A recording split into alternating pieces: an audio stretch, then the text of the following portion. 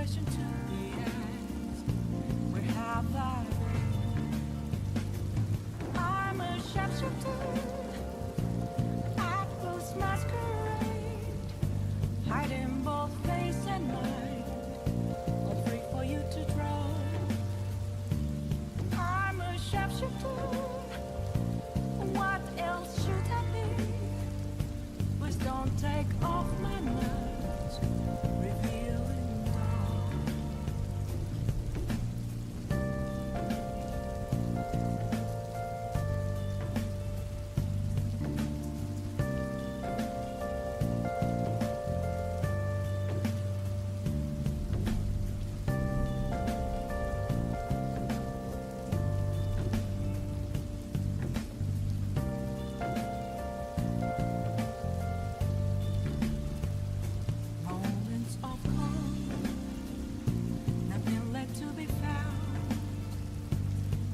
Right in front of me is where I found an empty glass, reflecting that's a truth. It's telling words not to be told. I need that mask.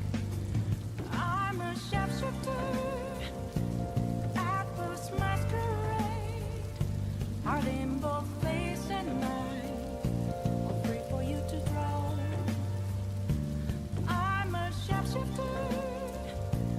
Chained down to my core. Please don't take off my mask, my place to hide.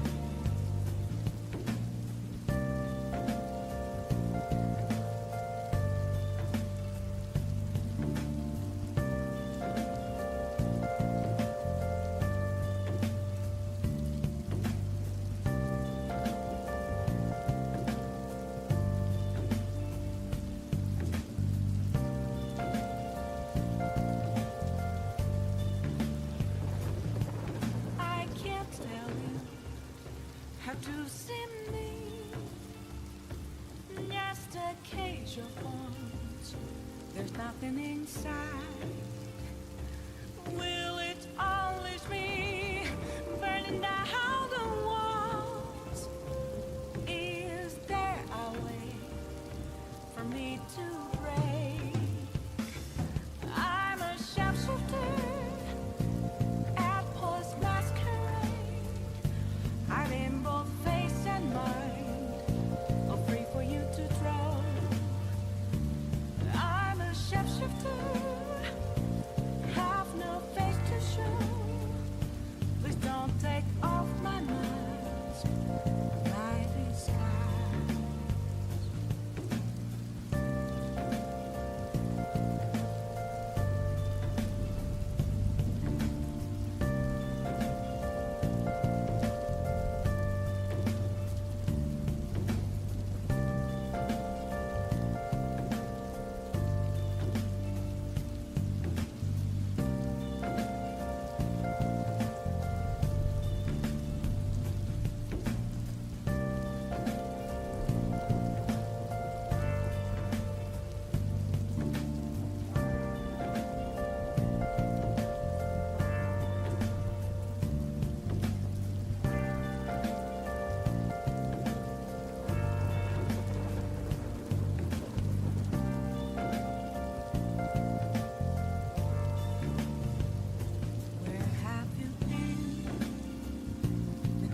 All along, confessing while I'm on and on, without a clue, without a sign, without grasping it. The real question to be asked: where have I been? I'm a sharpshooter at Rose Masquerade, hiding both face and mind, all free for you to draw. I'm a sharpshooter. What else should I be? Please don't take off my mask, revealing dawn.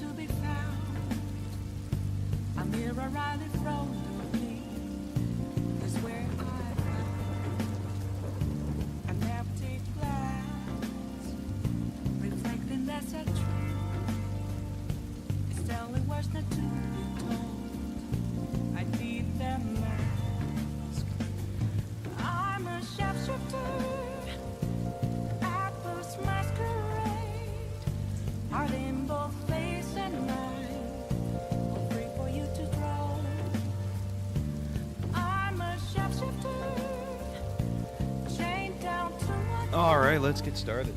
Please don't take off my mind. What's up, everyone? Hope everyone's been having a good weekend, and if you are in the future, hope you're having a good Monday. Alright, let's load her up for the day. Let's go. Sorry for the wait. Had to do some camera fixing, which I think is better slightly, but this is what's going to have to do for right now. So how's it all going? We are back with our read-through day, and today's a special day. We actually have two new things we're starting with the new roundup. Let me turn down the Persona music. Yeah. So today, if you haven't seen the title, we finished JJK last week. Interesting finish. I want to talk about it more, but it's going to probably be for its own separate thing. But overall, I thought it was a very interesting ending. Wasn't perfect, but most endings aren't. But because it's over, I promised for a while, and I'm going to keep to it. Today, we are adding not one, but two series. One of them being Gachikuta. We're going to add Gachikuta to the roundup. We're going to give it a shot. See what's what. This is a very popular series that's popping off right now. It has an anime, but I wanted to stick to a manga read-through. That way I can go at my own pace for it. And I heard the art style was pretty good. This series apparently is a up-and-coming rising star when it comes to the manga community. So I'm looking forward to it. I've heard I'm going to have a good time. It's a very unique story. I don't know if unique in the sense of Danadon or something like that, but I heard it's very good. So we're going to give it a go and see what's what. If I'm not vibing with it, I'll let you guys know if I'm going to keep it or not. I'm going to at least try and shoot for like 10 chapters. Like, not tonight. I mean, like, overall, like, you know, by 10 chapters. Because I know there's, like, what? How many chapters are there? Oh, there's 158. Damn. Shit.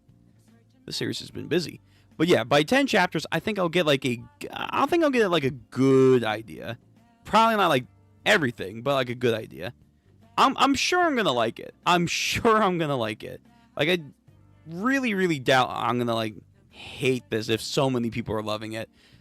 Only rarely will that ever happen, like with Chainsaw Man, where I'm like, I'm not vibing with it, even though I know a lot of people are. Yeah, I do. That also reminds me, I do want to do that like read-through of new shonen stories and see what's what for like the first one shot. Call like a one-shot day, but that's gonna be a separate project. But yeah, Gachikuta, I'm looking forward to this. And outside of that, we're adding Mobulus, yes, because we finished the base story, I guess, first part 1. Not really sure, but JJK Mobulus, we're here. We're gonna do like 3 chapters, ideally, of that. That's going to be in the last part of the rotation. But we're going to do that. Before that, though, and of course, after Ichi the Witch, which is going to be first on our docket today, we left off on a very high mark there, with our 2 amazing, talented female author and artist, we're finally back. You guys have been wondering. We're here. Iruma-kun is back on the menu, boys. It's back on the menu, boys. We're here. We're coming back. It's been over a year. I actually think it's been closer to 2 years. But yes, we are getting back into the roundabout of things. Last time when we left off with the Iruma-kun, it was the Devil Ball or the Devi Culum. That whole thing, that whole arc, which was very good. We were like reaching some pretty new heights with the story. A lot of interesting new world building was being revealed with like they're not the Goddess Clan per se. I know that's like 7 Deadly Sins, but I'm just going to call them the Goddess Clan for right now. But we're going to do 2 chapters today. We're going to go into 308 and 309. And then depending on what we do in the future with this like list, we have Ichi whenever those chapters come out. We're going to have Gachikuta. We're going to have Iruma-kun. And of course, you know, until we catch up or it's over, JJK Modula.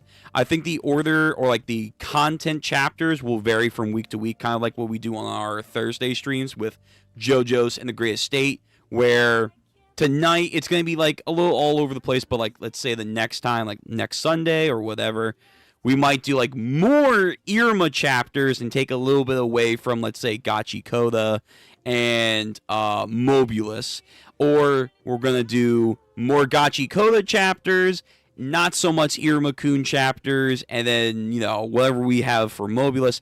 You get the idea. We're going to try and make it a little bit fair where, like, some days we're going to probably favor more than others and try to do the opposite next time. There might be some Sundays where, again, for what we will do for right now with the lineup, there might be some days where if a series is on break or I'm feeling like we need to catch up and there's like a lot of content we have to go through, or if I'm on break for whatever reason and the next time I'm back, we'll do like a bulk read of at least one series. So like we can do like 10 chapters or more of Iruma-kun, but outside of that, and maybe let's say again one of the other series, mainly Ichi the Witch, none of the other chapters will do. We'll see. That's going to be like a rough idea of what we're going to go forward. And I see people are moving in. JNC, how you doing? Nishi Peak, yep, we're back with Nishi Peak.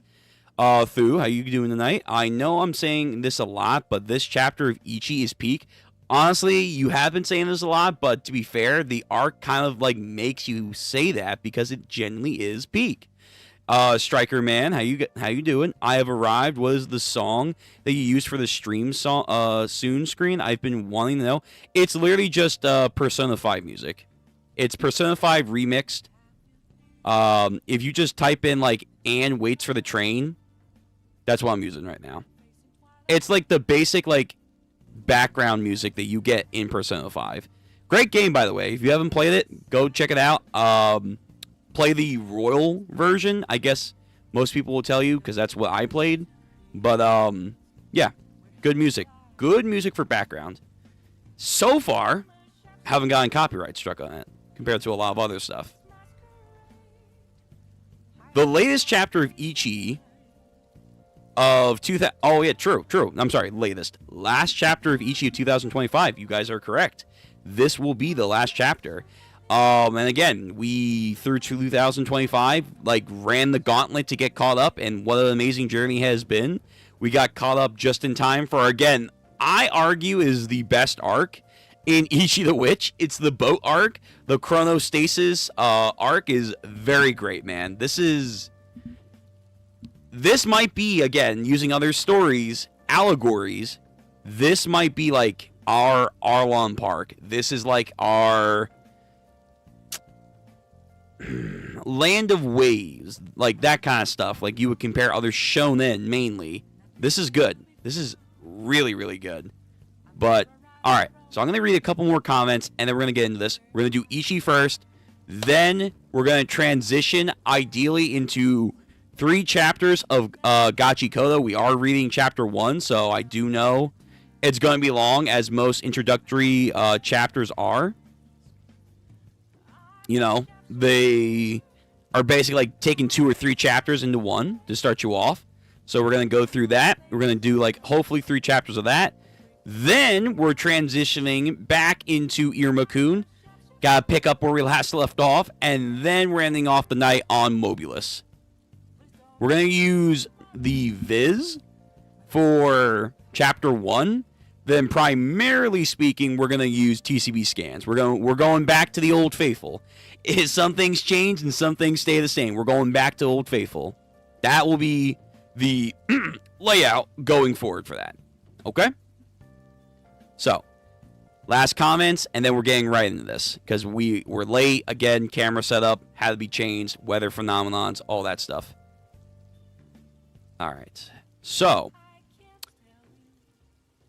okay, Master Jackson.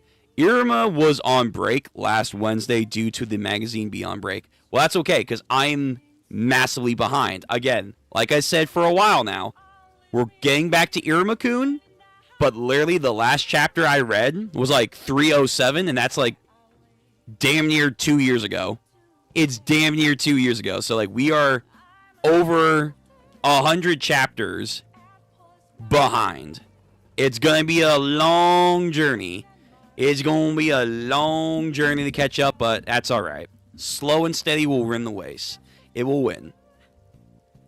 This arc is actually officially called the Demon Ocean arc, according to the Manga Plus. True, but I like calling it the Chrono Weaver arc, or Chronostasis arc. I have Persona 5 Royal, but I haven't played it yet. I put it off too. It's a interesting kind of game.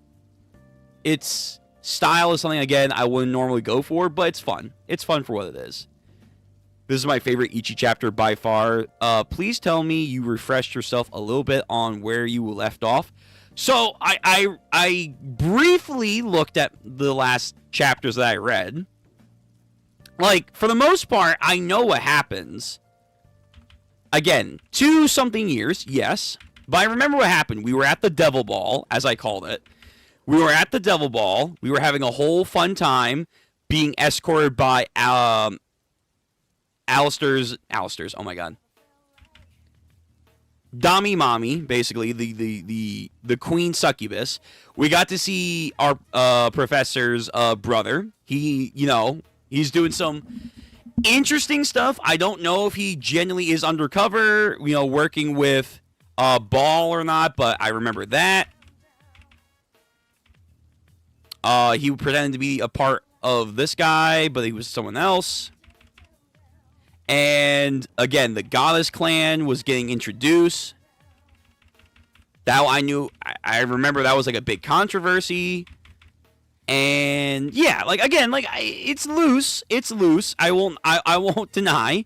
It's been definitely a long time since I got back. But I remember the basic gist. The basic of it. Yeah.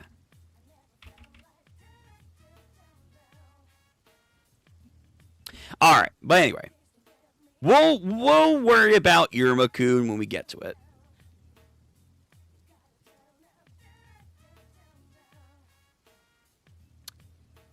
You need a double page for this? Probably. All right, it's time. We're running late. Also, hydrate, because my throat right now is killing me. We're transitioning, people. So, I'm locking in for this because we are running a little behind schedule. Lloyd, my boy, love you, but you're going to have to go away. We need my dude, Ichi. I did not make one for Mobulus or for Gachikuta or for Iruma-kun. So, those other series for the eye catcher, we will do that next time. But for right now, we make do. So, thank you all for coming. We're going to get into this. The rules are down. There we go. The rules are down in that corner. You know what's what. Let's get into this. Music. Going to turn you down just a little bit more.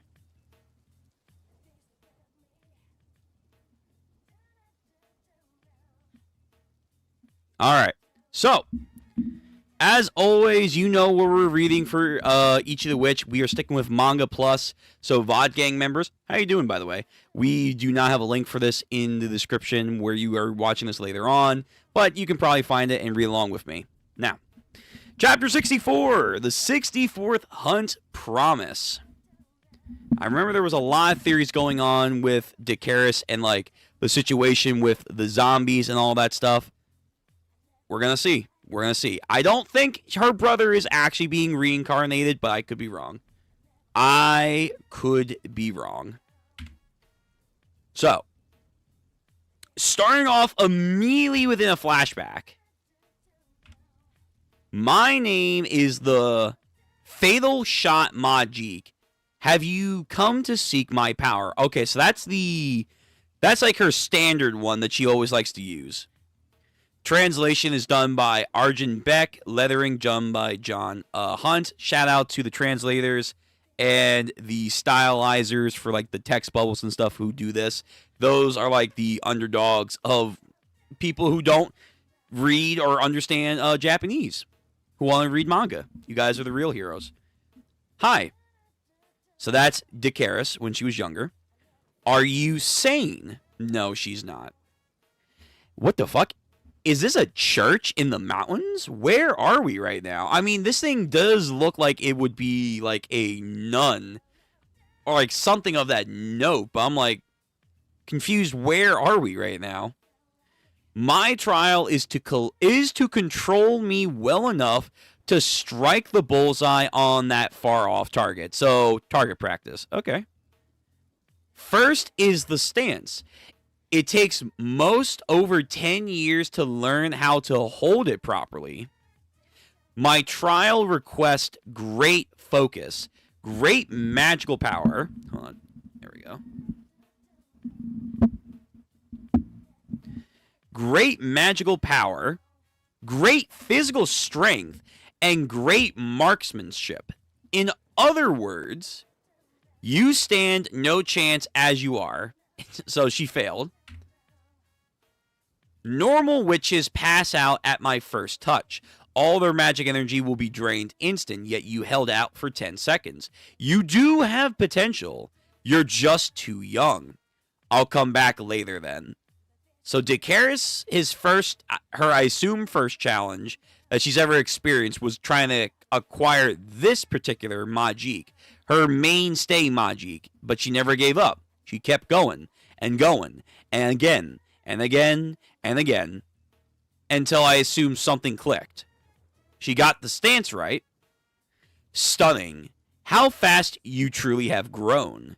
How quickly you adapt. I've existed for over 500 years, and I've never met anyone with a talent like you. I'm trying to concentrate. Don't talk to me. Or as rude of a mouth as you. Girl, why are you in such a hurry to walk the path of the walk the thorny path required to acquire my power? So I can be the greatest. Really. It all starts here. I'm gifted enough to be the world's most powerful witch. Ah, arrogance, very human. Again, you guys, it's in a lot of stories, but like it's so funny when they say that. It's like when you say, "Oh, how arrogant," or how foolish," it's like every single time you utter that, you're just saying it for something that you're just about to do yourself. Anyway. I just always laugh at those kind of tropes where it's like, you're just saying something that you are literally doing in that moment yourself. No. I'm doing it because I made a promise to my dumb little brother. Ah. What is your name, witch? Dakaris. Well, it is a pleasure, Dakaris. So, this thing is taking their own aim. Damn. Hit a massive bullseye. Like, it's like a huge X cross apart from, like, the land. So you see Dakaris down there, and then you see the Majik.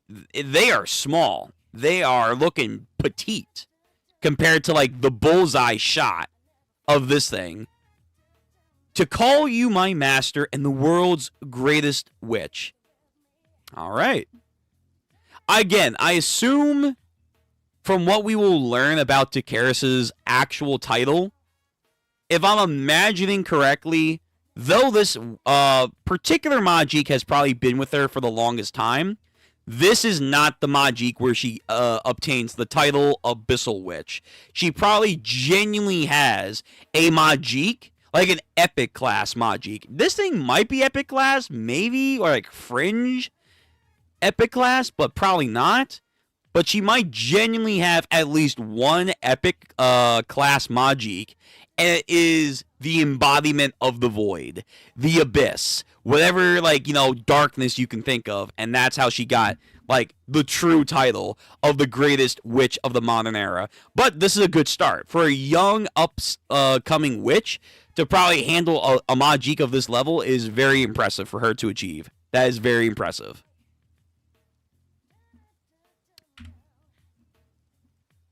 By the way, I see the comments. We're going to get to the comments for Ichi after we're done. We are running behind, so I just want to try and get a little bit further.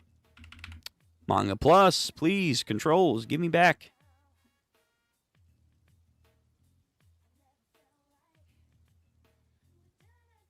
Manga Plus, please, respond. There we go. Holy shit. Sometimes manga... Manga Plus, please. Come on now. Holy Jesus, Manga Plus. It's like a massive delay. All right. Yeah, I think I'm gonna put this in single panel mode right now. I don't know what's happening right now. I don't know what's happening, but like when I'm trying to click on a page, it's just not loading. It's like, oh, okay. Well, fuck me then. Like, I'll put it back to double page when like there's something cool happening, but for right now, we're going single page. Ooh, another Majik. Okay, so, damn, we're getting an entire journey of Dakaris right now in this arc. My name is the Piercer Majik. She has a lot of straight shot themed Majik. She has the Bullseye Majik, or I'm sorry, excuse me. They actually do have an official name. Fatal Shot. She has the Fatal Shot Majik. She has a Piercing Majik. Does she have like a lock-on Majik too? Like that helps her like make sure she never misses a target? My name is the Piercer Majik. My trial gets straight to the point. Nice pun there. Sit upon the tip of one of those needles, unmoving for 100 days straight. So some sage Naruto training, unironically, is doing that. Okay, very impressive. The Truth Teller Majik, so she's now even more older than the last two trials. My name is the Confession Majik. My trial is 1,000 questions. If even one of your answers displeases me, your head will fly. And then I remember seeing this one. That's the Bell Majik that we saw. Faster. Right, she has the dragon rope, like heavenly one over here. Stronger. I don't think we've seen this one. Like, these are like saw blade ones. More powerful, but we're seeing her entire journey. And again, it really did, I guess, start with the Fatal Shot Majik. From there on, she truly, like, developed herself. Faster, stronger, better, makes it faster. Alright, this looks like a double page spread. Give me. Yeah, there we go. I will be the greatest. Shit. Absolutely brutal panel right now. Look at this. Look at this brutalizer right here. Even though my boy Gokuraku has that title, she is a real brutalizer. But then again, these are zombies, so it's like it's a lot easier, I guess, to like make a scene, make a splash, if you will. But she is just absolutely killing it right now. How many zombies were there again? Like, I think he gave us a specific title. I forgot how many are here. But it's a lot. It's a lot. So it's very impressive if she's, like, able to take them on so efficiently, if that makes sense. Again, I see the comments. I'm going to get to them right after this. Then we'll move into Gachikuta. Lazud. So that's her piercing attack. Annihilates a whole wave of them, but they keep on coming. Surround her. Then Lindahl, which is like now, instead of a straight shot, it's like a circular motion that cuts around her. Wow. Slicing off the heads of your own kind. Bathing in their blood. Nah, they're dead. They're dead, asshole. We don't... Listen, we're not built the same, okay? All merely passed to a trial. How utterly fiendish of you. You're less of a witch and more of a demon. You calling me a demon. Well, that's pretty rich. From you, a twisted freak. True. Who can't, like, understand compassion. A loner. Thanks to you, I feel gross. The shock as my blade hits flesh. The groans, the blood. It sickens me. Makes me want to retch. Who wants to be out of here hacking people to pieces? I sure don't know. So, okay, fair enough. So his stratagem is kind of working where it's getting in her head. Now, to be fair, In this instance, they are zombies. It sucks, but there is kind of a level of disconnect I would probably have. But I'll do it. I'll cut them down. I'll stab them. I'll shoot them. I'll ignore my own pain and anguish. I will get set aside of my confessions. I'll pass whatever trial they give me. Because I made a promise to be the greatest on some Zorro status. I made a promise. So here comes the fatal shot. Time to finish off the gross excuse for a trial and acquire you, you creepy butt. Right, Iskandar. I forgot this with this fucking thing. Iskan Big Sis. Mental games. Here we go. The mental games have started. For real, for real. You're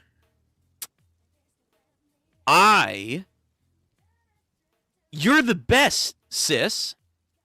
Being the strongest witch and catching all the bad magics. Saving people who were suffering and being a hero. That's so cool. I wish I'd been a girl so I could be a witch as well. You'd be one for me, okay? Be the greatest. That's a promise. Whew, man. Yo. What the fuck happened that day, man? What happened? It's like he has, like, barnacles. It's like he has barnacles growing out of him. Just growing from his flesh. Like a genuine mutation just happened here. Fallout 66 over here. Or not 66. Fallout 76.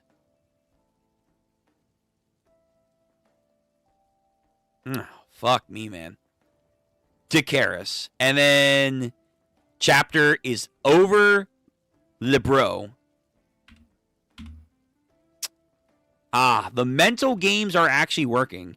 They're actually working. That's, wow. So she's strong-willed, but not that strong. Maybe. It's too early to tell. It's still too early. She could, like, she will bite through the pain, but it might, like, you know, be very depressing for her after this. But damn, they're working. It's working. All right, that was another quick chapter. But we got a lot of, like, cool little lore bits about her first Majik, which is a very powerful Majik to acquire. But you can tell, like, this one, I feel like definitely, not just being the first, but is something that I think she acquired herself around, where she took a lot of inspiration from this one. And from there, just became an absolute monster. She has, like, over, like, I think 40 of them. And again, I don't think we've seen the strongest. I don't think we have seen her strongest Majik. I'm gonna place a safe bet that we have not seen the strongest. Oh, jeez, my mic. Yeah. All right, let me read some comments and see what you guys think for this very quick but right to the point kind of chapter. I liked it though. Let's see.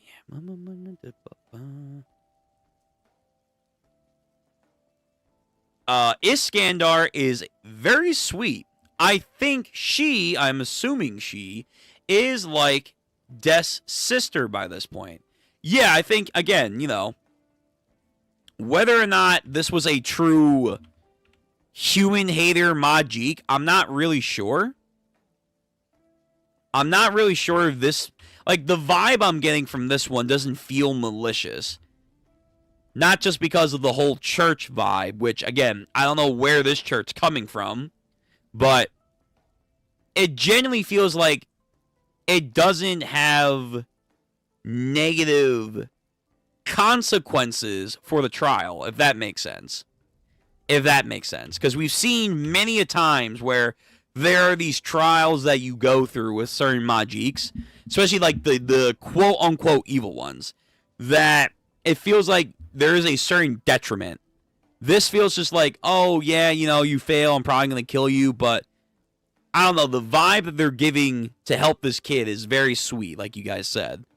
So I think when she did acquire this one, from a very young age going forward, I think they definitely had a bond, more so than any of the other Majiks. And I think probably relied on it for more than just combat. Maybe there was, like, genuine, like, I'm not sure if, like, every Majik and human counterpart is going to be, like, Ichi or, the Prophecy Majik. Like, I don't know if they're all going to be like that, where, like, they will genuinely have a conversation within their own universes, in their own pocket worlds. But if there was one for her, I'm imagining it would be around this one. Like, would be, like, the main epicenter, where she can, like, talk to and gently communicate with. I could be wrong. I could be wrong.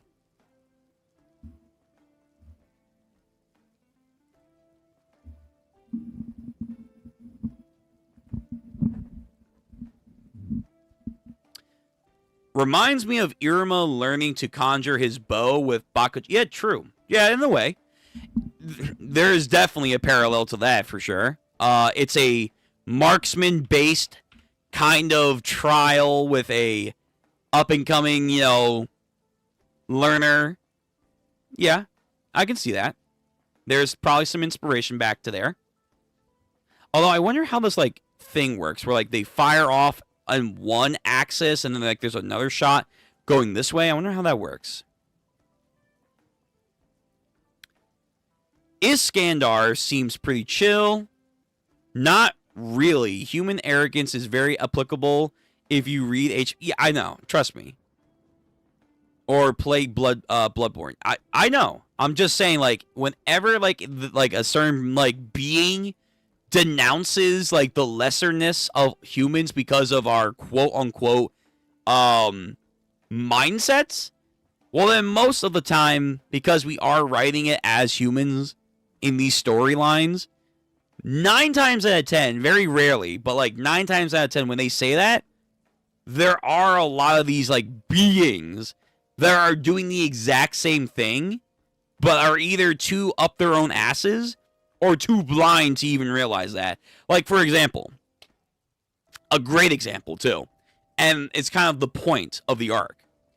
If you read Hunter x Hunter, or watch Hunter x Hunter, if you go into the Chimera Ant arc, there's a whole thing about, you know, the conflict, philosophy, moral ambiguity between humans and the Chimera Ants. I won't go into it too much, but when you really, like, understand what's going on here and certain, like, viewpoints on each side, but mainly, like, the Chimera Ants are trying to, like, somewhat separate themselves in the beginning from humans, how they're going about it. It's like, wait, you're doing, like, exactly what we would be doing, but calling it different. It's like, you can try and take the human out of the ant, but, like, at the end of the day, a human, like, being is still in there driving the forces. That's what I feel a lot with these kind of, like, characters.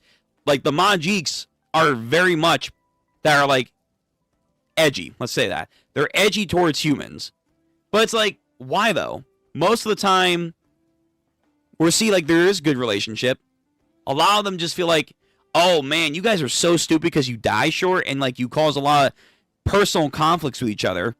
Yeah, we should just kill you anyway.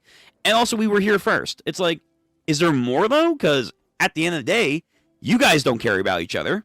From what I've seen, most of you don't. You don't really do anything outside of you just want to vibe. And then you guys are just as arrogant, if not more, than us humans. Like, I don't see the conflict outside of the baseline stuff that we've already gotten. So I'm hoping that one theory that, like, you know, the Witches Association is keeping Majiks collected after death. Like, the idea is, like, when a witch captures a Majik, when they die of natural causes, they're allowed to go back into, like, the world cycle for someone else to get. Well, they probably thought that was inefficient. So there's, like, a bunch of Majiks locked up, and other Majiks know about this, and they don't like that. They're farming their own people. Like, I want there to be a little bit more conflict on the side of the humans doing the actual negative things to the Majiks. Because so far, there's not really anything there. Like, again, outside baselines of, well, the Majiks are part of nature, humans, spawned, and of course, humans be humans. That's about it. It's like surface level stuff. Ugh. Let's see. Mana power. Yes. Iskandar never misses. Yeah. No matter what series, man. Iskandar never misses. You'll get blocked by bullets to chains, but you'll never miss. The Manga Plus phone app is also trash. Yeah, that's kind of why I don't want to really use Manga Plus most of the time, but it does have like the nice double page spread feature. Lizard, this chapter proves that Dakaris has talent, but has hard work, making her the strongest. True, she does have innate talent, but she chooses at the end of the day to also drive herself to go beyond, if you will. Yeah, for sure. She so far is a healthy balance of potential mixed with talent. Yeah. Dakaris is actually butch. Like, damn, like those arm muscles. Oh yeah, like during like the dragon taming trial here, which I guess was like a game of tug of war for its trial. Yeah, like she's legit strong. She's strong. We don't see it a lot with this outfit. This outfit leaves a lot to imagine, but no, she's definitely like toned. I'm not saying like roided, but she's toned. For sure. For sure. And again, I do like a lot of the training aspects that she learned, which also then impacted her mentally as she was growing up over the ages. You can see, like, the steadiness and the surety that she learned from Fatal Shot. Piercer told her to be calm and patient. The Confession Maji, you can argue, taught her about the inner truths that she needs to, like, let go of or speak up about. This one, not really sure. Like, you could talk about, being quick and decisive, physically strong, but maybe also mentally strong. This one, I'm not too sure. Like, all the Majiks have their power trials, but then they also have, like, the character trials that probably helped her become the strongest in both mind, body, and spirit right now. Yeah. Yeah. There's 10,000 zombies here? Okay. Yeah, like, that's very impressive. I knew it was a lot. I just forgot what number it was. I didn't want to say, like, oh, it's like 100, 1,000. No. There's 10,000 zombies that she's taking on right now. Very, very impressive. This chapter really is recontextualizing Dakaris' narcissistic attitude. Yes. Yes, I think this chapter does pair a lot better, more context with, like, the other chapter that we got with her and Toga Ice when they were young kids, and they were talking about how they're kind of like, again, JJK reference, the ghetto and Gojo of, like, the Witches Association back in the day when they were, like, students, and how, like, they were considered, like, the top two potentials of the up-and-coming witches of that time. We got, like, a little detail there. But so far, this has given us a lot more potential with the backstory of, like, her tragic brother's death. We just need a little bit more. Just a smidgen more. But this is good. This is definitely good. It makes sense why Dakaris is so fond of Ichi now. Ichi is a male witch of her brother. She said this. She's actively said this, and Toga Ice has also warned her that she has recognized that Dakaris might have that same latching recognition, and she did warn her, like, that's not your brother. He will never be your brother. So don't, like, overreach your connective, like, feelings toward Ichi. But of course, that didn't stop her from making, like, the pact with him. So at the end of the day, that didn't really work. But yes. They are very, very like-minded individuals. So, of course, she has great feelings for Ichi now. Iskandar, like, Chrono powerful, but not a human hater. Probably, most likely. Like, this thing doesn't give off human hater vibes. They're stubborn and very, up their own, like, beings, but most likely is not a human hater. Which is, again, I do like, we are going back to, like, what they said earlier on. Most Majeks are not human haters. They're just kind of chill, and they'll, like, just be there, and if a human wants to get them, they're like, alright, bet, whatever. So I kind of like that. Why did World Hater take away Dakaris' brother? I'm going to be real. I think, like, the straightforward answer and kind of like a grim reality, wrong place, wrong time. I think it's just one of those things where it's like a hurricane. It just spawns, and then devastation is left in the wake. He literally just spawned at this city, or like town, wherever the fuck they grew up. I don't know if it will have significance, but maybe it will. But he might have literally just said, hey, I'm going to start here. And then, shit just happens. And then, this is the aftermath. I think that's like the coldest but most realistic reasoning that you could give. Where it's like, I didn't do this because I needed to. I didn't do this because I was planning to. I just did it because it's time to move. And your city was the first city that I came across. GG. Bad luck for you. That just might be it.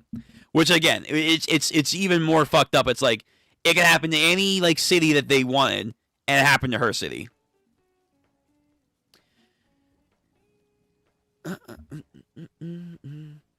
Because why not? Yeah, exactly. I don't think that this is purely Hitsugaya's power. Oh, no, yeah. Yeah, for sure. This entire, like, scenario right here, right now, is the power of him. Like, him bringing the zombie backs are one thing. This right here is still his power. Like, he gave the staff to Kizashi, so we actually know for sure this is just his power. This is just his set of abilities. 100%. She's toned, but she definitely wants to be seen as more girly with her usual outfit. Yeah, she is a very pop, trendy girl in heart and mind. But, of course, her field makes her lock in to be the most, combat efficient, out of, like, everyone. Like, it's the meme. Born to be a trend center, forced to be a fucking powerhouse. That's her. That is Dakaris. Also more of Dakaris's with the messy fro, please. Oh, yeah, that was a cool hairstyle. We see like two twin tail things. Then, yeah, we got, like, this, like, pseudo messy fro hair. That was kind of cool. Her starting her dreadlocks looked nice. And then, like, from this point on where she, like, has her iconic hair. Yeah, that's pretty cool. I actually wouldn't mind that. I actually would not mind if that was, like, a hairstyle she, like, got back to. Pretty cool. Pretty neat. Maybe this is why she opposed Toga Ice. Way of just force Ichi to study Majeks, because the way Dakaris does things is just to get in there, in the mud, hard as hell trial. Yeah, like, for all of her, like, more regal, intellectual attitude she gives off, she's pretty much a, hey, I'm gonna throw my head against the wall until it works. That's kind of her. She's a lot more precise and high-spirited when it matters to do it. Unlike Ichi, who's just like, go, 24/7. She's a lot more calm about it, but, like, at the end of the day, they mesh more together with that kind of style of getting stuff done than Togai's. Yeah, I agree. More hands-on. Yes. Yeah. How strong do you think is Togai's? Out of the witches, like we still haven't seen all the witches.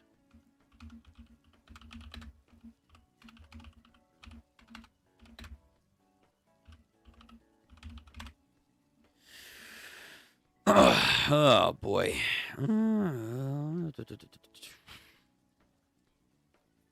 Where are they? I know I have them. Like we barely got like introductions to them. Let me go to the wiki.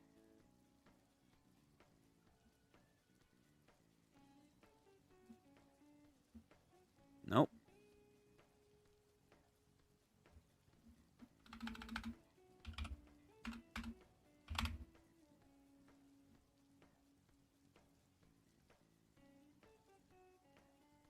God, I gotta get like a VPN. Gotta get all these ad blocks. My God. You don't need all these pop-ups.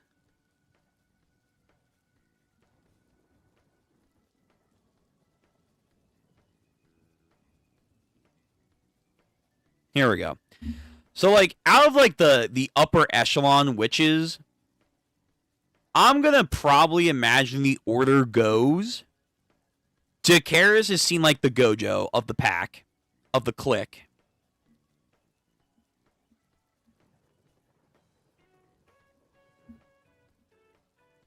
It probably goes Jakaris, Monogold.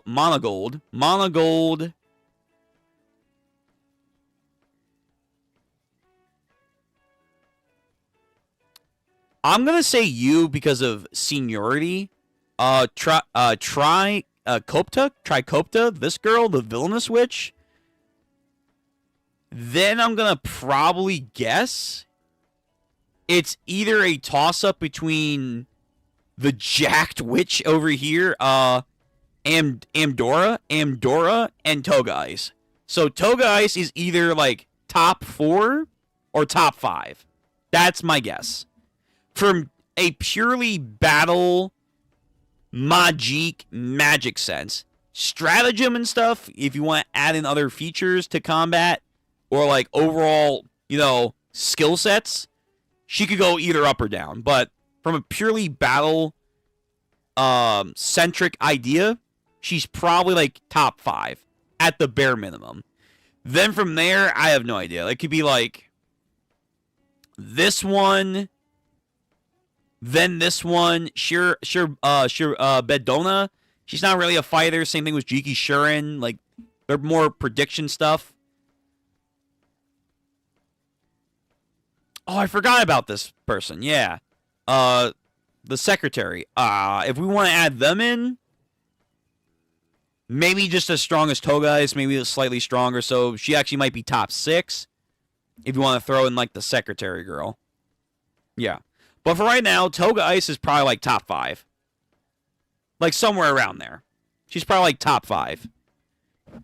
Not the strongest by any means, but also she's probably like, fairly up there.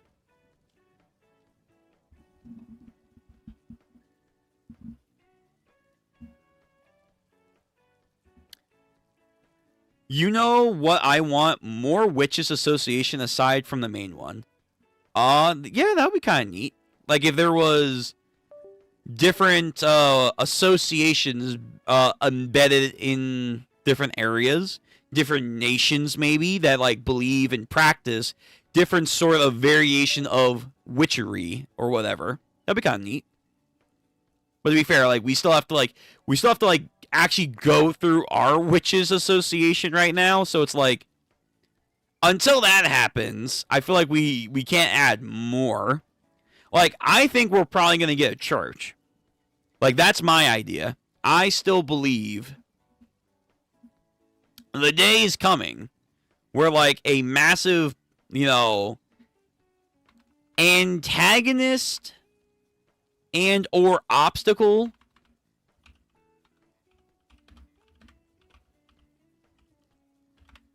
I think we're going to get a church. We're going to get, like, some kind of, like, religious organization group. And we're going to have some Salem witch trial-esque storytelling. Mark my words. Mark my words. We are going to get some classical witch trials going on. Guaranteed. Guarantee you. And also would round out a little bit more of like the human aspects of it all. And get Ziz his Berserker clan. True. True. I actually...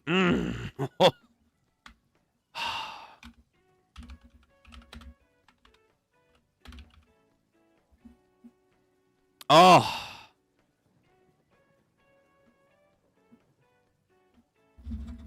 Give me my Berserker clan. I'm ready. Yo, I'm telling you, fuck magic, fuck church power, strength. Add strength. Just do it. I guarantee you, it's gonna go crazy. Like Goku Raku with his science technology mixed with like genuine strength build, it's over. It's over. Oh God, I would love if the Fonnellys could be like some kind of like sub group in Ichi the Witch. Will it happen? We'll have to wait and see. But that would be dope. That actually would be really, really dope. I would love it. I want to see more of Franken. Oh yeah, I know who you're talking about. We'll get there in due time. Yeah, we are chapter like 60 something in, so we're gonna get the Salem witch trial storytelling. This ain't witchery, read as witchriv. Oh, let me.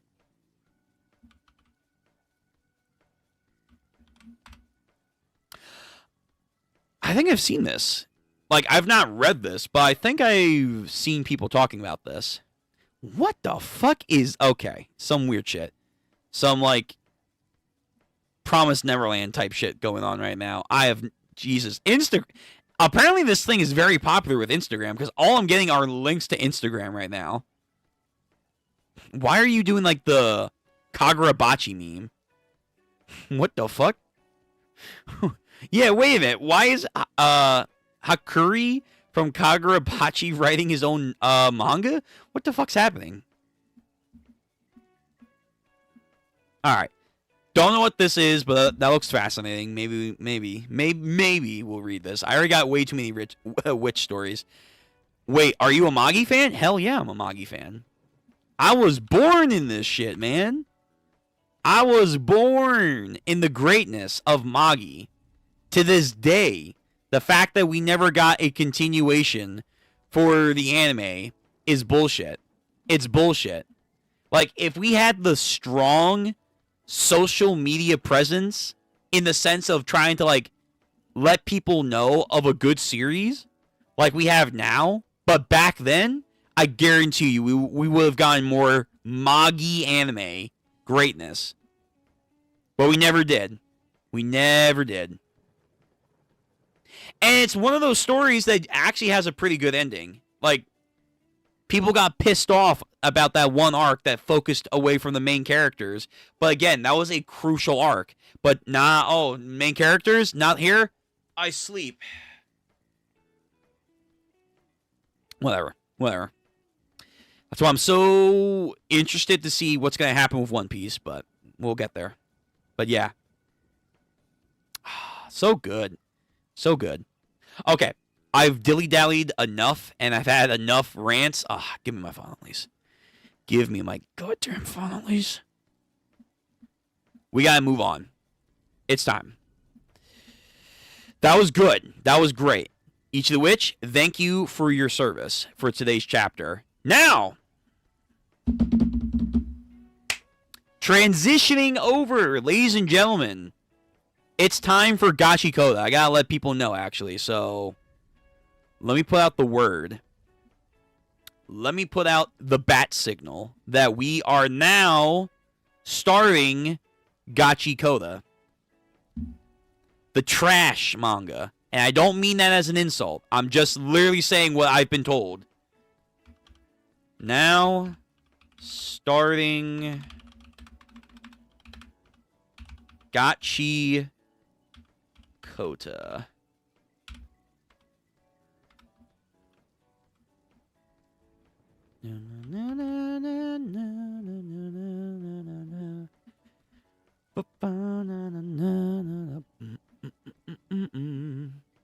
And then after Gachikuta, we're going to go into Iruma-kun. And then JJK.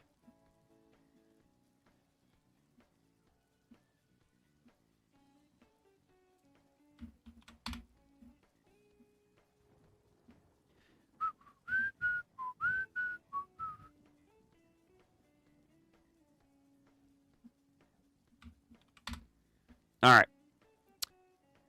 Information's posted. People are aware. It's time. So, here's the game plan. I'm going to muscle through the first chapter. It's going to be long. Hopefully, dialogue is going to be somewhat okay. Not too heavy, but hey, I don't know. We're going to muscle through the first chapter, and then we're going to ideally get to 2 more chapters, and then we're doing Iruma-kun. We're doing 2 chapters of that, and then we're going to end off the night with 3 chapters of JJK Modula? Whatever. But yeah, again, I've already went over this. I'm very curious to see where this goes. Very little information is known about this towards the actual plot, story setting. Outside of it involves trash. That's it. Will we turn trash into peak? We're about to find out.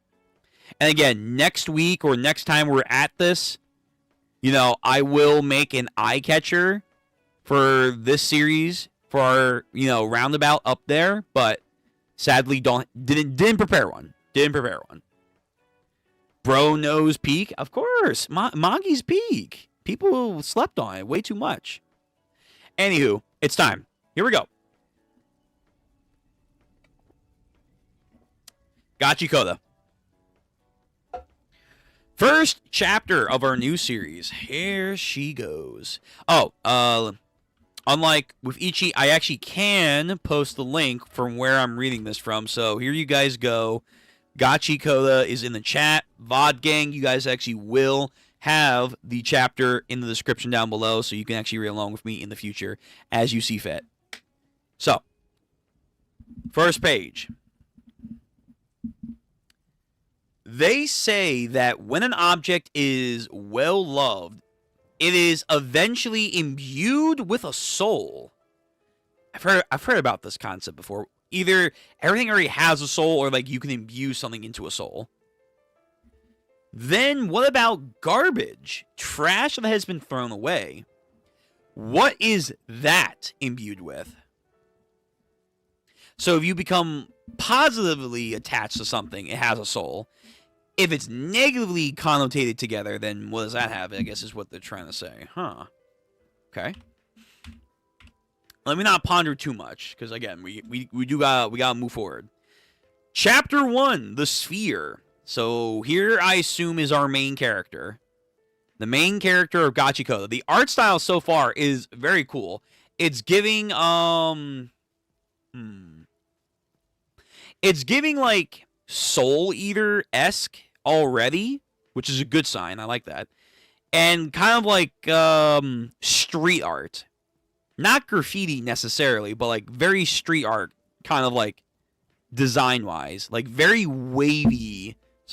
Very wavy in like the art style. I think that's kind of cool. That's different.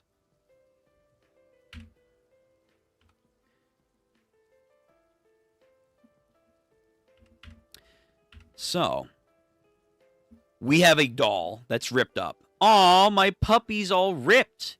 And it was a brand new one, too. What a shame. I'm sure it won't look as nice if we sewed it up. Oh, well. Why don't we just throw it away and get you a new one? Okay, wow. Got over that very, very quickly. This is instantly I'm thinking about the social economic climate that we all live in, where it's a very one-use mindset, and then just bunch of things get tossed away when it's like, no, wait, you could just fix it and it's just the same thing. But no, people like shiny, seamless, and that kind of stuff. This time I want a kitty. Teehee, sure. People turn things into trash so easily. Then those things are treated as filth. A refinery truck, I guess. And no one ever finds worth in them again. The same thing happens with people. Waste collection facility. What the? Some guard dude looks into a manhole, sees someone rooting through trash. Hold it right there. Who the hell are you? This place is for authorized personnel only. Looking like a demon. Wait. It's you. You're the trash. You're the trash raider from the reports. That filthy lowlife who carts away trash, threatening the beauty of our town. I won't let you get away. Damn. So this town is not only very emotionally distant of connectivity with objects, they are also very, there's like an actual word. Throwing away new products for newer one's term. Not planned obsoletes. Not planned obsolescence. Obsolescence. Not that one. It's like something different. Or it's counter to that, but not exactly. The throwaway culture, kind of, yes. E-waste. Something similar to that.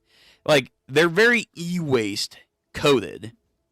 But then on top of that, it's almost like they are, like, the entire town or culture is like kleptic, OCD clean freaks at the same time. I won't let you get away. Now, quietly, fuck you, take my trash. Trash man does what he does best. Throw trash at these guards. Ew, garbage. Hey, stop them. There he is. Don't let him get away. Open fire at him with some guns, but he does an actual matrix dodge. He's quick. Is he sticking to the wall? No, okay. I think he's did some weird hyper speed shit where he bounced and then quickly moved to the car. Stop him. He is getting tagged. Hops a fence. He got away. Find the trash raider if it's the last thing you do. Dirty sludge suckers. I'm not raiding anything. You turd brains. I guess, one man's trash is his treasure. He takes the doll. Yeah, a very shiny, well-kept, almost, oh my god, again, another word, sterile. That's it. It's a very sterile existence that we're seeing here. It's actually also giving me, the same vibes if you read One Piece for Sabo's, home area in Luffy's island. Yeah, it's kind of reminding me of that. What if you just did that for the story, I guess? But then you have this very raggedy looking man right here, but he's probably going to be a talking point here. Hey, have you heard? Apparently, the trash raiders struck again last night. What? What are they thinking? Carrying off trash all of a sudden? It has to be the tribe folk again. and then look to him, bows, and leaves. He's one of them. Ew, his clothes are so filthy. I wish they could stay on their side of the town. Oh, this is absolutely giving me, like, images of the One Piece, like, thing. But classism as well would be a defining point here. So on the other side of the town, beyond this wall, is poverty-stricken neighborhoods, garbage overflowing. The rumors are spreading all across town. Oh, you mean the trash raider? It's gotta be him. He needs to give it a rest, seriously, because he's probably making life harder for them, I imagine. Or the cops are gonna start cracking down on all of us. You went to pick up trash again, didn't you? Rodo, Chiwa. You know they're super strict about trash management in this city. Who knows what they'll do if they catch you? So why would you keep doing it? Those rich people throw away things that are still perfectly usable, just like this. Doesn't that make you feel bad for this stuff? Plus, I can earn some extra money. There are some people who will buy stuff like this. You sure love garbage, Rodo. Come on, that's not what I meant. But you should really stop at this. Ah, something stinks. Especially right here. Stinks like a dumpster. So we have some kids, I assuming that are from like the clean town. Oh, hey, Chiwa's here too. What do you want? You'll stink like him if you keep hanging around someone like, oh wait, she does kind of have more of a cleaner look than he does, kind of. So maybe she's from the other side. You'll stink like him if you keep hanging around him, you know? I mean, he's always wearing those gross, filthy, beat-up gloves. They look like they give you a rash just from touching them. And have you seen what's under those things? It's so gross. So what? It's not like we're much different. Still, I think you ought to keep quiet about hanging out with him. You know, since he's the son of a ruthless killer, they say that this slum was originally built to lock up criminals and with their descendants. Damn, the sins of the father are implicable here. That's why we all work our asses off, keeping our noses clean to get rid of the negative image. But all that effort goes down the drain because his dad went and killed someone. So if you stick around, people are going to think you're just as bad. So there is, even in this side of the wall, there is a hierarchy that they try to impose upon themselves to be, quote, better seen by other people and themselves. Of course, being, called the son of a killer, didn't appreciate that. Look, see, those eyes are a criminal's eyes. Guess kids really don't take after their parents. I guess kids do take after their parents. You're going to become a killer someday too, idiot. Maybe he is. Maybe a killer for justice. Why would I? He was being a real jerk, you know. You're nothing like your father, Rodo. I believe in you. You're not a bad person, and you never would kill someone. Never say never. Thank you. Aw, what's this? It's cute. Did you fix this? You really are amazing at it. It's actually for you. It's not to sell. It's supposed to be for Chiwa. Oh, Mom. What are you doing? Come on. It's time to go. Okay, then see you, Rolo. Damn. He was about to make the deal, man. He was about to make it. Someone watching from a side goes over to his little shack. I'm home. This guy that we saw earlier It's not to sell, it's supposed to be fair. What's that? Reg 2. You saw that. You gotta speak up, kid. But more importantly, why don't you tell me all about your trash collecting last night? Listen, you don't have to put yourself on the line to endanger yourself for money. You're still a kid, so let me handle that. It's not dangerous. They never even seen me before. But they saw you last night, idiot. I know what you must be thinking. We're not related by blood, but we're still family.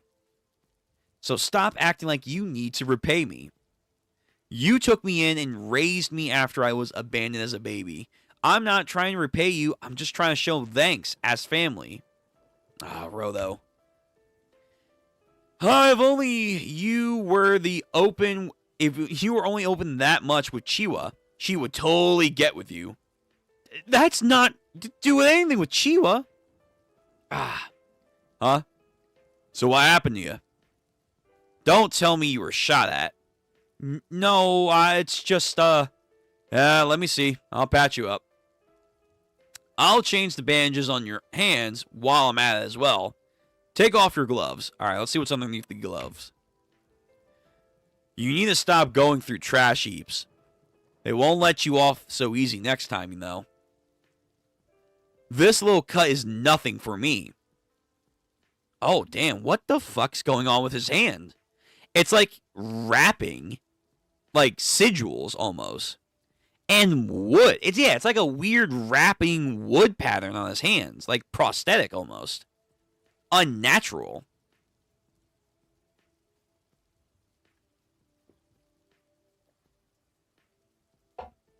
Not compared to the wounds my dad gave me. Oh. Papa apparently was not kind. But we'll see about that. Maybe there's like a misunderstanding or something. If you're so committed to a serious crime, it's an immediate death sentence, and they'll drop you into the pit. That's been the law in the city since forever. Your father was thrown down there. That's why you gotta take care of yourself and what's important to you. Even in a craptastic world like this. So there is a pit. The Lazarus pit? Made in Abyss pit? Like, what kind of pit are we talking about? As far as back as I can remember, my hands have been pitch black.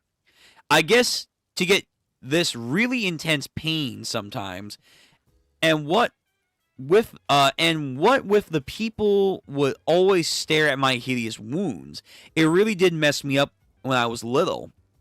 Then Recto gave me the gloves.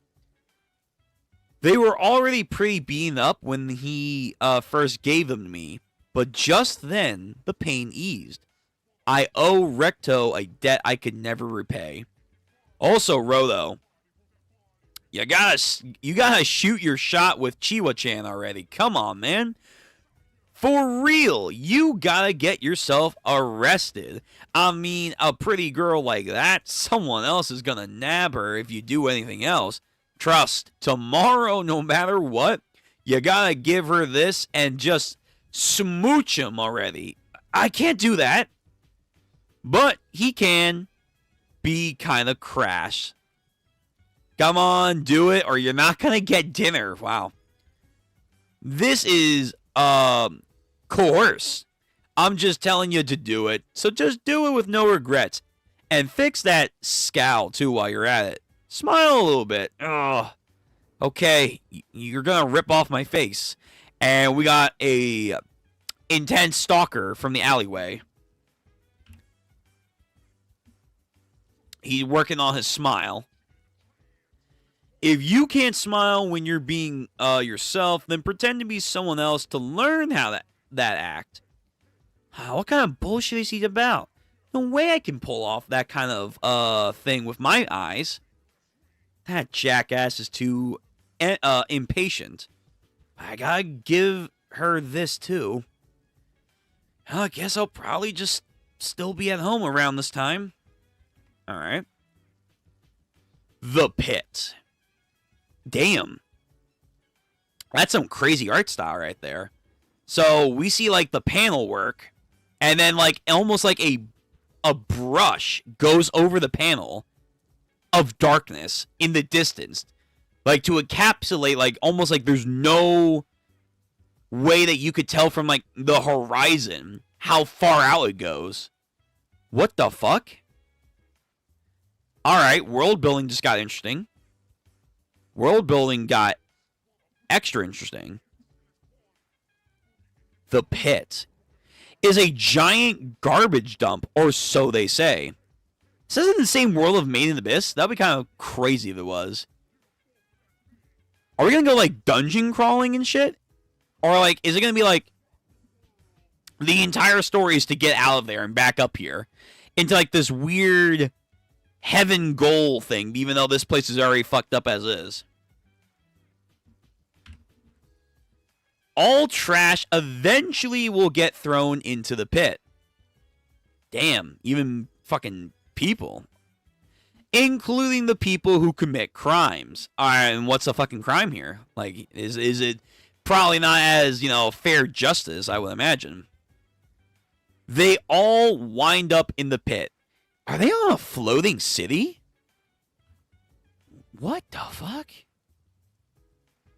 Alright, I'm gonna need some explanations. What the fuck happened to get to this point? My dad got swallowed up by that darkness, or so I'm told. I wonder what happens to the people who get dropped down there.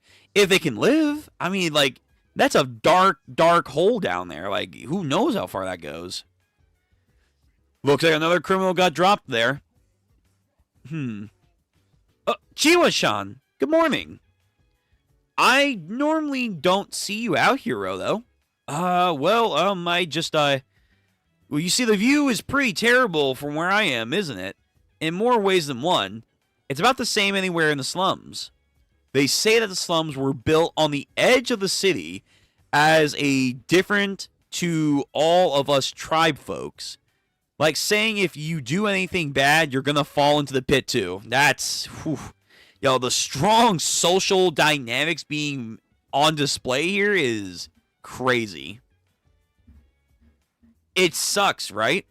Even if you don't want to, if you live here, you'll eventually be forced to see people get executed. Hey, Rodo, I don't want to see you get dropped in there. It's true there are a lot of trash I think people don't deserve to be thrown away, but it's not worth getting caught over. Worst case scenario, they might really drop you there. Rig2 said the same thing. Well, then if he's worried about you because he must love you too. She says too. Yeah, right. He loves me too. Aw, cute. Well, I didn't mean it like that, he's so overtaken with the feelings of, just joy right here. Hey, the stuffed animal. Yeah, when I saw this, I just thought about you, Maybe you won't want something that's been thrown away, but I just figured that this guy'd be happier with someone like you to be tossed out then. So, here you go. Gives it to her. Obviously, she loves it. I'll treasure it forever. A cute little puppy dog love here. Yeah, okay, this definitely, this kind of like blank, white-eyed, sharp teeth look definitely gives me Soul Eater vibes. Just, oh my god, I can't contain myself. Black Star over here. I didn't know what else to do then, so I just gave into my euphoria and I booked it home. Yeah, I gotta tell Rigto. Man, I can't wait to look on his face when I bumps into someone. Who the hell? Alright, Edgelord, calm down. Takes a book, then departs. Hey, what's with him? Anyway, I gotta hurry up and go. I mean, I gotta brag to him. But this is Rikto we're talking about. He's probably going to be like, get back there and actually tell her how you feel and like something like that. Hey, I'm home. Rikto, listen to this. I just saw Chiwa and... Ooh, let me guess. Rikto got offed. That's probably my guess. Sup? Welcome home. Rolo. Not this time. Not this time. Damn. This guy seemed cool. I liked his outfit. So that guy, what did he steal? Like, it was like a book of something. As like how to get in and out of like the pit or whatever. Like the secret guide to climb, like Batman. He sees, of course, his family being killed in front of him. What? Rikto! Run! Run! He says. Wait, you're still alive? How did this... You have to run. I'll save you. I'm going to save you. Rolo, you gotta run. Go chase this sack of crap world. Huh? Why would... And then someone just opened fire on him, I think with like a taser. All clear. Stay down. You, sir, are under arrest for being caught in the act of murder. Bullshit. What's your guy? Wait, what? Where's the evidence? Excuse me? Oh, of course. Let me guess. It's a corrupt social society. They don't give a fuck about like the actual crimes committed in this area. They just need fucking entertainment. So they're going to put them on trial and yeah. Corrupt bureaucracy. You name it. I mean, for a world to get like this, very lost in its mindsets about like objects and people being thrown away so easily, of course. They're not going to care about actual evidence. What? Wait, what are you talking about? It wasn't me. Why would I? Besides, Rikto is still alive. Are you kidding me? You can't talk your way out of this one, you murderer. There's blood all over you because I was holding him. I was trying to like stop the bleeding. What the fuck? What kind of logic are we using here? Again, it's Berevda logic. I get that, but still. No. Wait, it's not what? Silence, you murderer. You're wasting your breath. Just listen to me, please. You filthy tribesfolk. What the fuck is... Oh, Jesus. I'm telling you, it wasn't me, damn it. Listen. Of course, cops. The fuck you say? I gotta listen to none of your shit. Knock him out. Hey, did you hear today? They're saying Rodo finally killed someone. And it was even the man who raised him. No way. She hears that. You have committed a serious crime on the beauty of our holy soil. Bitch, please. There's nothing holy about this place. What is this, like, fucking post-apocalyptic doomed society over here? Fucking the holy city of the trash. Get out of here. Get out of here, you Pope. It wasn't enough for you to just defile our streets by raiding our waste facilities. Oh, they saw... Okay, this was planned then. They found out it was him, and they probably set him up some shit like that. You have stooped to a new low of committing the vilest act. You have taken a human life.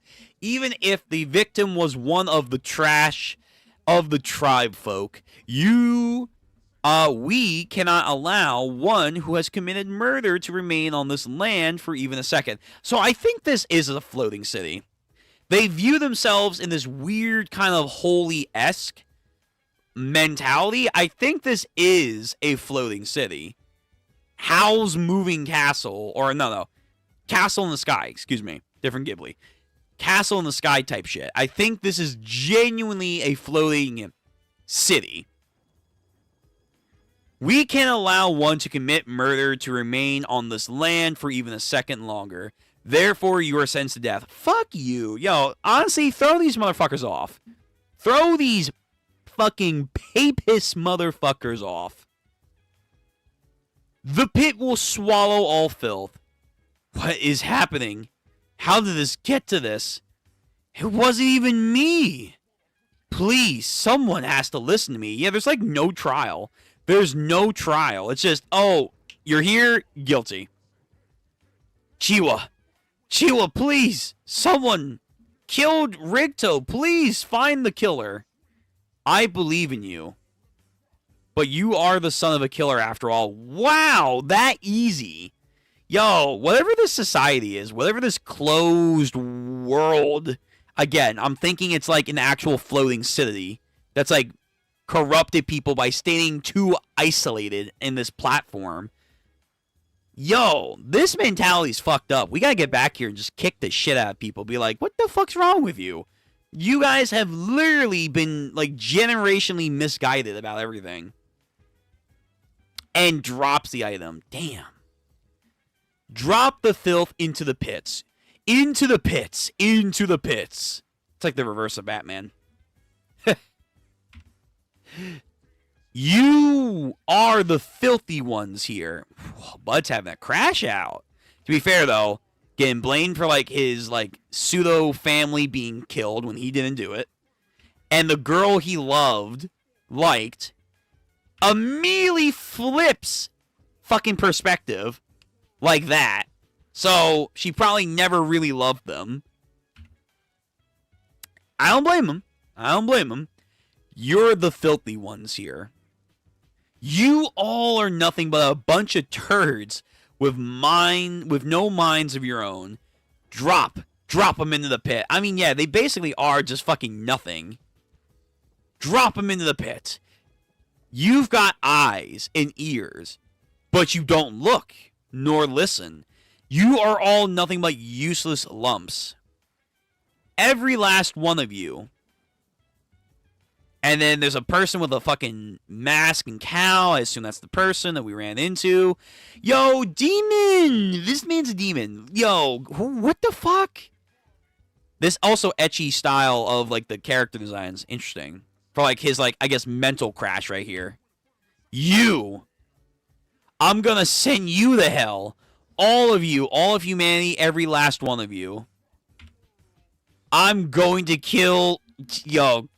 Oh my god. Bud has been pushed, but then fucking black. Oh, inverted panel coloring here. So we have black panel with white. I'm sorry, it's a white panel on black background. Very cool. Where the fuck did we just go?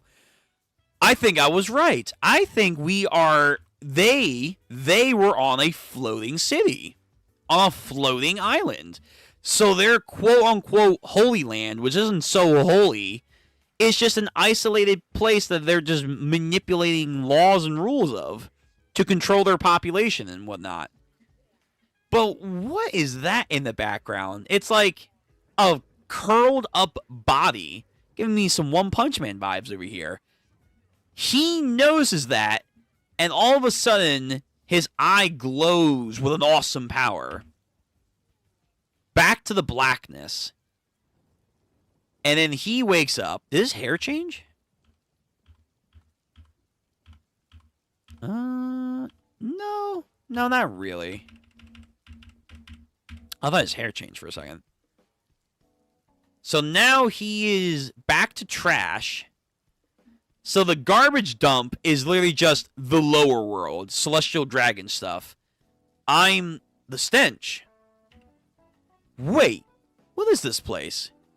I got dropped into the pit. I was told it was a big garbage dump. What? Is this a construct made out of trash? Trash, people. We were told everything and every kind of filth eventually will wind up down here. This is an actual sentient fucking trash creature. This post-apocalyptic world is crazy. Because that's what I'm thinking right now. Like, there's, like, telephone poles and shit. There's, like, stop signs. That's what I'm thinking. Like, post-apocalyptic right here. It really is the pit of hell. Damn. Okay, strong first chapter. Very strong first chapter. Let me go back to the beginning for a quick second. Then we're moving on. They say that when an object is well loved, it is eventually imbued with a soul.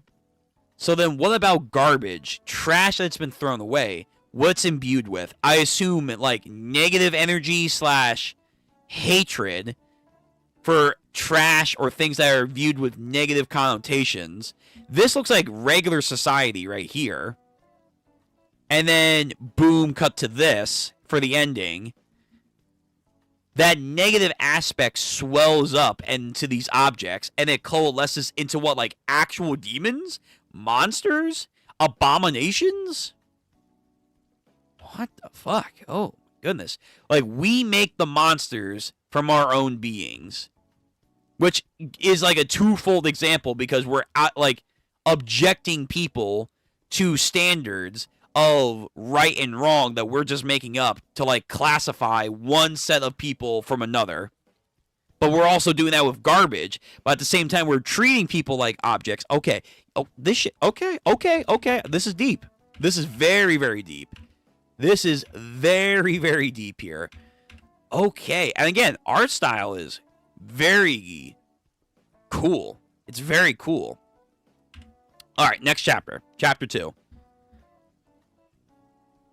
41 pages? Whoa, damn. For a chapter 2? How long are these chapters? Whoa, wait. Is this a weekly? This is weekly, right? This is weekly. I assume. Hold on. I'm curious. I just want to check out if chapter 3. Whoa, chapter 3 is over 40 pages too? What the fuck? Wait a minute. No other weekly story right now is doing more than 20. More than 20. Fuck, there's some that are barely doing 16 in Shonen Jump. Hello? Gachikuta, where the fuck did you come from? You're doing multiple 40 pages? What the fuck? Alright. Jancy, the mangaka was an assistant to the manga of Soul Eater and Fire Force. So, yeah. You know what? I've fucking been saying. Yeah, dude. The art style was making me think of Soul Eater. And it fucking shows. Okay. Fair enough.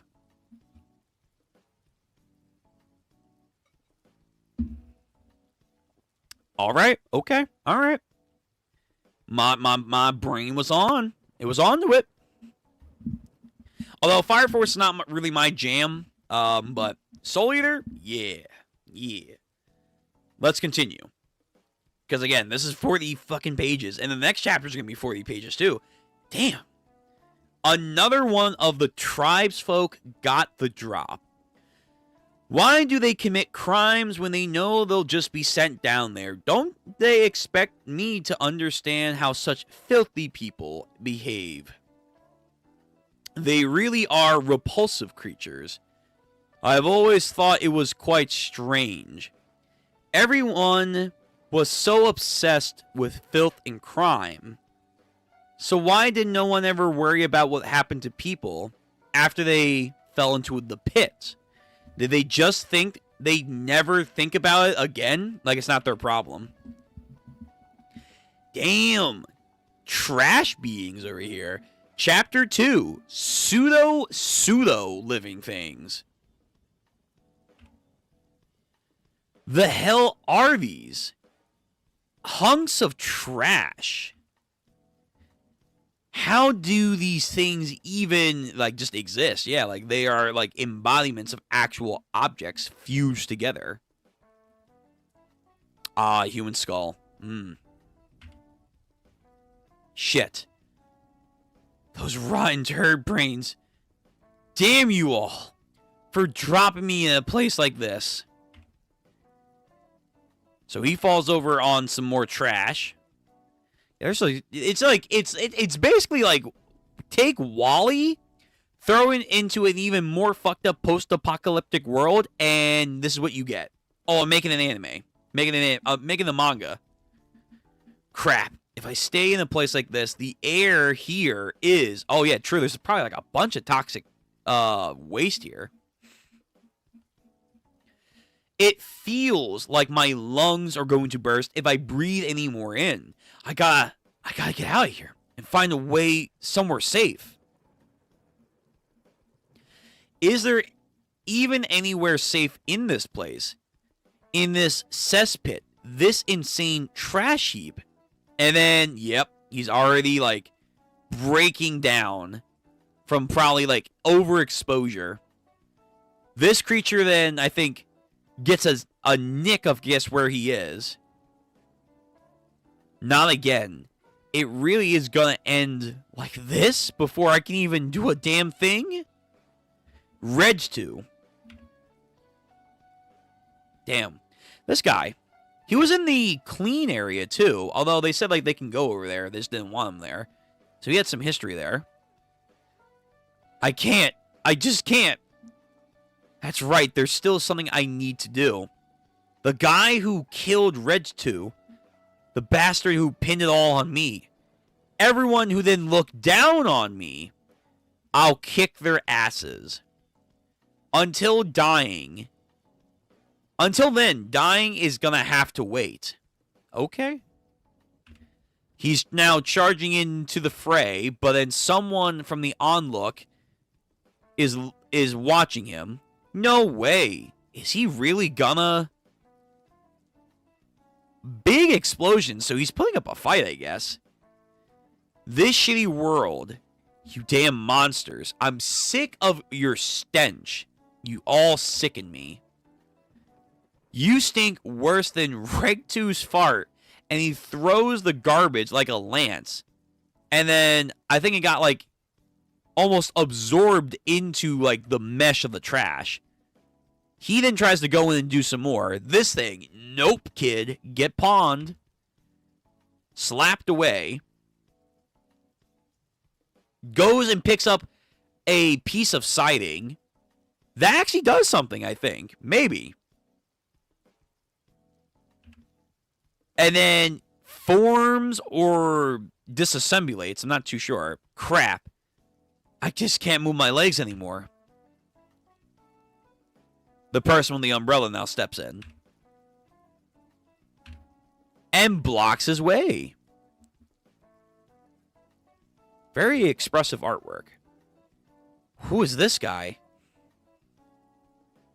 Picks him up. Kicks him back down. Ugh. You asshole, what are you doing? Then puts a mask on him to breathe.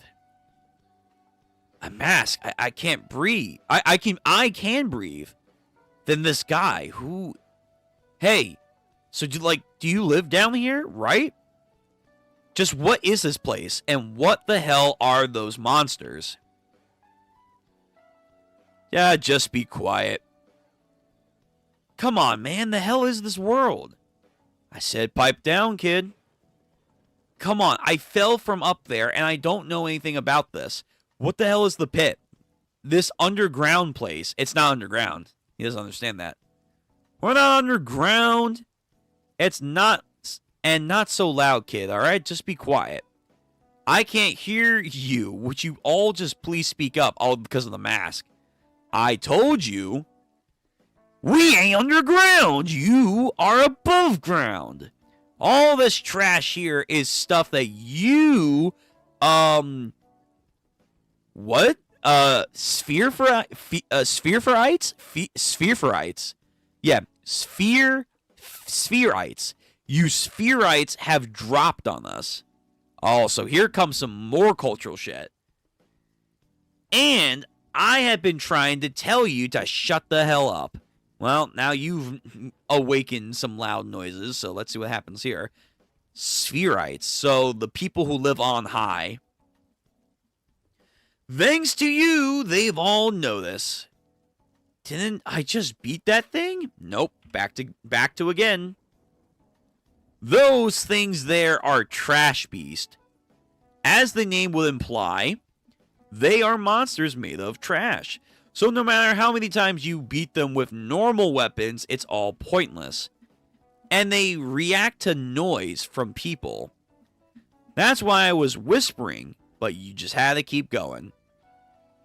The trash beasts in the sector are unique, so I was trying to keep them low profile. In fact, I'm not the type of guy to tell you like this, but it's all your fault, you stupid brat. Alright, some energy is amassing into the umbrella. His umbrella. I feel so much better after getting that out. So, now then. His umbrella looks like it just got a massive fucking upgrade. Like it has a clean vibe to it. Guess it's time for some cleaning. Oh, is that like a main theme here for their combat style? Cleaning? Expunging? Takes the upgrade umbrella, twirl, and almost like a cyclone of cutting activates and rips this trash entity apart. What kind of umbrella is he using? The monster isn't coming back to life anymore. It's not a normal weapon now, is it? Damn, there really are a lot of them today. And he's just muscling through one after another. Then I think he leaps on top of the big one. Because of an umbrella, he parachutes down. I'm Mary Poppins, y'all. And then furls it to make now a spear. Umbrella Octa Shredder. Oh. And then he opens it up and then 8 slices form out. That's really cool. An Octo Shredder. Umbrella combat is pretty dope. Didn't even think about it like that. He wiped out all the monsters with one blow. I mean, not in one blow, but he probably couldn't keep up with it. Is this some kind of special pit technique? Or technology? Is he the one that's special?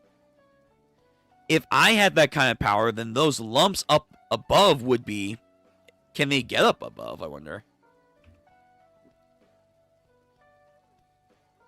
Oh, good, you're still alive. Who are you? Takes off the mask.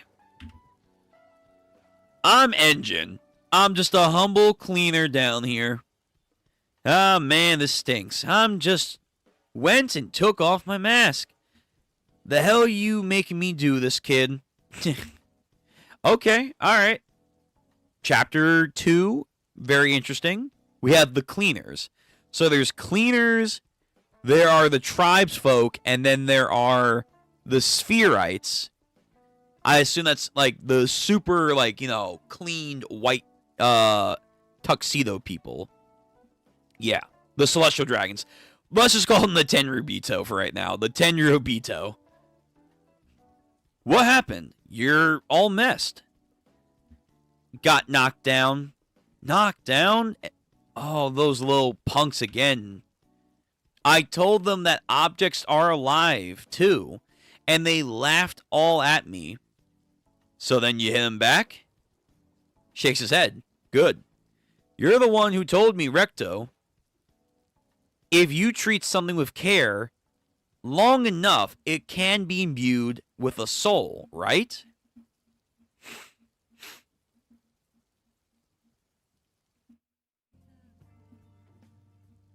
I believed in you. Some Toy Story logic. So, it gets a soul, and you figured that means it's alive. Remember, it's only a legend. I figured it was about the attitude, like taking care of your stuff. But I believe it. Like, maybe this pen actually has a soul to it. And maybe the soul in this towel. It's something what is cleaning up, right? Then That's right. These things and this, that could be one too. It has a soul. Sure, maybe. And my gloves. So that's going to be his main power. Feelings and emotions and memories and all kinds of good vibes that he has associated with the object. You see, if you take care of them, I'm sure that one day that it'll have a soul as well. I'll take care of them. Recto wakes up enchained. Chapter 3, Inbound. What's going on? Hi, you're awake. You're the turd face from earlier. Look, my name's Engine. Engie. Is that how you act towards the guy who saved your life, you little shit? You saved my life? Then what the hell is this? What are you gonna do to me? You passed out, so I'm being a gentleman, and I'm transporting you back. Get these the hell off me, turd face. They really love using turd face here. I gotta get back up there now. Hate to break it to you, kid, but that ain't gonna be happening. Down here, we call that place up there the sphere. So how exactly do you plan to get back up into the sky? I mean, I don't know. You guys got weird power technology. Fuck it. Figure out something. Besides, the sphere is always on the move. Well, not that it's the only reason, but point being, it's not possible right now. Right now. Got that?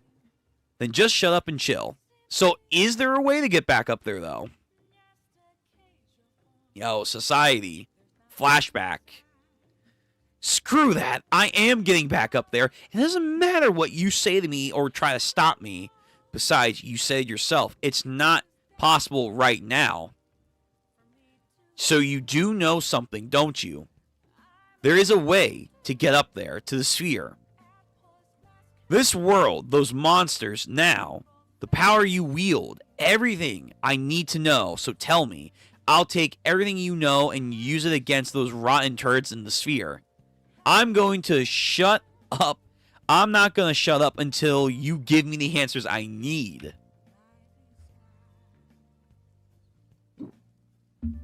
Yep. You just won't shut up, will you little shit? If you're so eager for an education, then I'll give you one. Time for a lesson on what it's like to be here on the ground. Alright, so there is some nice courtyard area. Tosses him in. You slimeball. Come on, man, let me go. An actual somewhat clean area.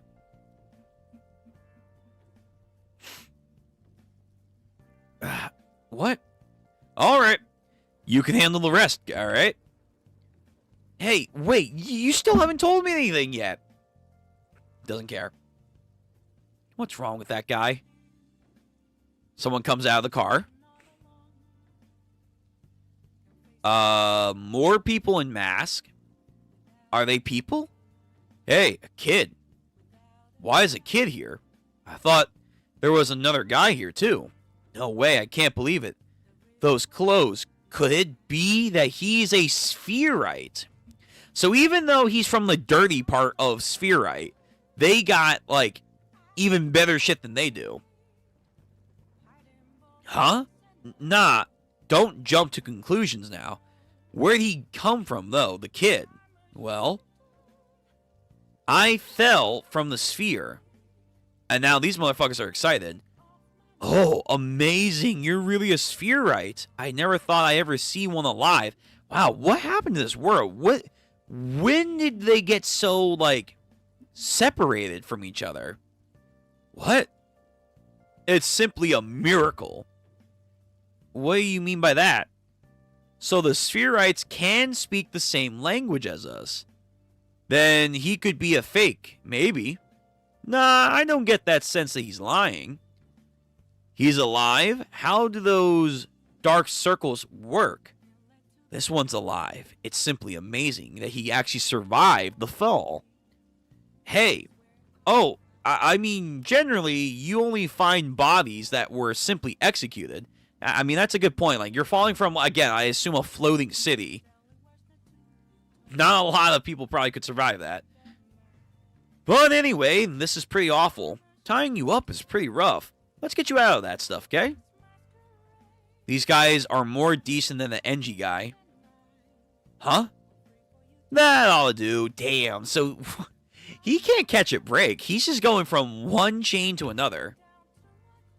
The way you were tied up before, you were valuable spherite could have gotten away. Fucking traitors, man. So basically in this world, trash is trash. Don't trust anyone. Everyone's out for themselves. Very doomed society here. Now you can start struggling. Kid, you didn't think we were going to be nice to you now, did you? Come on, see, the bodies of the spherites can be sold for a pretty penny. And not just the full body, eyes, arms, even just the clothes will do. People will come in droves to buy them. Why? Do you think we would get our hands on a living one too? Oh, it's going to be our lucky day. We're going to make a true mint out of you. We'll never have to work another day in our lives. Damn, is it really that rare for them to not interact with each other? Like, to the point, like, they're almost viewed as, like, mythical creatures. Oh, what's with that look? You must be wondering why people want spherites so badly. It's because we all loathe you. So, these almost mythical stories that each of these societies have for one another, up there, there's the pit. It's not an actual pit. It's just the rest of the world encapsulated from their small vantage point. Almost like olden times where outside of the horizon that you saw from the ocean, beyond that, to most people, was the edge of the world. It's like that, but in the sky for them. Interesting. And I guess there's like dark clouds everywhere, maybe because of the smoke and stuff and chemicals from the ground. They constantly dump. But then from the surface world, they are aware of the floating city and are aware that there could be people up there, but they aren't quite sure because I guess it's like so rare and it's only dead bodies that they find. Both like worlds are like their own separate entities, and they've like had myth and stories about what's happening. So again, what happened that led to this then? You guys drop down garbage and then leave the garbage that rains down to pile up one after another. Thus, it makes toxic air, and it even is creating monsters. People have been killed by them or crushed by the debris of trash. Countless people here have lost their homes because their lands have become so polluted. I wonder what those people might do when they see an actual alive spherite like you. They could torture you, maybe live as a dissection show. Well, after what we will sell you for, we'll get a good watch. I'm gonna look forward to it, really. But you're all skin and bones. We can't have you starve to death. Damn, they're not even aware of the differences between his fucking social life from above and them. Like, he's basically the same thing as them.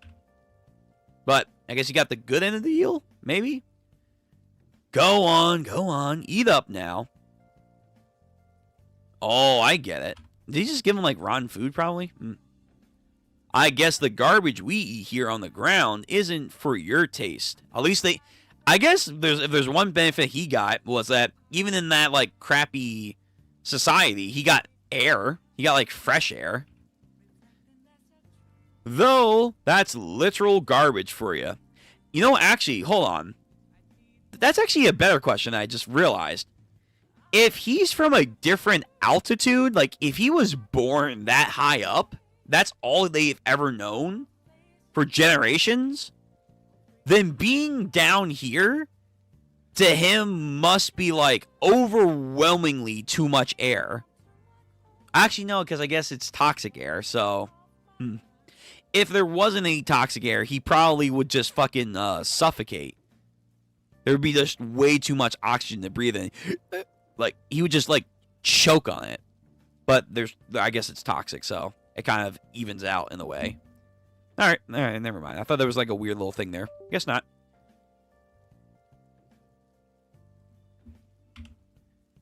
That's enough. It's literally garbage. I'm sure the high and mighty Spherites have never touched garbage before. Wow, so they're just blissfully unaware. Come on and eat it. Live up. You've got a whole lot of suffering waiting for you now. Man, again, just can't catch a break. So they try to force feed him, and he bites on them and rips off his fingers. Oh, my God. Yeah. Whoa, he just bit his fingers. You little punk, how dare... Listen, man, you want to treat him like a little freak? You're going to get a little freak. He eats the food. It's not garbage. It's still edible. Every last one of you. Oh, so they don't know what true garbage is, even though they live here. Every damn one of you going on about Spherites and the ground. Trash and tribes folk. Who's on top and who's on the bottom? You all gotta stop getting so decided on who gets so thrown away. I sit here keeping my mouth shut, and you think that means you can just walk all over me. I can't take it anymore. Breaks from his binds, and then, like, activates some weird black summoning. What's going on here? What's happening? Hey, look at that energy. I knew it. I spot on with that kid. If you take care of them, I'm sure one day the soul will be... I'm sure of it. So now his gloves activate what he was getting at. And it's some necro ichor spiky chain that he like forms around his gauntlet, like gloves. They're also like floating too. Like it's like a chain handcuff, but with spikes. It'll make you stronger. But like he's using it in such a negative sense. What is that power he's using? No way. They got them in the sphere too. People with the ability to give life to objects and draw out their powers. They are called givers. Ugh. I don't care if he's a giver or not. I'm not letting that filthy Spherite get away with this. Just kill him and beat him dead. Okay, I mean, you guys are normal people.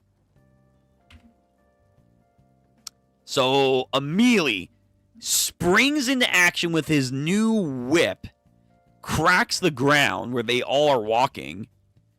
That chain. Aim for the chain. He can't use its weird power if he doesn't have his object. So they take off and, like, break this little, like, ringlet. Got him. And then Trash, he picks up and he's just going to do, like, a free fighting move. Whoa, for real now. And instantly, whatever he picks up then becomes an object for him to use as a weapon. He can use more than one object, so I guess that's kind of rare. That's a rare thing, probably. Like, it's a specific item that usually people are attached to, but maybe for him it's the gloves. Whoa! What's happening with you? Who the hell are you? You filthy sludge-sucking Spherite. Just drop dead. Just die, you monster. And then with his rage was about to kill him. Alright, that's enough. Down, boy. No need to take this any further. And the garbage, almost with like telekinesis, just drops. Engine. Or whatever your name was. Yep. What did I do? You let your anger get the best of you, man. You used a lot of power. I'm not surprised that your body can even hold up now. what did I just do? The moment when I remember Ricto, what he said, the gloves. Sorry about that. I just wanted to see if you really had powers. I'll give you answers about the world and the powers that you belong in. But in exchange, you need to join the cleaners. The cleaners need talent like you. I don't really wanna. I don't think you got a choice. Special thanks to Gundog, K, Rip, Toshikate, MZK, Atsushi, Yusuke, Tamino, Mom, my mom, okay. Alright. And then we have the manga editor, Ishikawa, editor, Kawakubo, cover design, Hashigawa Ka, staff, Hachibi, Gocho, Ishiari, and Kusuke. Okay, neat. Alright, that's Gachikuta for the day. Interesting first start. So, again, the people who had some level of working with Soul Eater, using a lot of the world building of Soul and imbuing stuff from Soul Eater into their work right here. And it shows. And then the, art style too. Yeah, this is like more of a grittier street punk Soul Eater. And that's kind of cool. That's pretty dope. Like, it's already Soul Eater adjacent, and that's already more than enough for me. But the take on this is definitely gnarly, would be the word for it. And, yeah. Very fascinating. And the world building is very unfair for our main character. So it's kind of giving me the idea of, well, where do we go from here? Is he going to be a justice, truth, and peace for everyone kind of main character? Or is he going to be like, you know what? It's not my job to be fixing problems. Honestly, my journey is to make sure that all of you guys get fucked up for making us go through all this living hell. Honestly, the tribes folk are like the ones that are down and out. So no matter what, they'll get pushed out from the top, come down here, then they'll be down here suffering, and then they'll get assumed to be the Spherites, and then they'll get mistreated. So, like, the tribes folk are, like, the worst of the worst. They get punished on both sides. Like, why the fuck does that happen? So we need to learn about the world and how we got to here and why there's so difference in classism in no matter where area, the powers of the givers, and what are these cleaners? What's, like, their purpose? Yeah. But so far, this is not bad. This is good. I will say, like, some of, like, the cursing language is a little repetitive. Like, they love using turd. They love using turd, but it's not so bad. The mangaka of Soul Eater has said that Gachikuta is the successor of Soul Eater, which is crazy because he made Fire Force, which, though I don't like Fire Force as much as I love Soul Eater, I do know the ending of Fire Force, and it's kind of like, to say that with Fire Force being a thing is crazy, but you know what? I can see it. I can see it. Again, like, this truly is Soul Eater reincarnated for a modern story. And you know what? We need something like that right about now. We really do. We really do. Okay. So, I'm going to take a brief break. Official translation uses actual swearing and not turd. Ah, I see. I gotcha. Well,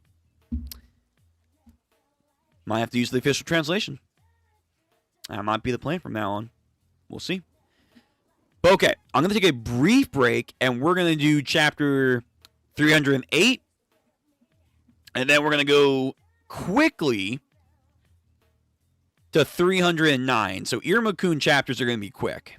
They are going to be definitely quick. Not just because of the page count, but also like we do have to move a little bit quicker through them. Because then we got Mobulus. We may not get to 3 chapters of Mobulus. We'll see, but I'm going to try and get to 3 chapters. But we're getting back to JJK, so I know it's going to be a lot of reading. It's going to be a lot. So we'll see where we go for that. All right. Gachikuta, not bad. Not bad. Interesting start. Again, I'm loving the Soul Eater vibes. Thank you for providing that information. I really do appreciate that. The style for like the art, I'm liking it. Again, it's gritty, it's gnarly, but it's not overbearing. It's like stylistically very cool. And then I am obviously fascinated. Like, why is the world so fucked up? Where is all this social inequality, mainly towards the tribe people? Because again, it just feels like no matter where they're on high or down low, wherever they go, they're just fucked up by the system. Why is that? No idea. And more of the idea of the soul being put into objects. Is it someone else's soul? Is it part of your soul? Like, where are this soul's wavelength coming from to do this? Yeah. I'm very curious. So, that was Gachikuta. Very good. We'll continue this next time. First 3 chapters, pretty solid. Pretty solid.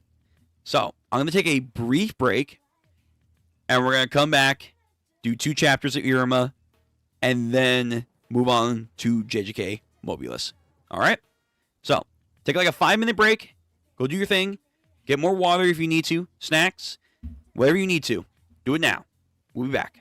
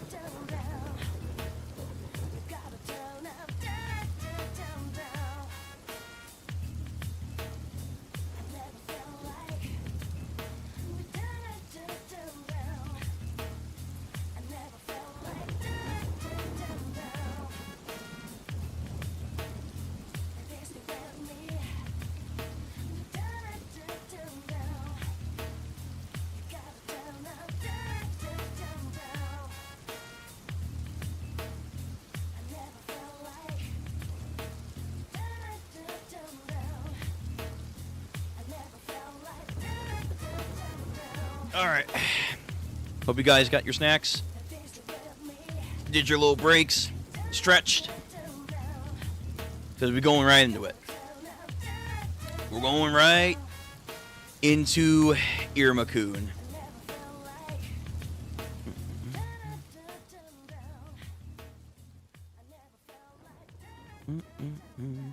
So, we got 2 chapters on deck. We got manga decks, chapters 308 and 309. Iruma-kun shouldn't take too long.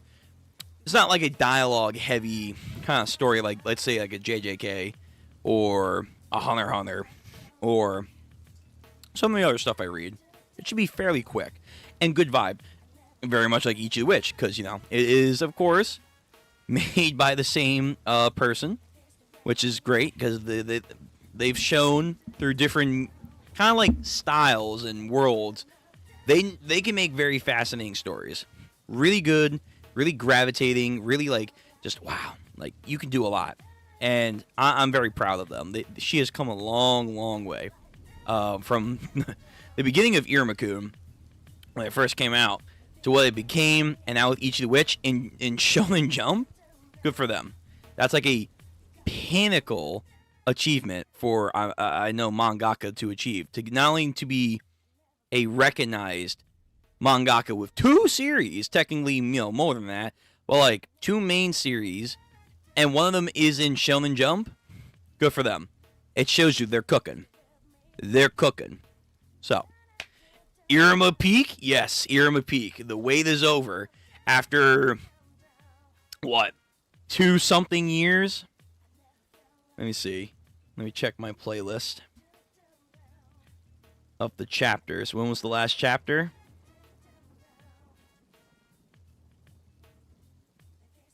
Yep.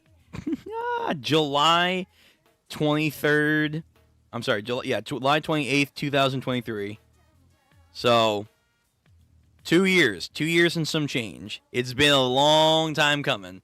So, we have over 100 chapters. We're in the 400s, which is good. When I eventually catch up, it will probably be getting closer to 500. Iruma-kun should still be going strong. I think Iruma-kun, easy, a 600-something series. We could go beyond that, too. Like, from what I remembered, the fact that we're in the 300s, and we got introduced to the Goddess Clan, this kind of new facet to, like, the cosmology of, you know, Iruma-kun's history, adds a lot more layers and questions. Some people at the time, over 2 years ago, I know were not happy with the goddess stuff. I think it's cool. I think it's very cool. We still have to learn about like the root of like their demonic heritage of the demon world. So like why do like during their wicked phases and like, you know, return to origin, why is that something so prevalent? Like, you know, is it kind of like to us going feral, going primal for them? Like, because back in the day, it seems like certain demon clans, like the one bird, I forget his name, Kamino? I think it is Kamino. And then the guy with the face who's like super ugly, like he can't like ever show it. We saw like visages of like the ancient primordial past of the demon society, and like how again it seemed like it was very survival of the fittest.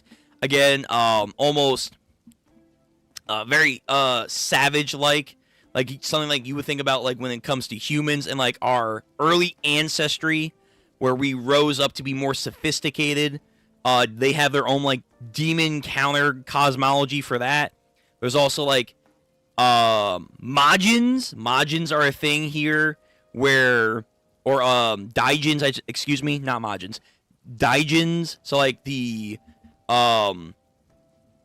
more Arabic and Islamic kind of like versions of like the main cast is like, you know, demons that we from their culture and perspective, which is again all stemming from Solomon and his storytelling. So we are expanding a lot from where I feel like we started out with. So there's like a lot more building up, and the God stuff is just the tip of the iceberg. So all this stuff, to me, the fact that we're 400 chapters and more, great. Can we do more? Yes, we can. Yeah, we can. Iruma-kun and his adventures, his ever-growing cast of main characters, also just the efficiency of how they use their main characters is such some of the finest work I've seen in a very long time. I just can't imagine this should ever end abruptly, and it should keep going as long as there's a story to keep telling. And to me, there's a lot of story to keep telling. Like, we're already 300 chapters in, and we're only in our second year of high school. We just started, and shit was already hitting the fan like crazy. Like, we still got at least one more year. There's still, like, at least from what I remember, there's debates on, like, well, there's 6 years of the high school. So, like, do you just do 3 years of internship? Like, how does that work? You know, there still should be a lot of plot points. There should be another there should be a real time skip where, like, they get older and whatnot, activate more abilities.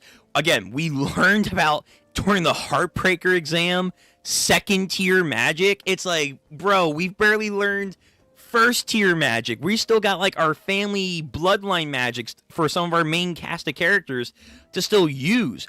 We haven't even seen all the Wicked phases yet for all, like, the Misfits and whatnot. Then there's second tier. There's second tier.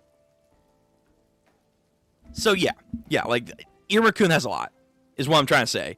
So the fact that we're, again, at 400 is not a shock to me, because we can go even further. We can do more. Oh yeah. So again, I don't have a header. We'll get that next time, for sure.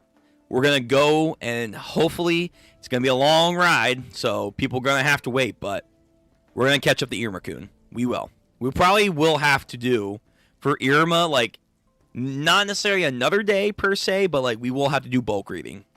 Absolutely. But for those watching now, and VOD Gang, please leave a like to the stream, because we are doing a lot of cool content today, which I think is awesome. We get to do a thing that I am glad I get to do, and I hope you all are enjoying it, which is just reading a bunch of stories and just hanging out together. But while you're there and leaving a like and hopefully subscribing to the channel, please do so. You guys in chat and VOD Gang will have the link to the chapter right here and in the description down below. That way you guys can read along with me, which I know a lot of people do, actually, apparently, with my read-throughs, which is, again, great to hear. It really is. So let's see. Mike. There we go. Jancy, 2 main series, 3 spin-off series, 2 of which finished, and 1 moving from monthly to bi-weekly. Yeah, you can't get any better than that. Babulous is a 6-year, so it's a 6-year program, but I know some people are like, oh, well, actually, the last 3 years, you actually just do internships, which that could be the case, but I don't know. There could be some more to that. We still haven't seen Claire. We haven't seen Clara's wings. Like, the wings are a big deal. It's like, it's a whole thing.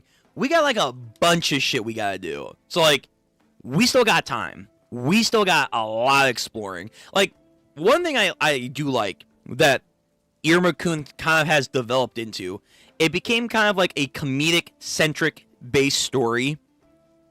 And slowly, over the course of time, has built its foundations into a very fascinating and very open world that you can explore. Mind you, we have only really experienced a couple locations, the notions of 2 other schools outside of the main Babulous school. There is still an entire demon realm that we have yet to explore. There are areas that they've mentioned. There are potentially other cultures and creatures, like vampires apparently are existing here. They just exist. We don't know why, but they just do. I think that's a nod to, like, the other series that they've done before. Like, I think they've made, like, a vampire series, but there are apparently vampires in the Neverworld. We haven't seen them yet, but they have been mentioned. They've talked about multiple battlefields and who are they fighting. Like, how does that work? Like, what's going on with their culture, environments and stuff. Like, we can do more. We can see. So again, I'm hyped. I'm very hyped for this story. It's fun. It's wacky. It's cute. It's heartfelt. But at the same time, when it wants to grab your attention with action, it can do it all. Like Nishi, she can do it all. She really, really could. Oh boy, you're in time. Oh yeah. Anyway, We're locking in because we do gotta move. We gotta move. We got 2 chapters, and then we're doing JJK. So, Manga Dex, Chapter 308 of Iruma-kun. Welcome to Demon School. We're back. We're back at it. Chapter 308. You are a child. Good morning, Iruma-sama. Bon appetit. Opera, good to see you again, my man.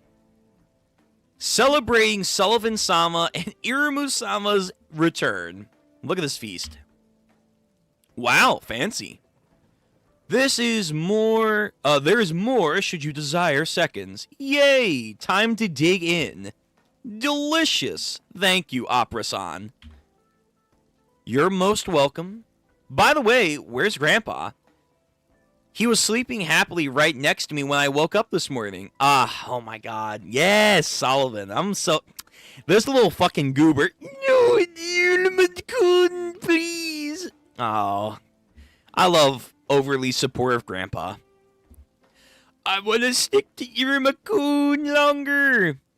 Unfortunately, he rushed to Babel Tower for an urgent 13 Crowns meeting. Another meeting? Oh, I guess they have to, because Ball is now getting his, actions being rolled. He seduced the goddess. I see. That must be tough. I hope he's not pushing himself too hard. Today is your day off, so you should rest. Rest? Why? We had the gremlin herself. Ichi, Clara, and our boy. Welcome back. Clara. I feel like it's been long for me, but for them, I feel like it's also been super long without Clara. And we're so sorry for intruding your rest, but stupid Clara wanted to see you no matter what. Welcome back, Let's go see Iruma-chi. Yo, Butler. I see you, man. His mom, by the way, savage. Deserves to be on the 13 Crowns for a reason. That panel with the snake was intense. I brought snacks and games. I have lots to say about magic tools, too. True, she was developing their club. Yes. And we should take naps together. Always take naps.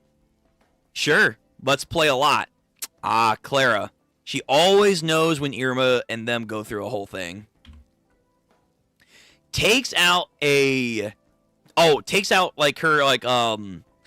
interdimensional onesie. What? Okie dokie, you go in. Wait, Claire. Parasama. We're gonna play for a little bit, so wake us up in about 2 hours. Got it? Sure. Yeah, her hyperbolic time chamber room. Welcome to Clara's toy box. I forgot if she could do this, but turns him into chibi. Clara's toy box is an upgraded version of Valk Bloodline Magic. Those who are pulled inside were turned into children and play while their mana is siphoned away. This place is the best, right? What a terrifying magic. Wow, you're so small, Wow, you're a kid too this time. Yep. What are we gonna do today? When Az and Iruma-chi left me, I felt really lonely. Oh, it's a game of truth, I guess.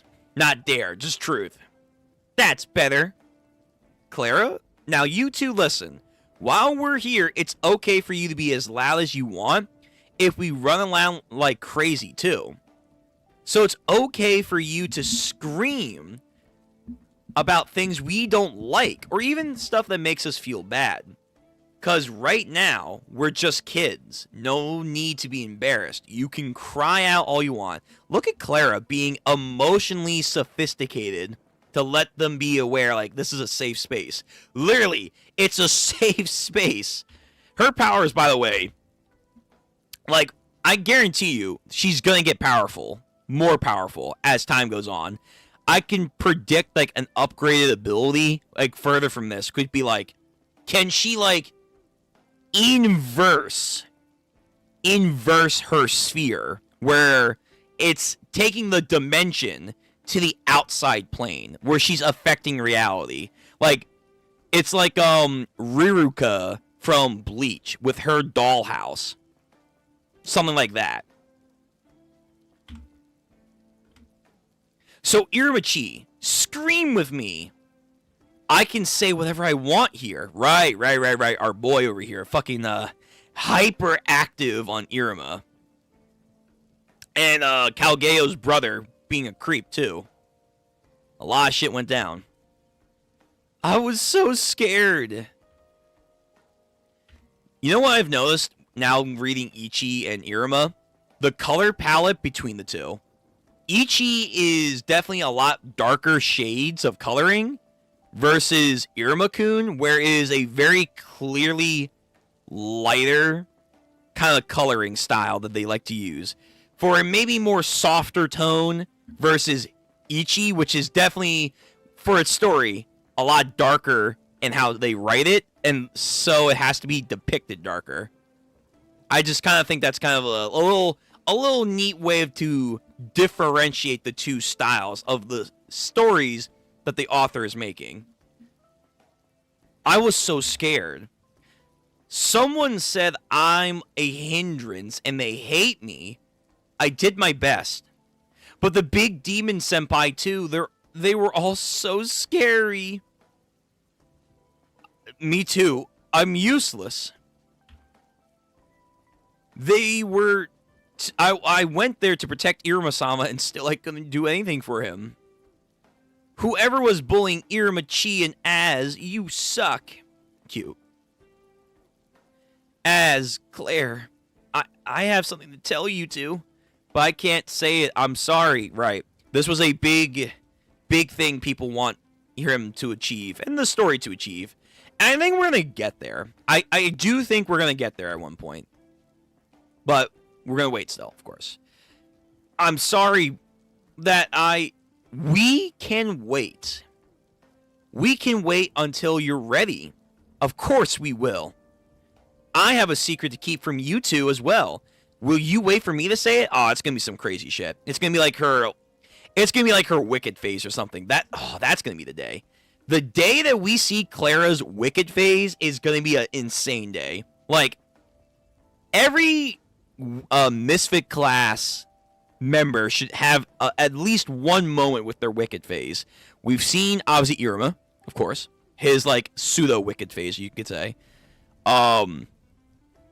Asmodee's Wicked phase, he's just fucking sexual, which, again, is also Iruma, the story as the whole. Also, my boy, Sobnok, fucking love Sobnok. His Wicked phase, again, a little sexual too. He's just a fucking mad lad. Yeah, that's about it. Clara, I don't know what her thing would be. Just, what? More seductive? Like, genuinely seductive? Which would be funny. Like, she has to enter a Wicked phase to get truly seductive. But, like, I wonder what else, like, kind of kinks would her thing be about. Sure. Of course, I will too. I'll tell you my secret one day as well. Right. His secret is probably his bloodline ability. There was the big deal, which to this day, that was like one of the main things I didn't really like about the Heartbreaker exam. I did want him to use his bloodline ability. I did. The blue fire, it was cool. It was neat. I wanted to see his bloodline ability. Because my theory is that I think it ties into his dad. Because I think his mom, though she's among the 13 crowns, so she's a very powerful demon. Her entire thing, I'm pretty sure, is like seduction magic, like something along those lines, and snakes, which makes sense for his familiar summons, but where does the fire come from?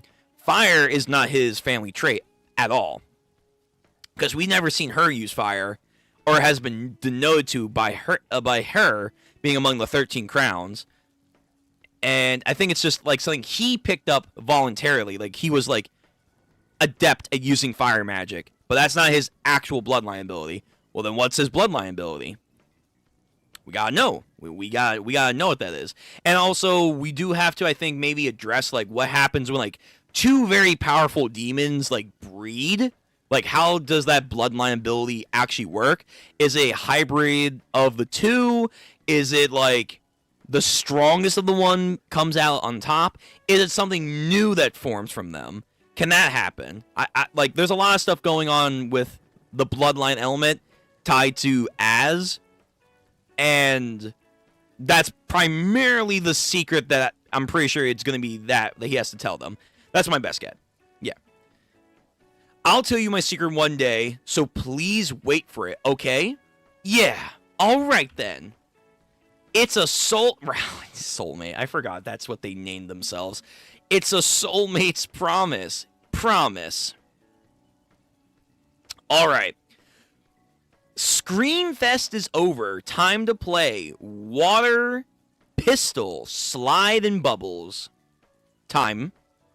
Good morning, everyone. They played until they'd passed out. Fuck, I wish I could do that. They can't hear me now. Well, that's only natural.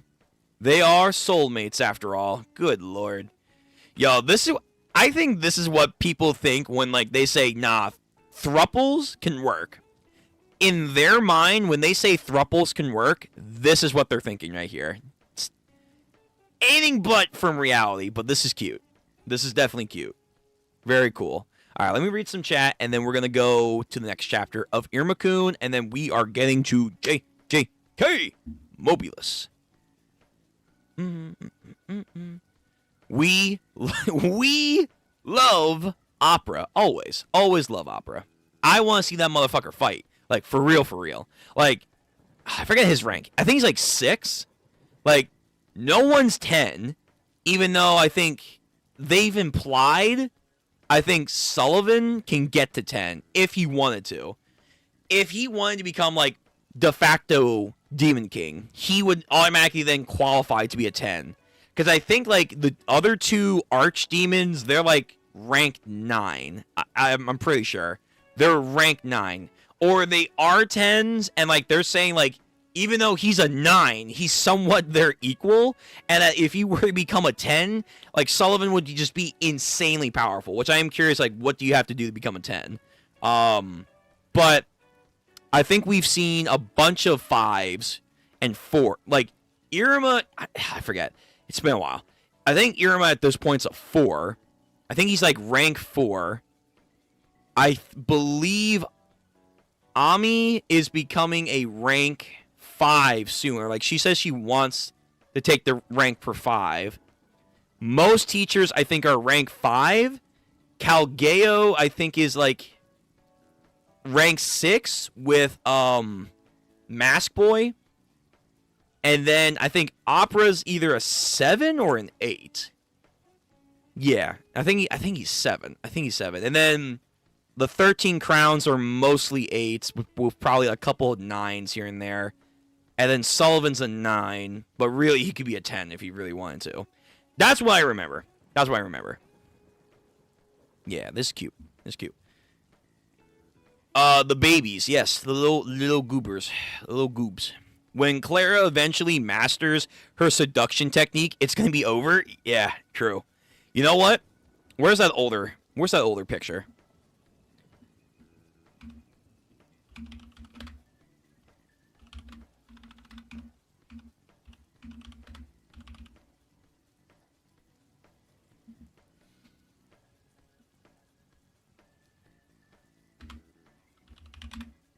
Yeah. Hold on. Color. Tumblr. Fuck off. But I will take your color, though.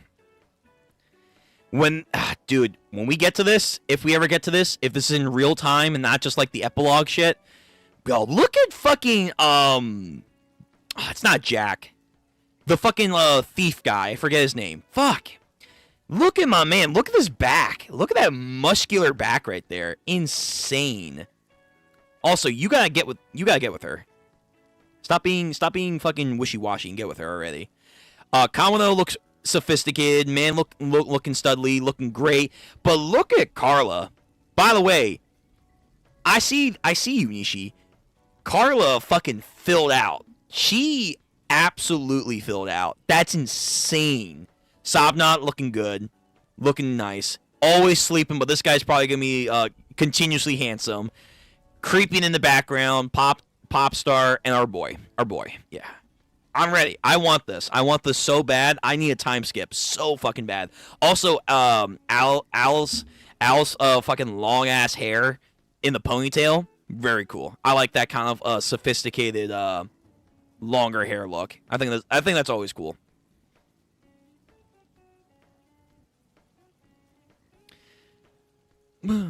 Let's see. There's a theory that Carla's either half angel, half deity, and that's why she won't ever show her wings. Oh fuck. Wait. Okay. Let me just double check.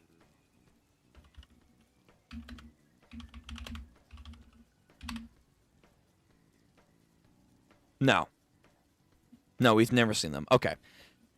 I just want to double check. I'm like, wait. Have we not? No. Okay. No, we haven't seen her wings. We have not seen the wings of Carla. So, yeah, her family lineage could be interesting where, like, they are demon-esque, but maybe it's like at one point they're like fallen angels, or like they are fallen deities that have bred into demons, if that makes sense. Like, she's like a generational demon angel mix, something like that. I could see that. We've never seen her dad, but he's been mentioned and does always send her stuff. Perhaps he's either an angel or a deity. Yeah, it could be. Platonic soulmates exist. I do love them. Yes. But Iruma and Amari is definitely the end. Of course. Yeah. Amari's best girl. Guys, because it's been 2 years, so I'm behind. Obviously, I'm missing context up the wazoo.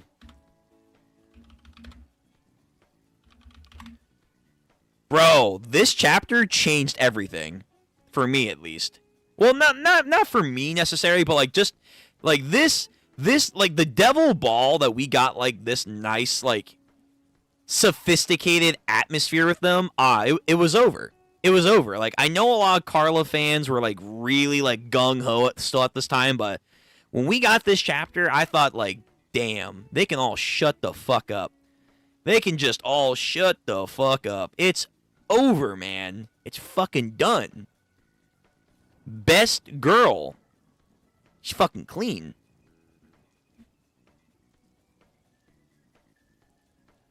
Calgeo and Balm are both. Oh, they are ranked 8. It's been a minute, so forgive me for that one. So they are ranked 8. Okay. So then, okay. So then the crowns all have to either be between 8 and 9. Then something like that. Calgeo and Opera are all. I thought Opera was ranked above them, but maybe I'm wrong there. So Calgeo and Opera and Ball are all ranked 8. Most of the teachers are fluctuating between 6 and 7s and 8, obviously, because you have Calgeo and Balm are like the studs. They are the studs. Although, again,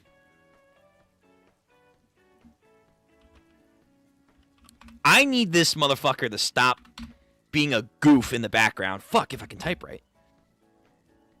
He needs to do shit. I don't fucking. All right, I don't know. That's spoilers. I gotta be careful. I can't spoil myself. I can't spoil myself, but I need this fucker to start locking in and doing shit. I don't trust this guy being like just the fucking playground boy. I don't trust him just being like whimsical all the time. Nah. When you're usually a whimsical character and a whole host of like characters that are like badasses, and you have like seniority, it usually 9 times out of 10 means this guy can kick ass. So I'm guessing like he's either a 7 who could easily be an 8, or he's also a rank 8 too. I'm guessing he can also be a rank 8, but he probably chooses not to be a rank 8 for whatever reason. I don't trust him. I don't trust this motherfucker not doing shit. Jazz. Yeah, Jazz. Oh, Thu, you fucking up. I actually just realized that. Thu, are you up in the middle of the night? Go to bed, man. I'm here powering through, but you gotta go to bed if you're staying up late. 9s are only for the 13 crowns and the 3 greats. Okay, right. Okay. I think maybe the other secret 8 might be the head. Yeah, thank you. There you go. Yeah, Doll. I don't trust this fucker just being chill. Nah, he probably has power to back it. Absolutely. Clara, I'm sorry, but I think you're gonna end up with someone else. Yeah, unfortunately. Doll being Kalgeo's senpai and mentor. I mean, yeah, exactly. Like, you can't just fucking dunk.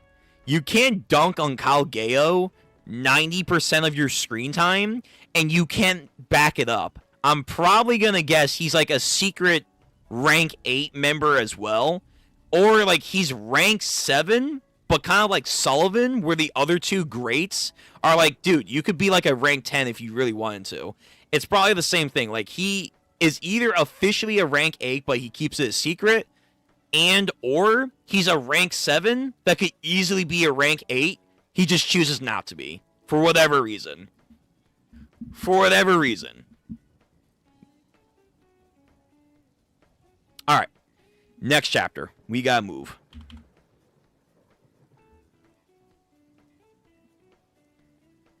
So, continuing chapter 309 of Iruma-kun on Manga Dex. Here she goes. The 13th of Betrayal. News about the incident sent a shockwave through the whole netherworld. Behemoth Rampage. Chapter 309, the center of attention. And naturally, it ripples spread to Babulus. Have you seen the news? Scary. So what will happen to the 13 crowns? Ball is going to get so much publicity. He saved the princess from the Berserker X Crown Behemoth. Ball's a hero. Yep, there you go. Yep. He says it here. The 3 greats' grandsons were all also in danger. That's not true. We were locked in. This is some BS. False. Fake news. Fake news. I don't trust this. This newspaper is faulty. Does that mean Iruma-kun was there too? So if we ask him, he might give us the deets on the stuff. The legend will always grow. If it's true that Dalkria-sama's seat will be removed, what exactly did Behemoth Rampage look like, I wonder? I want to know, too. Oh, that's right. They have their invisible glasses. As expected, everyone's talking about it. Indeed, we should avoid appearing in public for a while. Perception warding glasses. I wonder if Asmodeus-sama was there as well. Oh, he was. What about President Amari? She was there probably, too. Just in case if someone does ask, we'll say no comment as our response. Right, I think they were told not to say anything. Everyone is, though, very hyped in the news, but this could lead to a very big fiasco later on. I already knew it, but just a few days ago, I really did witness a moment that changed the Netherworld's history. Yep. Is Gachikuta-sama one of the new 13 crowns? Iruma-kun is her student, after all. Maybe we'll find out if we ask him. Dude, you're never going to get a moment of rest. What are Principal Sullivan's thoughts on the matter? Iruma-kun is his grandson, so we should ask him. No comment, no comment, no comment. Whatever they ask, no comment. Iruma-kun, you alright? Yeah, but, okay, these guys are different. These guys are different. You can definitely tell them. Are you hurt or anywhere? It must have been terrifying. No, I'm fine. I was shocked when I saw the news. It's outstanding. How do you always end up in the center of every big incident, man? So, Iruma-kun, we want to ask a few questions. Was Amari-sama so hot? Yes. Of course, she's literally the queen of succubuses. Yes, she was hot. Listen, she's the head of the lust, right? She must be the bounciest, curviest embodiment of man's dreams. By de facto, he's spitting. By de facto logic, yes, this is true. We need to know. Yo, the fucking panels are covering up the titties. And they just glow with a... Oh, never mind. I thought they were glowing with, like, a lustful fire. Nah, osmosis, of course. Hey, that's my mom, so... Die. How was the food? That's actually a good question. Did anyone wear a necklace made of an Alexandrite jade? Why do you want to know about that? What was everyone wearing there? What do you think of the Lost Lounge as a concert venue? Oh, right. This entire venue took place in a secret area that only few people actually know about exist. I do remember that. And then, like, they used a bunch of puppets there. You moron! Stop asking questions. Shouldn't you be more concerned about the future of the Netherworld after this? Nah, they don't care. Their politics are like, whatever. We were prepared to talk about happy things, too. It's best to leave the worrying to the 13 crowns. Right now, that's fine, but technically, these guys are going to be 13 crowns later on, so I guess they do have to kind of worry. Instead of worrying about the Netherworld or whatever, you two can come back happy and healthy. That's enough for us. That's very sweet. Aw, what? Look at that. Az is feeling shy. I'm not. This is him happy. No need to be so embarrassing. We're all friends after all. Oh, knock it off. He's back to his safe space. Welcome back, Iruma-kun. They really are misfits. Why are you smiling? I'm just happy to be back. Well, it's nothing but idiots, Iruma. Ah, the goat. How rude! I take most interest in the direction of the Netherworld's going on. I am especially proud of the Thunder Lord's feats. Ah, dude. When he finds out that his quote-unquote uncle, quote, is a fucking prick, I hope he socks him. He's your uncle, right? That's pretty cool. Was there anyone else there at the party? Well, I guess now that you mention it, Kalgeo-sensei was there. Whoa, for real? So the pianist of Alluring Melody was actually him. So Kalgeo-sensei's at a masquerade party. I suddenly regret being interested in that. We should totally pester him when he gets back. Everyone. Ah, of course. Let me guess. His brother tripped him up, so now he needs to take a brief break from teaching. Be silent, and his boo, his future boo has to take over for him.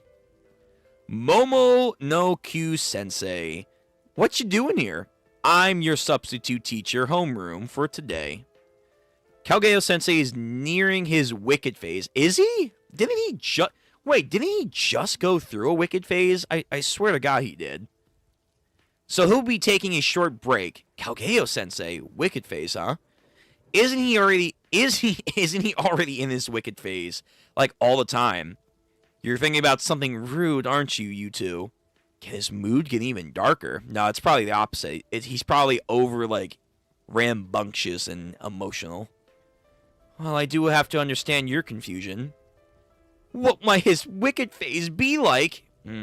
Yeah, well, that's something you're going to have to wait for until you get close and personal with him. Although that's... You know what, I was going to say, what must it be like when you have two wicked phase people go at it? That's, Momo Sensei, what you thinking about? Anyways, since he asked me to stand in for him, I can't afford to make a single mistake. I'm sure you won't. Oh, this fucker. Here's your mistake. You let this guy in. All right, class. I'll do my best to guide you. Pardon the intrusion. Hello, everyone. Robin Sensei, why are you in this class? Oh, Momoku-sensei, I'm going to borrow Iruma just for a bit, K. Oh. Yeah, the president. the whole Arrow clan shit. They're gonna try and get Iruma-kun because he's a cross-dresser and shit, and he's also good at archery and whatnot. Is he gonna start training? Are we gonna get another archery training arc? There's Bachiko, who is like now part of the 13 Crowns, so she represents them. There's the president, and then I think there's the vice president. We don't know who the vice president is, but the president is the old guy with the beard. We've seen him. All right, Iruma-kun, let's infiltrate the Barto clan. Why? Wait, infiltrate? Why are we... Wait, you want to infiltrate the fucking clan? Why? Oh, what's this meme? All right, Iruma-kun. Okay, so I'm 18 pounds of cocaine, 12 pounds of crack, and 7 male strippers. But sure, none of them are white. I can see the coke on them if they are. Oh my god, yo, these guys, I forgot how fucking crazy these memes were. Okay, so he wants to go and break into the Barlow clan. What chapter was it? I forget what chapter it was, but... Because I don't want to spoil myself, but... Yeah, this guy. Like, we've seen this guy. We've seen this guy's face before. This is not new shit. He's the president. We haven't seen, like, the vice president yet. But this guy, I'm sure he's going to teach him some cool shit. Okay. Yeah, I'm looking forward to this. So, training arc immediately after all that shit went down. Very good. Very, very good. Very, very good. Alright, let me read some comments, and then that's it for Iruma-kun. Quick and simple. Quick little delight, which is fine. The other series got me reading and dialogue and yapping a lot, so I'm okay if something is, like, quick to the point.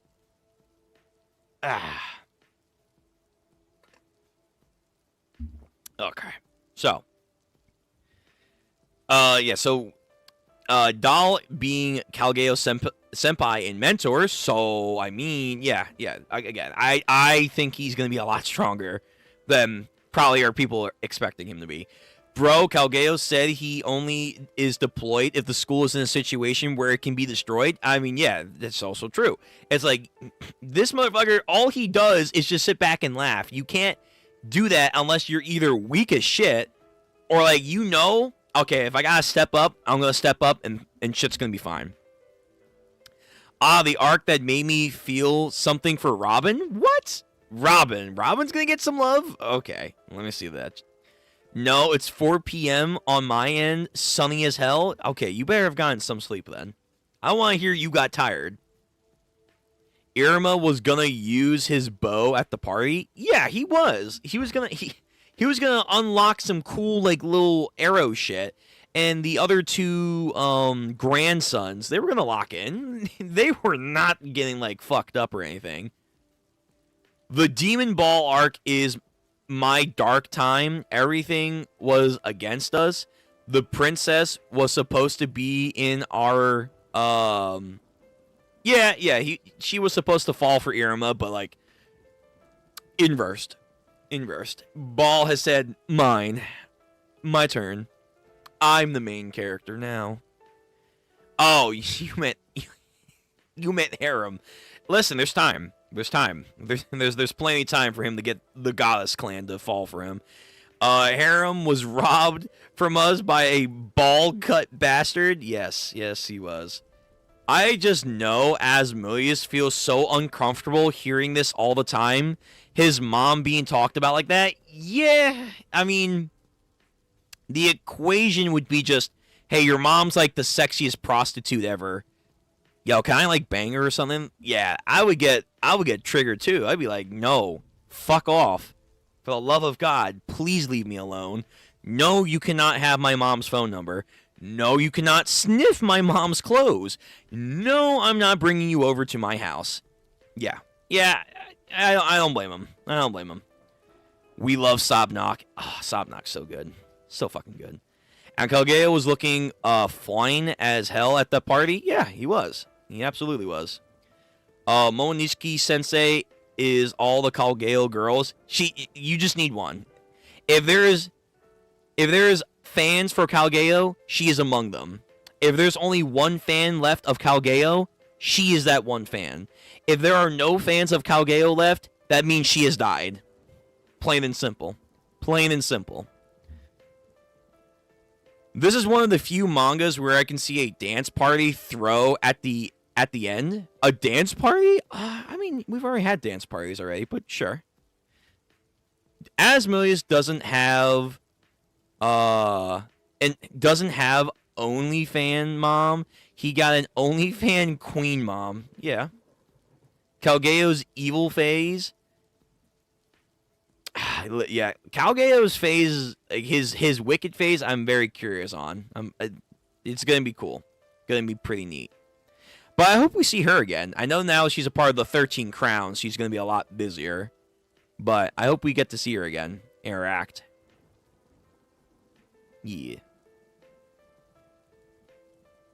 I like our sensei. Our sensei is really cool. But again, we're gonna get taught by the head honcho himself, so I assume we are. So I'm ready for Iruma-kun to do some crazy fucking arrow shit. Like, I want some insane marksmanship. I'm talking like Trigun Stampede marksmanship.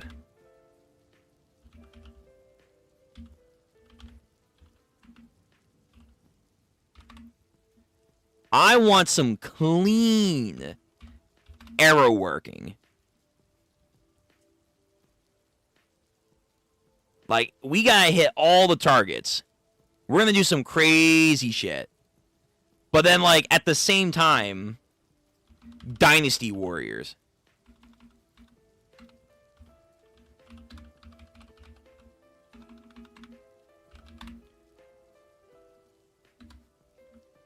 I want him to, like, have, like, a crazy, like, massive... Like, I want him to, like, grow his arrow to, like, the point, like, it's basically a freaking ballista. And he does some, like, crazy OD... No, that's not it. Where is it? There's like this one move. I forget what character it is, but, like, she has, like, this crazy arrow shit that she does.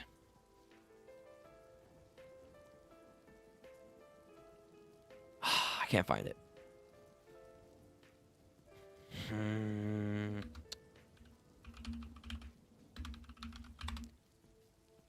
No. Damn it. Anyway, I just want him to do some cool shit. I want him to, like, level up and do some really cool arrow work. Just go crazy with it. Go stupid. Because in the world of, like, fictional fighters, you don't get a lot of fictional, like, arrow warriors. It's typically sword, spear, that kind of stuff.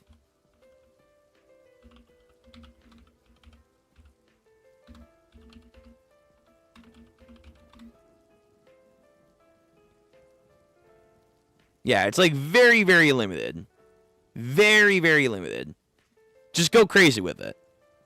Just do some insane shit. I'm ready. I'm ready for some insane arrow work from Iruma-kun. And this guy's gonna deliver. 100%. Don't Google his eagle. No, I won't. Trust me. That's probably a fucking spoiler. Voiced by Naruto. True, he is. You'll see it very soon. Oh, and don't worry about Iruma-kun locking in. I'm not worried. I'm just excited. I'm just overly excited. Because my expectations are definitely high. Fuck, Lazy is. Alright. Speaking of locking in, it's time to move on. So that's Iruma-kun for the night. We'll be back again with more chapters. We'll probably, again, might have to do like bulk reading here and there for Iruma-kun, which I know you guys are not going to say no to. But I don't know when that would be. But it's going to be probably something that we will have to do. So, we are moving on to the last segment of tonight's stream. We're going to do JJK. The initial plan was to do 3 chapters, but it's like already 1:30. So I'm going to do the first chapter, see how long that takes me. I'm going to try and keep it condensed without any side tangents and stuff, but you know me. So we'll try. Then if we do the 3 chapters, that will be that for the tonight's stream. And then I'll get the schedule up for you guys tomorrow to see what we're going to do for the week. It's Christmas, guys. So be aware it's going to be probably a light schedule this week. Just want you guys to know that, okay? All right. And before any of you leave that haven't already done it, like the stream, comment, subscribe. YouTube jargon. That's right. Here we go. Again, didn't make a little header. I will make one for JJK Modula. I don't really know how to pronounce it. Fuck it. We're here.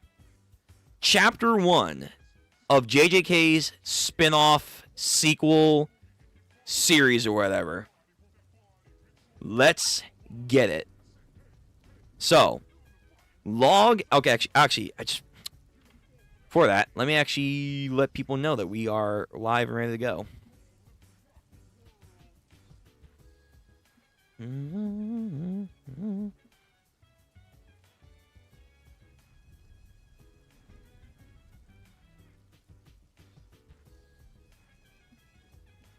Oh, I didn't do that for Iruma-kun. That's all right.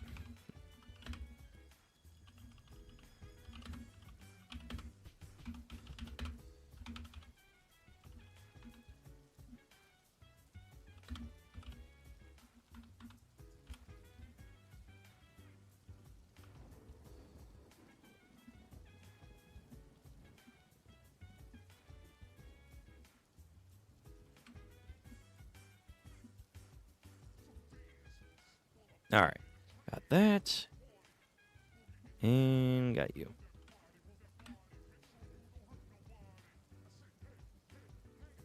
Here we go. So, Modula, Chapter 1.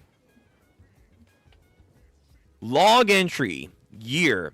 Right. So, JJK, mainly the epilogue, which, despite me having some mixed opinions about the actual ending, the epilogue actually did help a lot of stuff. But one of its main things was that there was a time jump. We saw Yuta and Maki. One, they did the deed. Not only did they do the deed, their offsprings did the deed, and they have grandkids. That's pretty neat. Panda's still small. That kind of sucks. But their legacy lives on. So that was in like 2080. Log entry, 2086. So 6 years after what we saw from there. So then that gives me the idea we're probably going to follow Yuta and Maki's grandkids, which is interesting. Not Ichi, or not Ichi. Ichi. Still in the brain. Not Yuji's kids or anything like that. Log entry, year 2086. I'll be 86 years old. I'm going to make it, guys. I'm telling you. Altitude, 30... Wait. Am I in the right story? Am I reading something different? This is JJK Modula, Chapter 1. What the fuck am I reading? Log entry, year 2086. Altitude 30 meters above Nevada? Wait a minute. What? I thought sorcery wasn't imperative to, like, outside of the world. Or this is 80-something years in the future, so, what the fuck? An extraterrestrial life form identifying itself as a... I almost said Sumerian, like, from the Sumerian, like, culture, Babylonian over here. No, it's not Sumerian. Solmerian, or whatever. Sumerian has appeared, accompanied by a mothership known as a Nuox, carrying nearly 50,000 of its competitors.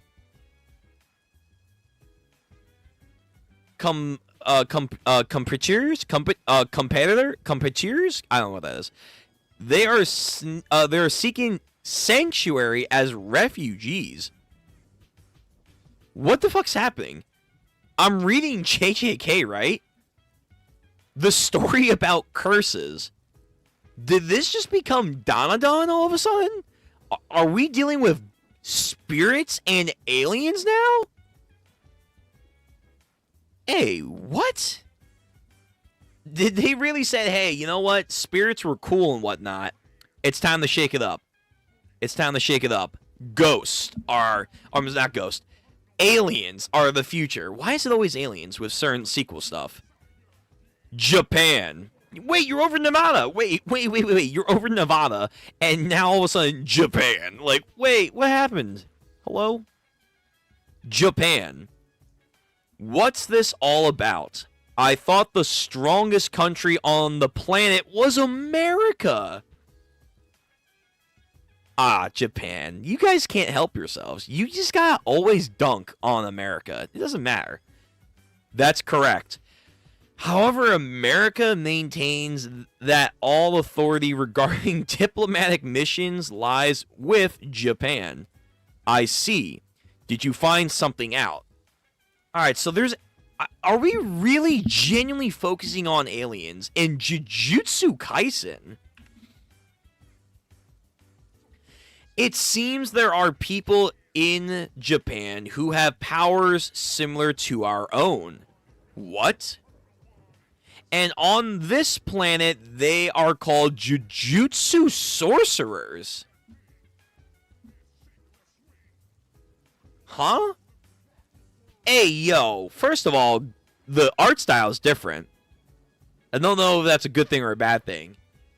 Secondly, this color panel goes hard. Thirdly,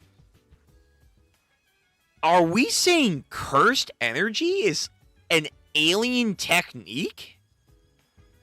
What is this Naruto shit? Why does a lot of manga shonen stuff like, oh, we're gonna do a sequel? We already kind of did a lot of battle stuff, and we don't know how we could, like, up ourselves even more. Space, aliens. Like, it's always aliens. Like, listen, if Two Piece ever happens, I guarantee you it's going to be space-centric. Because, like, that's just what it is. Like, how you top yourself, go to space. God damn. So... these two are probably Yuta and Maki's grandkids from what we saw with the epilogue. You look like, Hiruma. Yeah, you look like, Hiruma. Like, maybe like his descendant. My boy. It's all gonna make perfect sense? I don't believe you. You're saying aliens make perfect sense. You're literally doing the meme. Aliens. Okay, but, I mean, to be fair, it's 80-something years in the future. So, sure. Like, crazy shit happens. Who are we to say aliens aren't gonna, like, make contact by then? That's still insane to think about, though.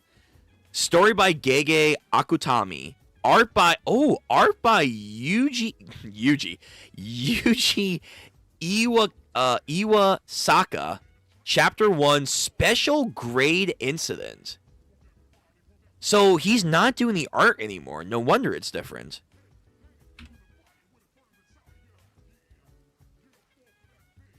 Yuka Okotsu, age 6.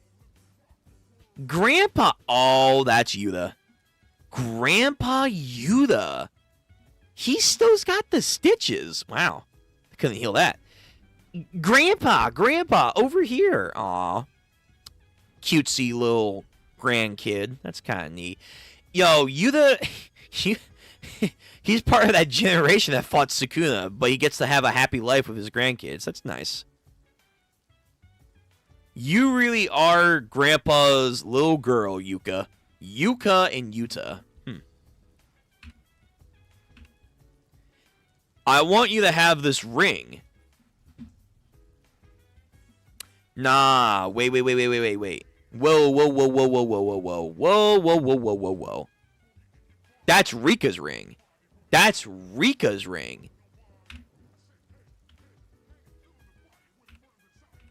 Is she getting Rika?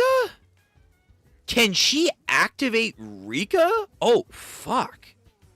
Listen, Rika goes hard, and this is 80-something years. Well, no, because we're in the 20s now, so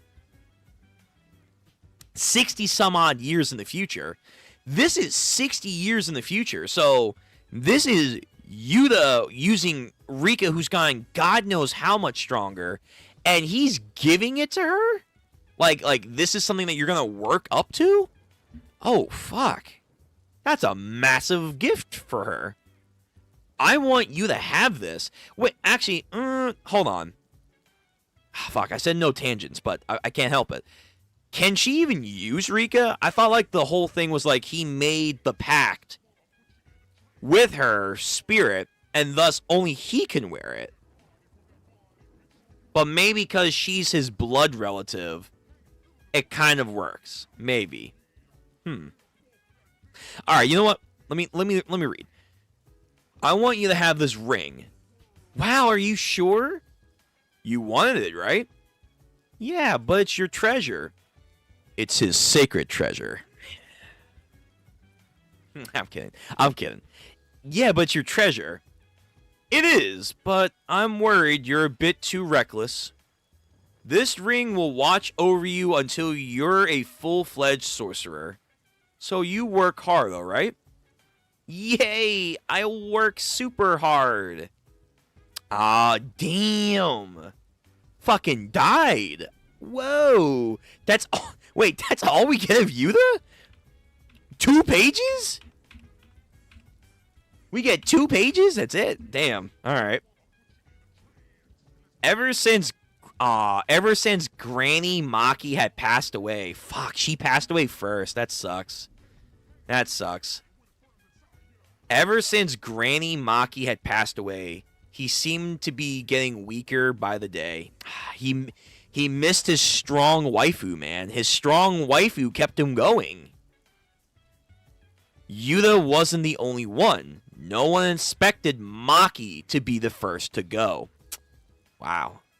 Yuka Otkotsu, age 10.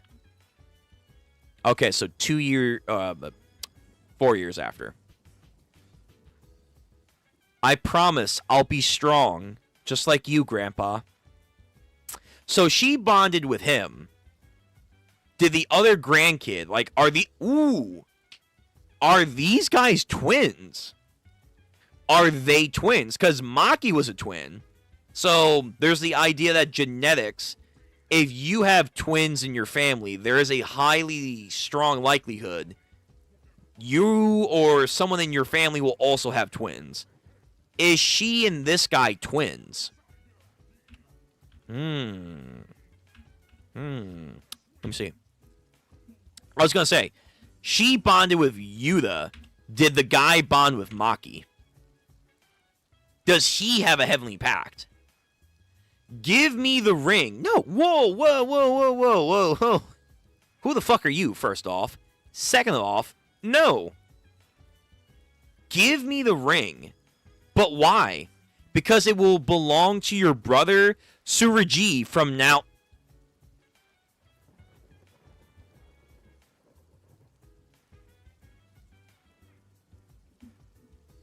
Oh my god, bro. Oh, hell no, man. What the fuck? What? Get the fuck out of here. Who are you? Who the fuck are you, old woman? Get out of here. Because it will belong to your brother, Tsurugi? Nah. No. This is Yuta. Yuta and Maki got together, so I don't know if they have any, like... No. Yuta is technically by proxy to the Gojo clan. Gojo's gone, so I guess maybe he will also take over the Gojo clan? Kind of. But I don't know what's going on with Megumin, but Maki by proxy is the leader of the Zenin clan, so these two coming together have a lot of sway. But most importantly, if them of their high stature said she gets the thing, guess what? She gets the thing. Fuck you. I don't know who you think you are. No. Fuck off. Because it will belong to your brother, Tsurugi, from now on. No way, Grandpa gave me the ring. That ring is a cursed object registered to the Gojo clan's warehouse. Oh, so they have a warehouse. Of course they have a warehouse. So the Gojo clan are still around. Makes sense, though. They weren't fucking idiots like the Zenin clan. And the Kamino clan, they were fucking worthless too. So, yeah, I guess the Gojo clan only matters. You have no right to have it? Wait, fuck you. She has every right to have it. If it's a... Wait, hold on. Because he's a part of the Gojo clan, kind of, by relatives, because the Fujiwari and Sujiwari thing. He's part of the Gojo clan. Therefore, she's a part of the Gojo clan, too. What? Just say, hey, I'm like 1/5, 8th, however fractions work for DNA. I'm 1/8 Gojo clan. Fuck you. This is mine. Go fuck off. You want to start something about it? Go start something about it. Like, again, Yuta should have been probably the head of the Gojo clan. If he said, this is hers, it's hers. Who's gonna stop him? Hello? You have no right to have it. Only Tsurugi is suited for this ring. How so? Explain. Give me some actual reasons. No, wait. No. No. You know what this is? Oh my fucking god. I thought they died. I thought they fucking died. This is this bullshit again from the Zenin clan that Maki grew up in. I thought that once Maki fucking killed all those bastards, the Kamino clan fucked off somewhere. Gojo clan, they just kind of were like, damn, that's crazy, Gojo. Anyway, just ate snacks and watched the whole Sukuna incident happen. I figured after all these years, there would be some kind of reformment, something. And the guy from the Kyoto place, you know, he would have changed some shit. This is the old way of doing things. Are you telling me in 60 plus years they haven't changed anything? That's so weird. Maki Yuta, I imagine Yuji, and so many of the other people that are from Tokyo and lived through Sukuna, they didn't change any of the outlooks and traditional bullshit? What? Get the fuck out of here. No, this is dumb. You have no right to have it. It's only sued for Tsurugi. Tsurugi, give it back. That ring was really important to me by Grandpa. Tsurugi, Okotsu, age 11. They're not twins. Don't look at me. I didn't make the call. Then just give it back. Then give it back. Exactly. Yo, I like her. Punch. That didn't go so well. Only Tsurugi is suited for the ring. I'm going to get stronger and show them. I'll make them say I'm the one who's worthy of it. All right. Yeah, I gotta move. I want to do 3 chapters, and I want to, but damn. Do all the kids play these retro video games nowadays? Girls don't really play them too much. Wait, you're pretty good at this. Not really. I can only play games for an hour at my house, but my friends can play all day on the weekends, and their parents don't get mad. They get to buy tons of TLC stuff. My parents are so mean, you know. They only want me to watch videos for 30 minutes a day. Crap, I died. Are you sure kids your age should be playing video games like this? Why not? Well, seeing how you died, isn't it kind of cruel? Nah, this is totally normal. Well, I guess if it's okay if it's normal, right? It is. If it's normal, I guess you won't complain if it happens to you for real. Wait, what? The recent case of Japanese citizens being abducted to be used as energy resources is increasingly serious. Even right here in Kyoto. Oh, we gotta go to Kyoto? Not even Tokyo? Even here in Kyoto, there have been frequent occurrences of children getting abducted. Since the police can't track down the perps, we sorcerers have now been officially involved. So, are sorcerers officially mainstream? Like, they're no longer skulking in the shadows. Because after Shibuya, Shinjuku, the Calling Games, Mei doing a live stream, like me right now, like, hey, what's up? Like, curses are real, by the way, if you didn't know. After all that bullshit, and 60 some odd years, they're no longer in the shadows, right? Like, they're a thing. Surely. I want the three of you to investigate the scene and report any leads to find to the higher ups, no matter how small it could be. Sotoruchi, so 17, so this is about like 6 something odd years later. Yuka, age 16. Sure, but what do you mean by the three of us? Oh, the guy on the main cover and maybe Alien? I'm Inspector Maru Val Vul Yalvoria. You can just call me Maru.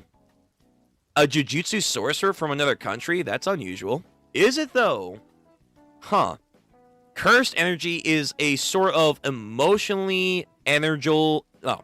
It's sort of a emotional energy unique to Japanese people. So they're still doing this shit, huh? After 60 years, huh? So even then, it's still a Japanese exclusive. Crazy.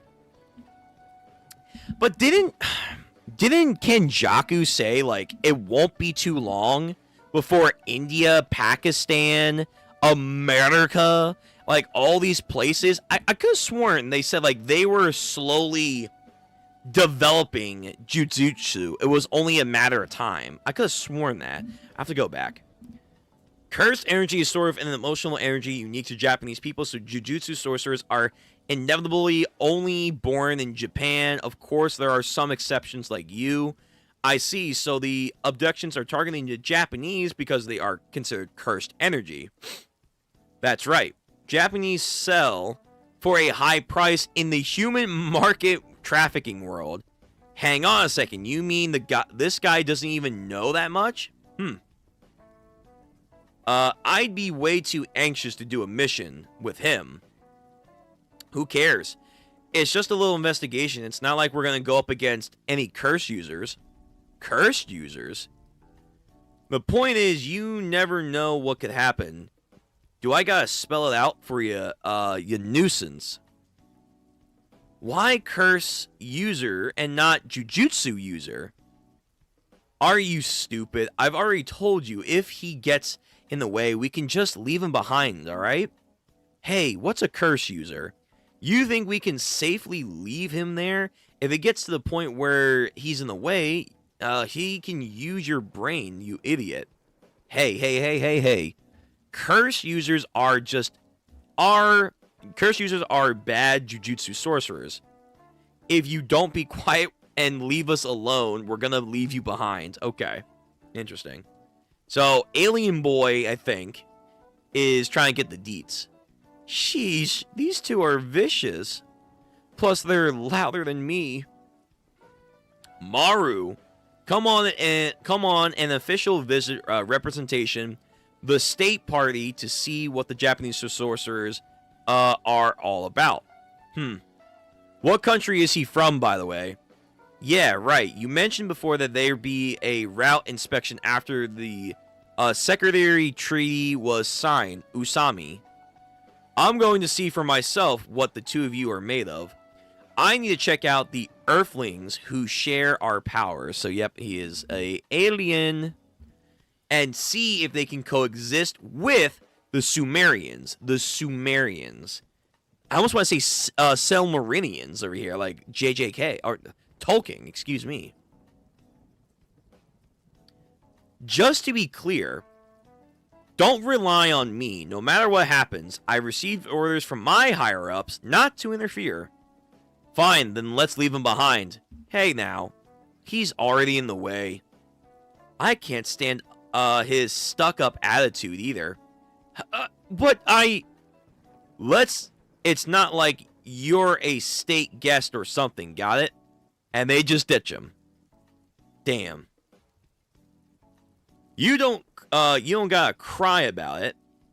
Because then it's like, we're the bad guys, so she comes back from. She doesn't think she did anything wrong. What? Oh. Deli ow hot. It's deli kick ow hot. Okay, some weird shit. Okay, so he's having some takoyaki. Why are you crying always? You can get takoyaki like this anywhere in Kansai. Here you go, kid. You really can. Yeah, especially in Osaka. This is Kyoto's version, though. You know that, right? No, he probably doesn't. Man, this country's got it all. You better pay me back later. Oh, I'm sorry. Does this mean you'll pay me back? I had a feeling you two were siblings, Yuka. You did? You were really, yeah, you're really similar to each other. We're nothing alike. Do you two not get along with each other? Well, he took my most prized possession from me. Wow, he still has it. So he stole it from you? Not exactly. It's a ring, an heirloom from my grandpa. The one he wears around his neck. I just realized this guy looks like Megami. But that makes sense because they're from the same family, Maki and him. So, Yes, it's a very important cursed object that belongs to the Gojo clan.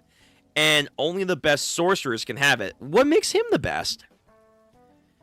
It used to be mine, but then my mom suddenly gave it to my brother. Wow, so Yuta's mom, Yuta's daughter is a prick.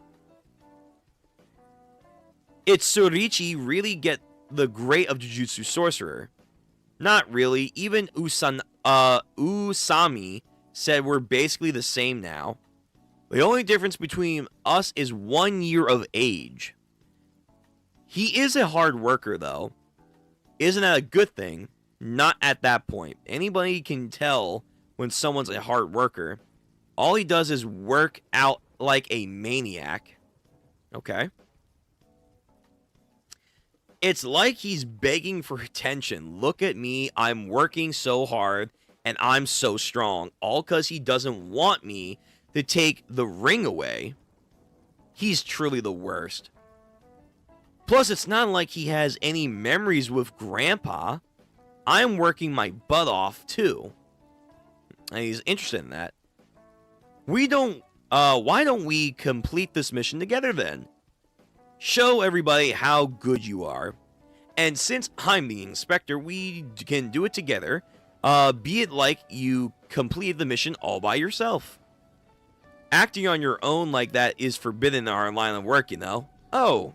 Sorry.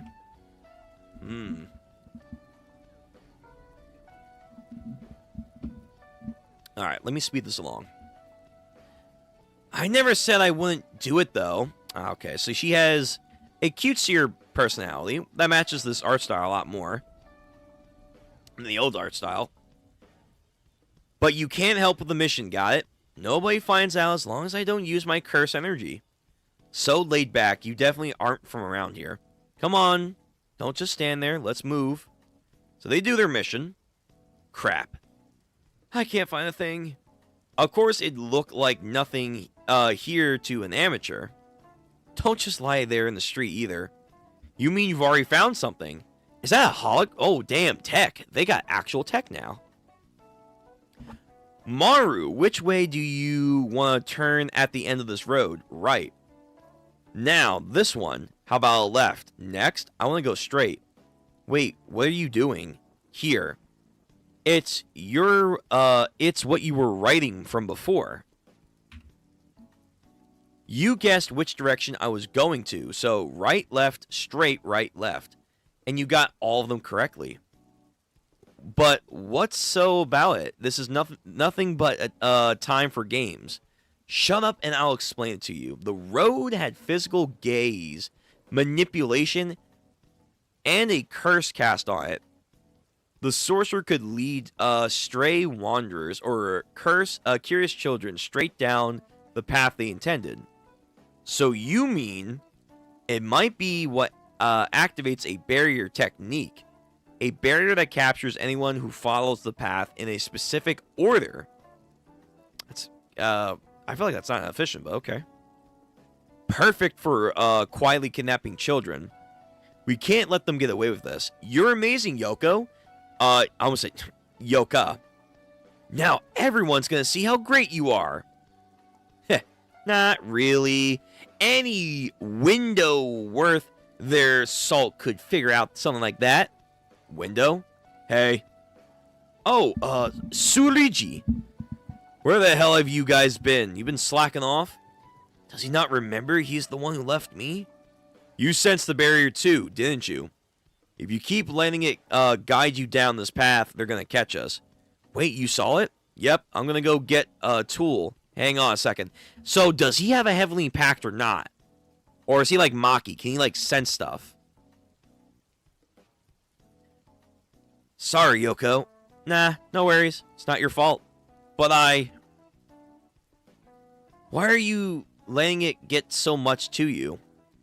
Actually, I have a brother too. He's my younger twin. Izzy. We don't really get along. I've tried to patch up things a bunch of times, but it's never worked. Why are you two always fighting then? It's no particular reason. My brother says I'm just clumsy and it pisses him off. It's sad that I can totally see that from him. It hurts me that we can't understand each other. And the thought of us going on forever, well, it really hurts. I don't want you guys to end up like me in pain. So I want you two to settle your own issues with the ring. Maybe just stop projecting how you think siblings should be because you don't get along with your own.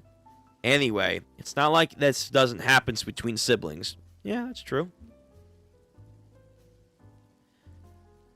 Are subtle emotions totally lost to this? Wow, so he doesn't like how blunt she is. I don't care about my brother as long as I get my ring back. If our reading is correct, this is the path that starts right here. I finished the report, so let's go on and close up this mission. Even if we don't block off every path, it should still prevent the conditions of a barrier being activated. Okay. That should do it, so they use some tape and stuff. But of course, a kid goes in. Yo, kid, wait a minute. Hands. Got him. And he disappeared. Damn it. We were up against a pretty top tier curse user. If it worked spatial transference into a barrier technique. But we've been following the path exactly how it led out to us. Maru, Yoko. I keep saying Yoko. Yoka. I'm going after the kid. You two need to report back to Usanami. But I'm going to go with you too. No. Why not? Because I'm going to prove that I'm stronger than you. Oh, shut the hell up. I'm just going to go with you. Hands. Got him. And he left the sword. Oh, fuck. Wait, that's not Yuta's sword, is it?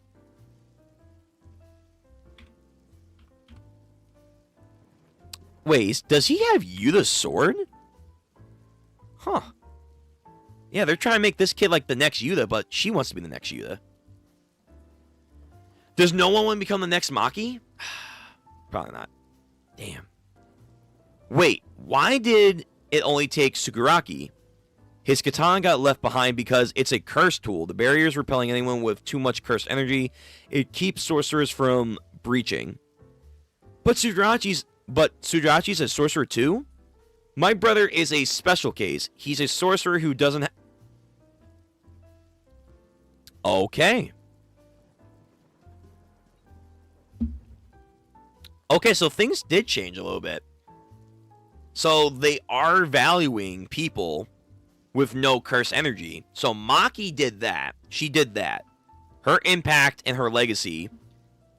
The Jujutsu Sorcerer Society, they value now, truly, even those with no curse energy, aka Heavenly Pacts. They value them now.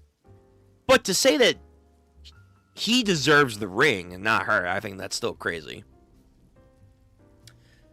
My brother's a special case. He's a sorcerer who doesn't have curse energy. That's why he uses a curse tool. Then this is really bad, especially since he went to go save a kid. It's like when the hunter becomes the prey. Well, this is really easy to understand for the idioms. I mean, now that's the next time for that, I guess. Just settle down, okay? Let's do like Tsukuraki said and just report back to Usunami, and we can be done for the day. Does she have faith in him that he's going to break out? Are you really not going to help your brother? Go exactly where? I've got a plan, and if it works, we can figure it out now. Now just saying stuff. Anyway, who cares? I've got zero motivation to be honest with you. Zero? Remember what I said earlier? He was practically harassing me. But I bet he didn't think his katana would get left behind. Kind of serves him right. How lame. If we call Usunami, will he get here in time, you think? He's in Tokyo by now. If there's a sorcerer who's free, I'm sure they could come. There'll probably be someone around here. This isn't right. Let's go help him ourselves. Again, shut up. I've already told you. No. But that's not right to do. Just give it up already. But you ain't gonna give it up. If Tsukuraki gets killed, you're gonna regret it for the rest of your life. We can't let that happen. And Tsukuraki might have a chance of heart someday. And if he dies now, it's never gonna happen. He's your only sibling. Just trust him. No matter how much you two might fight, or how much he insults you, don't curse your brother in any sort of way. What do you know anyway? You just showed up here, and you're pushing your own ideals on me. And what's wrong with having ideals? If somebody can't live up to my ideals, I'm the one who gets hurt, not them. I might have ended up humiliated. It hurt. It'll hurt, and it'll hurt like hell. But it's just pain. If you're going to give up on your ideas, then do it after you've been hurt and humiliated. But I haven't given up on my brother yet, and don't you dare give up on yours. That's a fair point. I won't go and save him. I'm going to punch him in his face, okay? Sure. Alright, then let's go. You know the roads in Kyoto are better laid out on a grid pattern. Well, that makes it really compatible with my own barrier technique. So this guy who's been kidnapping kids. So you decided to do it by Jujutsu High. Right on the Jujutsu Sorcerer's home turf. What a dumbass. And who would that dumbass be now? Didn't expect the restraints to be part of the transference. Anyway, I'm gonna quit human trafficking. Oh, that's nice. That's a good thing. You're a Jujutsu sorcerer too, so I'm sure you've heard of it by now. Huh? You mean you really don't know what's happening recently? What would that be? Aliens have come here. The beans. Oh, you're one of those tinfoil hat people. Thought you were smarter than that. Unfortunately, I'm telling you the truth. Inspector General has now officially declared the extraterrestrial invasion as a special grade incident on par with... Whoa. Time out. What? Excuse me? I'm taking a screenshot. The fuck is happening in JJK Modula?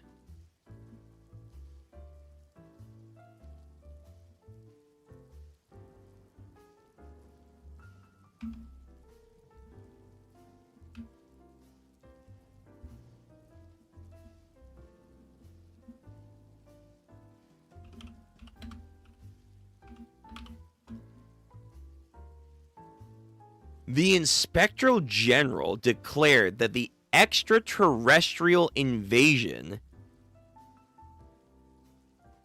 as a special grade incident on par with the attack by Ryuma Sukuna 68 years ago? You mean Shinjuku?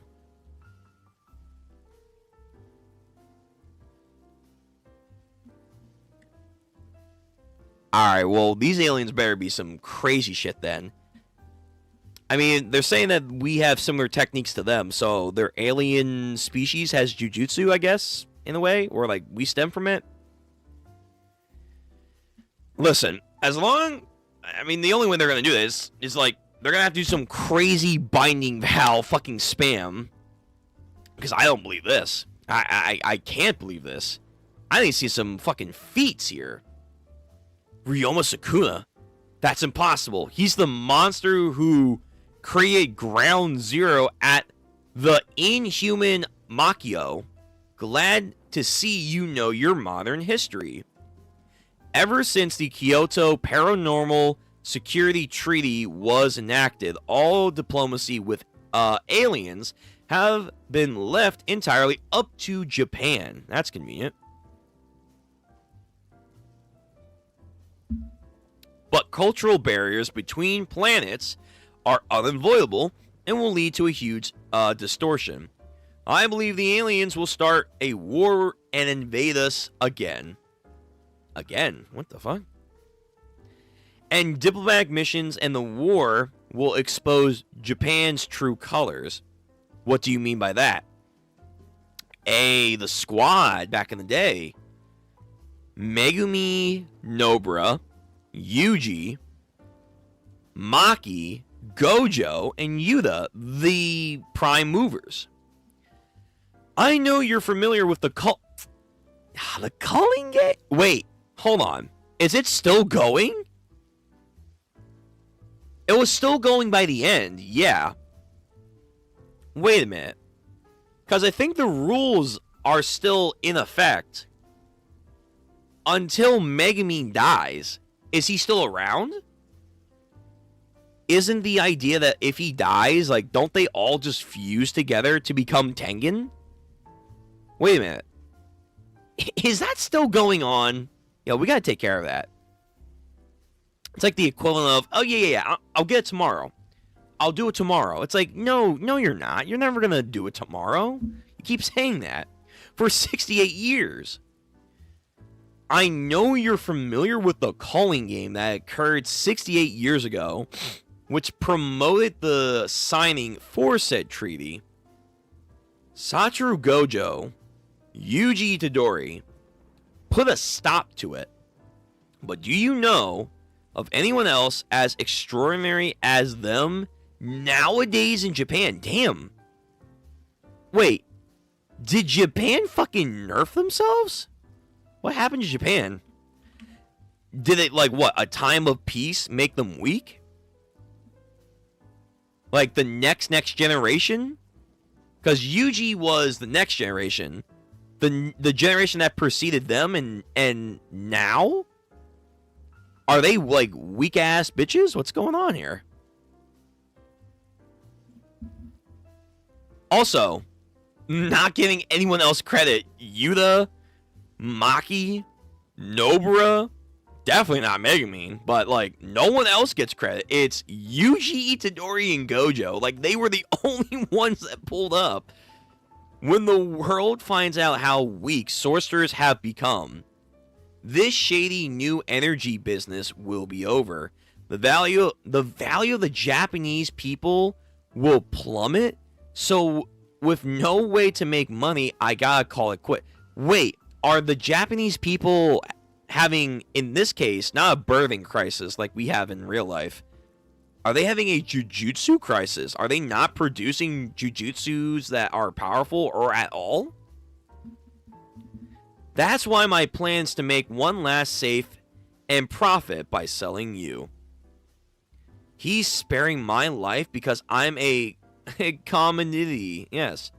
Oh yeah, you're planning on selling me like with the rest of the kids as a set, right? No. I've already packaged up the children. Oh, God. Like trading cards. Your cursed energy is weak, but you're a sorcerer after all, so I think I can put you up for auction. I'm fed up with kids anyway.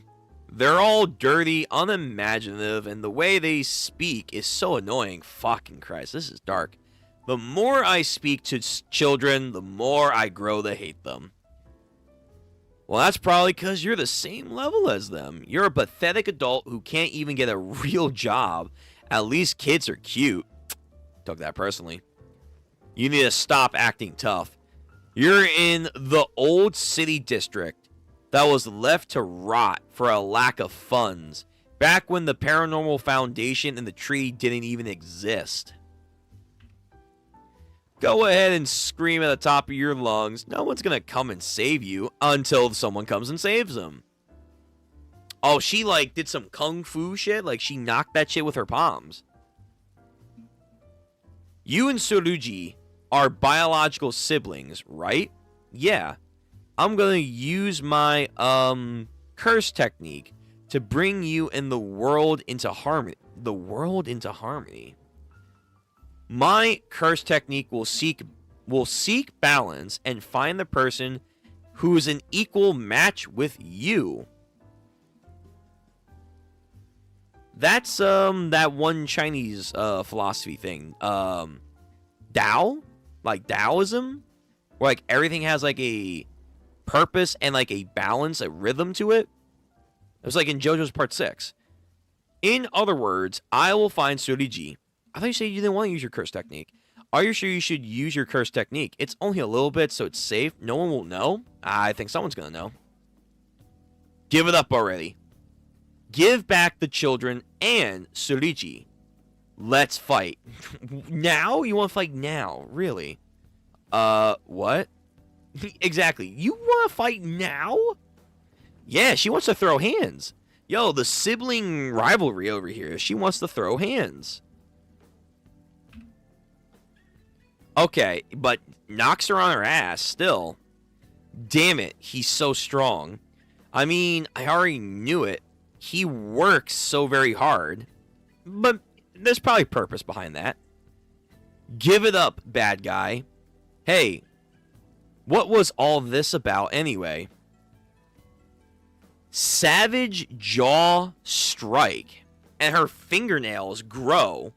She's like that one new girl from Bleach. So she's a martial artist Kempo practitioner over here. With cursed energy. She grinds like her, like, almost, it reminds me of Nen, how more likely. Like, her aura takes the shape of a fucking dog around her fist and bites down on him. A martial arts, Kishokin strike with curse property embedded into it. He gets cut up. He taps on, oh, this is one of the Reggie things that, like, he has, like, one of these, like, curse slips. He touches it, and then I think he teleports, like Nove. He got behind me within an instant. And now he's armed. It's the same barrier technique he used for kidnapping the children, and is filling this room. This is pissing me off. Hey, can you give me my katana, Maru? Crackle. What's that sound? This is the curse tool, Hono Yagi. Oh, I'm surprised this is not. No, this I think is not Yutha's tool. Then this is something else. The sparks generated from the scabbard and guard are infused in the blade. What does he have? Like fire, lightning? Oh my God, he's a fucking demon slayer.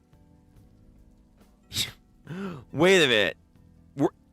Did JJK just become a mix of Danadon and Demon Slaying? What the fuck's happening here? New Shadow Style, so that's a simple domain. Bato Sword Drawing. Yeah, it's a Demon Slayer Flame Wheel over here. Interesting. All right, so Shallow Style got way more cooler, and way more maybe like straightforward effectiveness. All right, so Yuta's grandkids, they're putting in work, I think. I think they are. One's a martial artist, and one is also a non-curse user, but he's putting in work, you know, with kenjutsu. More practical kenjutsu than, like, even Maki. Maki was more of a fucking heavy hitter. That's what she was. He's genuinely a kenjutsu practitioner. Bato sword drawing. The katana's on fire? It's burning the talismans and forming a barrier. Savage jaw strike. Biting twist. He takes it. And this guy gets caught on fire. How hot? They're breathing. It looks like the kids are fine. Don't touch him. We gotta call the adults. Yuka. You've gotten pretty strong, huh? I'll work hard too, so I can give you back the ring soon. So Ichi Okotsu age 7. So now we're seeing his storyline. Hey, Granny! I was right. So one bonds with one, the other one bonds with the other. Granny! As he pulls a fucking snake. Oh, Granny. You're a lot like me, Suru. Am I? So that's Maki then. Wow, old Maki. Man, this is sad. Yes, you've get stronger through loss. But it's a double-edged sword, so you have to be careful. Do you understand? No, he does not. I mean, leaving things is important too. I want you to have this ring. Are you sure about it? Man, I wanted that ring too. The ring is a protective charm to ward off danger. You don't need it, Tsurugi. Because you are strong. Aw. Granny Maki believe in him. This ring belongs to you starting today. But why? Because you need the most. Damn, so Grandma said you're strong because he has a heavenly pact on him like her. But now the context is he gets the ring not because he's special in the good way. He gets it because he's fucking weak in their eyes. So this bullshit of we don't trust heavenly pact users to be A tier. Oh, man. And that, you know what? This sucks even worse. Because that's Maki's daughter. That's Maki's daughter. We saw what she grew up with. And to think that her daughter turns out like this. To believe kind of more of the propaganda of the old culture. That if you have a heavenly pact, you're damn near useless. Now, she's not being as severe like Maki's parents were. Fair. But the fact that she's kind of embodying these traditional mindset after everything we went through in the main storyline where it's kind of like shown with the Kyoto school. Like outside of Todo and Mai becoming a sword, Kamino kind of, Kyoto school people, they kind of suck ass. They don't really do much. And the reason for that is, at least a narrative reason, I think, is because the Tokyo school, our main cast of characters, they represent the new age. They represent, like, changing of the tides of, you know, the old ways have to be done for a new generation to come forth and change the system. That's what I thought, you know, for a while. And also can kind of explain why certain characters don't do much compared to the other characters from, like, the two schools' perspective. But it feels like, in a lot of ways, some things haven't changed. And that's kind of sad. Like, especially, again, like, in her own family. Like, Maki's own family is falling back in this old traditional mindset. And that sucks to see. I don't need something like that. It was the Gojo clan's decision. What you want is irrelevant. Granny was the one who trained me. I don't need some charm. I'm going to get stronger and show them. I'm going to make them say you don't need the ring. You're Maki's grandchild after all. Man, that's sweet. Yo, again, fuck the clans, fuck the higher-ups, again, somehow. We're still on this bullshit. Just say, hey, if she wants it, she gets the ring. If I don't want it, I don't want the ring. It's that simple. Like, if they're strong, they can decide what they want to do. That's it. Plain and simple. Sorry, Yuka. Just let me hang on to it for a little while longer. I feel like you're feeding, though. You're feeding exactly what you're trying to fight against, though, by doing that. I don't see the logic there, but whatever. What do you mean by, you idiots? You're all idiots. Nothing. And idiots should just die. So he does some last-ditch effort. Crap. He's using a barrier technique within the room itself to wish the kids to. He's going to try and transfer the kids away. I've already secured the buyer. Oh, Tien Shinhan. Fucking eye stare at him. Knock the fuck out. Maru, what was that just now? Maru, just hang on a second. Aliens have come to our world. You're an alien. This new plot point of aliens coming here is it's throwing me off. Like, the Jujutsu stuff, like, okay. This kind of makes sense. Whatever. Maki and Yuta getting their stuff. Talking about Gojo Clan. Talking about Japan having, like, the only ones having curse energy. Still having only curse energy. Fine. It's the alien stuff that's kind of throwing me off right now. I'm not going to lie. It's a very weird turn. Like, it's not something that doesn't happen. We see that in a lot of stories that like to take this turn. But it's like, Jujutsu Kaisen having aliens?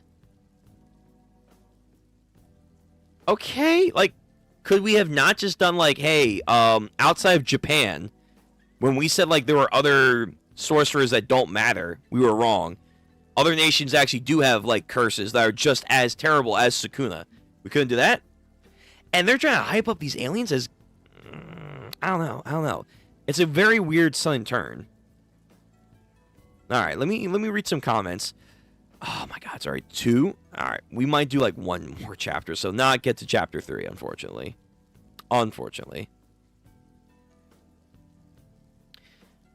You'll see soon. It's all gonna make perfect sense. XD, I don't know, man. Right now, I got a lot of questions. Yu's swords got cut in half by the. Oh, true, it did. So no, yeah, he doesn't have the world's last. Thanks, Vince. He's like Maki, currently in the anime. Less energy than normies. No way of changing it either, unless Yuka's a secret twin. They're 1 year apart from each other, so I don't think so. I think he'll probably have some way to upgrade his Heavenly Pact, because that's also been a theory, or like a speculation. Like, can people with Heavenly Pacts, outside of Maki and her twin scenario, can they get stronger with their Heavenly Pacts?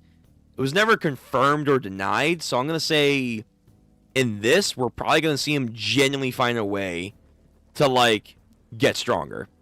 If that makes sense. Like, upgrade his Heavenly Pact. Yeah. Okay. That was the Viz. So, we're done Chapter 1. Let's do Chapter 2. Chapter 2 of Jujutsu Kaisen. So I'm reading this now on TCB. They're the ones with the translation. So I'm going to put that into the chat. And then we're just going to go. We are just going to go. So, Chapter 2 of Jujutsu Kaisen Mobilu. Mobilu? Whatever. the Jujutsu sorcerers and aliens. So yeah, we're just doing this, man. We're just having aliens. Beyond the encounter lies peace and harmony, or will it be? Like the art style, I think is. I'll say this now for sure. The art style is an improvement. It is a different style, but at the same time, I kind of like it. It's like a lot more flushed, if that makes sense.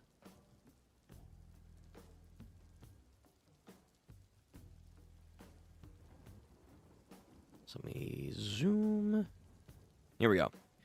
Kyoto Future Science Lab. They do also have technology now, which is kind of dope to see. Rolling back time before Maru and Sugiyami met. This is really okay? Is it really okay acting before the Ministry of Health, Labor, and Welfare finished their risk assessment of the testimony? We're dealing with the unknown here. What if they carry a virus or a number of potential problems? Very true. Their religion, language and history, culture are all unknown entities. If you want to treat it like a pathogen, you best be prepared for war. True, we don't know anything about their gender norms either. In fact, we might cause fraction by bringing 2 men to meet them. Yeah, again, meeting aliens on any front is going to be a whole speculative battle. So, you do get it. It's all the game of chances from here on out, okay? In any case, what was all our studying for then? It's a pleasure to meet you all. No, we have big man heads. So, they have 3 eyes. That's like their main motif. They're like weird yokai oblong people. I'm a diplomatic envoy from Sumari, by the name of Japoloma. To my side is a dispatch personnel named Cross.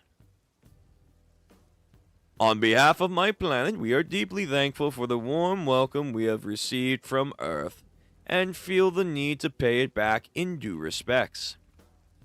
They're speaking Japanese. Now, it's our highest pleasure. I'm the elected interim minister of foreign affairs, Usanami. It's a pleasure to make your acquaintance, sir. And they grasp, but it's a politician grasp there. And I'm his subordinate, Mino. We didn't hear anything about them being able to speak Japanese. We're speaking the English in American. Hell, even if it was that case, they should have reported it. Lousy work for those pushing us to expose the technology, huh? They probably did it on purpose. Japan has been entirely Yunko operative since the Kyoto Paranormal Resolution. We can expect any aid from our domestic society. By clearing the language barrier, they have an overwhelming advantage in negotiations. So they've already showed the playing field hey, we're better than you. We have one request for you. Would it be possible for our representatives to be present in this meeting as well? Naturally, it would be fine. Is there any particular conversation you would like to have with us? Well, technically, you can't be considered unarmed. I'm afraid it wouldn't be right for them to join us today until we've made our positions of non-hostility painfully clear. Uh-huh. Alright, who's Big Man? Big Man coming through the door right now. Yo, just step forward. So they just felt some insane hockey. Usanami, are we dreaming right now? This is no good. So, that's what people mean when they say Ryoma Sukuna. Now, what? Okay, we're really trying to hype this. We're really trying to fucking sell these fuckers are genuinely gonna give us Sukuna level problems. I mean, it's a sequel, so I guess you kind of have to start there and work your way up. Already though? Already? And aliens are Sukuna level. Man, it really is the Naruto, Dragon Ball, just next part of the story, how you raise the stakes, aliens. All right. Let me get the music back.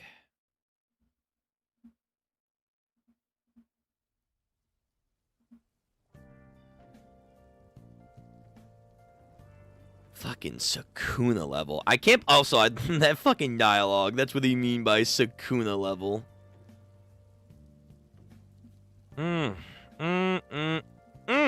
Okay. Okay, Mobulus. So that's what they mean when people say Ryomen Sukuna level. Like, they've metric this. If he wishes to, he could easily level a country with ease. Our position has been made clear. Thank you for saying so much about not invading us. Even still, we can't exactly swallow all of the conditions that have been thrown at us today.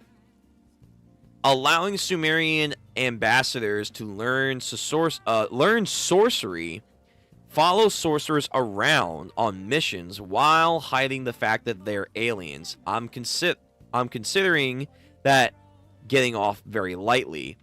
Yo, these guys are etchy as fuck. And who is this big dude? So that's probably his twin, Maru's twin. He thinks he's a demon lord. This guy thinks he's an actual demon lord. Like, yo, Sukuna was the king of curses. This guy is the king of demons, but they're aliens. So he's Lord Boros. He thinks he's Lord fucking Boros coming out here. One eye, three eyes. Tien has never looked cooler. The clan that Tien descended from in Dragon Ball, which may or may not be aliens, they've never looked cooler. They have never looked this cool. Hey, King of Curses Sukuna. Apparently you're getting challenged right now. How you doing? Do you have anything to say about this? Like, you know, Binding Vow, Fuga, like... Because right now, apparently you're getting gapped. I'm going to assign them to Okotsu's siblings. They may be talented, but they are still just kids. The Sumerians aren't invaders, but refugees, until they decide otherwise. Sure, as of right now, they meet for the criteria for refugee statuses, but the details remain undecided and rely on self-reporting.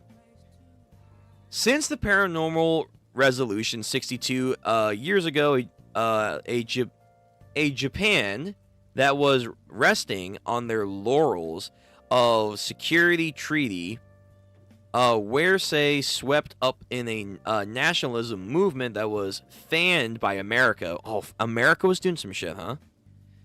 It was a sweet-sounding proposition for an island nation that plays on isolation. We can't make the same mistake once more. All we're doing now is checking out each other's deterioration with the papers of machine diplomacy. It may take tens of years, but we're steadily heading towards the worst case scenario, for sure. Once word of the Sumerians become public knowledge, it leaves room for a national movement to stir up the people's agitation, and then they're going to raise up arms themselves. All-out war. We mustn't allow war. We have to avoid it at all costs. Very smart. To end this, we must strive for harmony. Adult sophistic sophistic, I don't know, something like that. Adult sophistry won't cut it. We'll melt their hearts with the young souls of our new generation. Now they want to test. They want to see what you guys are doing. He is yet to prove himself. I'm still king. All right, fair enough. If you say so. This translation is actually more acceptable here. Really? Well, we'll see.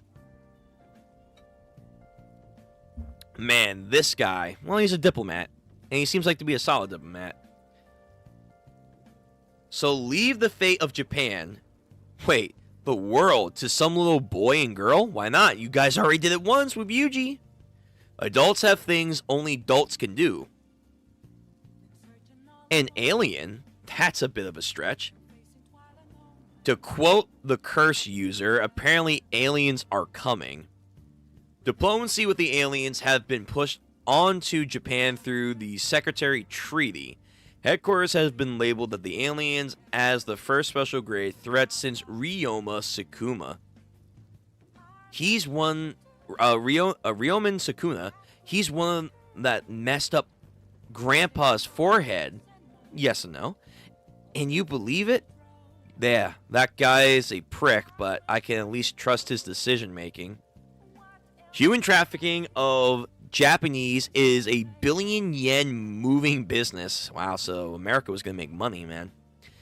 Yet he decided to wash his hands completely of it because of an alien invasion. If it truly is real enough to make a bad man stop doing bad things, then there might be some weight to it. Plus, you saw it too, didn't you? There are plenty of sorcerers that look weird, okay? Sure, maybe with less eyes, but you've never seen something like that. Shall we prove it then?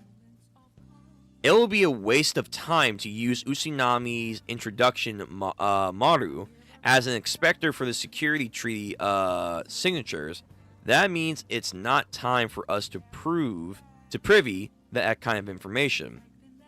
Look, I didn't say anything about checking with Usunami. Wait, you want to ask him directly? You're gonna waltz up to him and ask, "Hey, are you an alien?" That won't work for the same reason.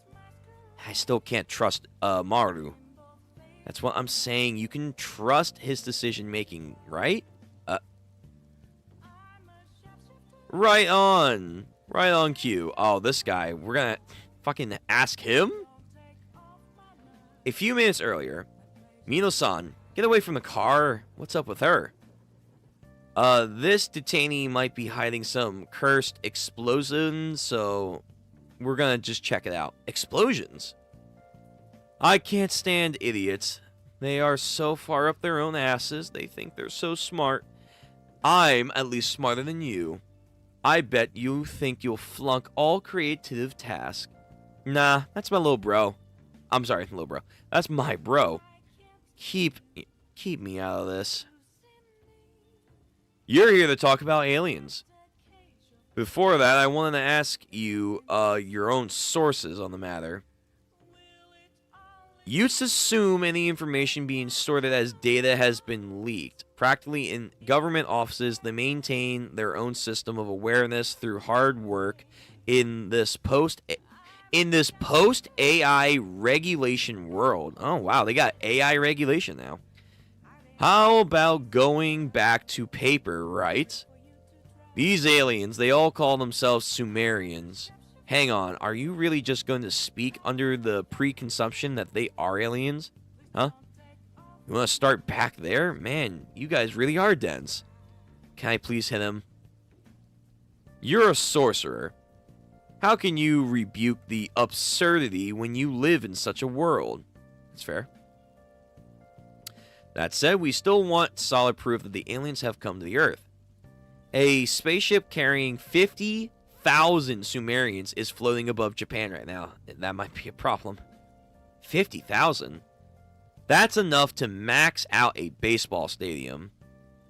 How exactly can a ship that big not get spotted? Tech, baby. Tech, fuck yeah. It's something similar to our curtains.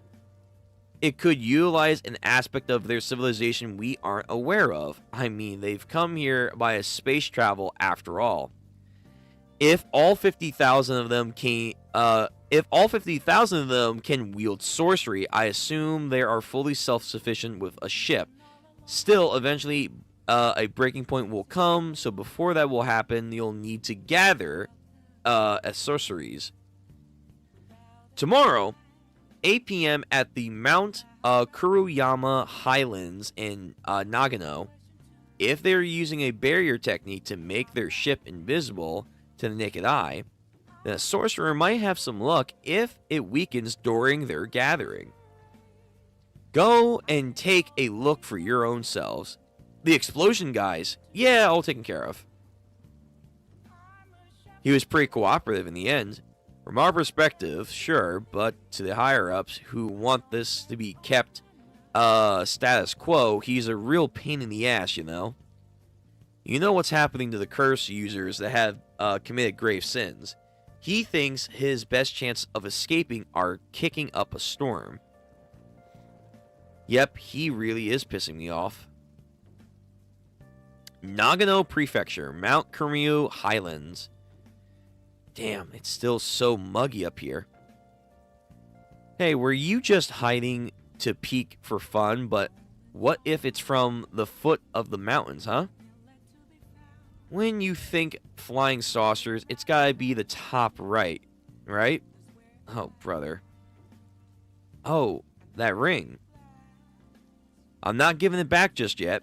Grandma was treated like a complete reject by the big three families, but since she never gave up and shut them up through her own skill. True. Huh? I don't think shut up is the right word. Wasn't it more a squashing? That's how I want to be. We're both chasing after our own truths right now. Always wanted the ring back, eh? And he always wanted to give it back. Was that why he wanted to become stronger? Either way, one of them is going to get Rika. Because I imagine, again, this ring has Rika still inside of it. Also, where's Panda? I just realized that. Panda's not here. That wasn't just it. Oh, spaceship. I think. Yo, it's like a gargantuan block.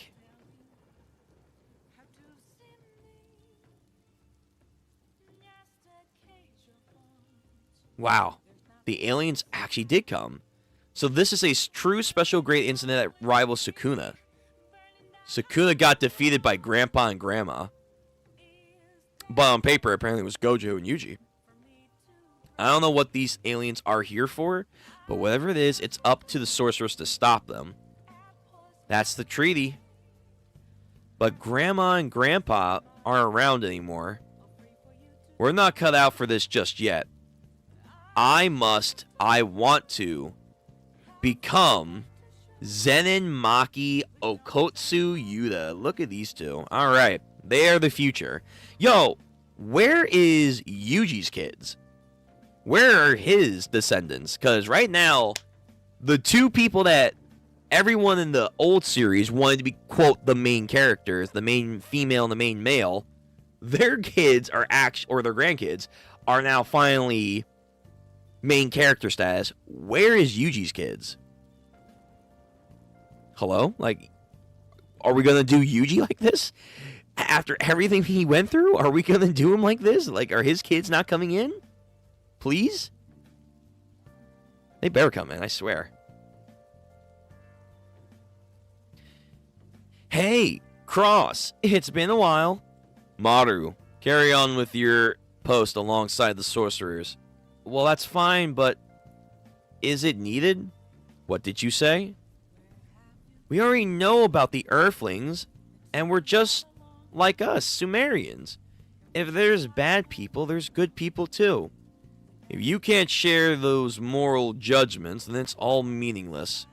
We can. It's not your place to decide our matters. We're currently in a stalemate between conflict and coexistence. So just like the bureaucracy on our side, it's a battle between the status quo and also just making sure we don't blow each other up. That's what they're thinking too. We can't have conflict with them. Then stay among these Earthlings and gather all the data to fuel our discussions. That is your duty as a soldier. Are you not going back to the ship? I too have my own role to play. Cross, if you're not heading back, how about we grab breakfast together? I've been taught a whole lot about this country's rice. It's quite tasty. I'm busy. Damn. So they go out. Oof. Where are you playing at? I forgot we didn't come with our high school passes this round. Hold up. I gotta relink. Yuka, you go on ahead without me. Yo, Maru, what's up? If you stand up here, the people below will think that the worst case scenario will happen and they'll call a cop. That and you're breaking and entering over here. You have any similar phrases on your planet too? Be quiet. Don't talk to me. Oh, so he's confusing him. Who's he think he is? And that's the end of chapter 2. Okay, alright. Alright, we'll probably push through chapter 3. Even though it's 3 o'clock in the morning. Jesus. Almost 5 hours, but we'll do it. Oh, we'll do it. So let me see chat. Let me see what chat's saying right now before we get into the next chapter. First 3 chapters are also free. This translation said the concept of being unarmed is meaningless for him, the big alien guy. Ah. Well, this big alien guy is getting glazed, so he better live up to it then. Listen, for better or for worse, they're trying to say the follow-up for this series, main threat, is already here. This guy, I assuming, is going to be their main firepower. Like, he's their nuclear option. He is a Sukuma-level threat, supposedly. Okay, well, you better live up to him, my man. Because Yuta and Maki's kids are starting to grind. And I'm hoping Yuji's kids are out there. Yuji... Toto? Did he get with his idol or a girl with a big ass? I don't know. Megami's fucking I don't know. Nobara maybe. Inumaki's kids maybe. Panda's around, but no one gives a fuck about Panda because apparently no one fixed him in like 60 plus years. Higuruma's kids, if he ever got to have any kids, maybe, I don't know. Like, there's people. There's people, probably. For more than just Yuta and Maki's kids. Wonder if that trafficker related to Yu scene, they both had teleport. Oh, true. Maybe. Because they said at the end that Yu or Kwikwi, he was going to become the new head of the Shadow School.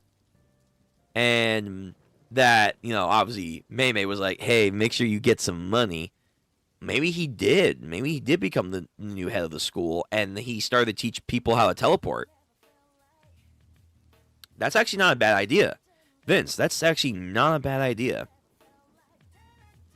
Viz says Grandma, Grandpa, and others. Oh, okay. So in the Viz, they give more credit. I like that. They like, because let's be real. Even though Yuji did put in a lot of work, and he should get a lot of credit, you know, people together helped take down Sukuna.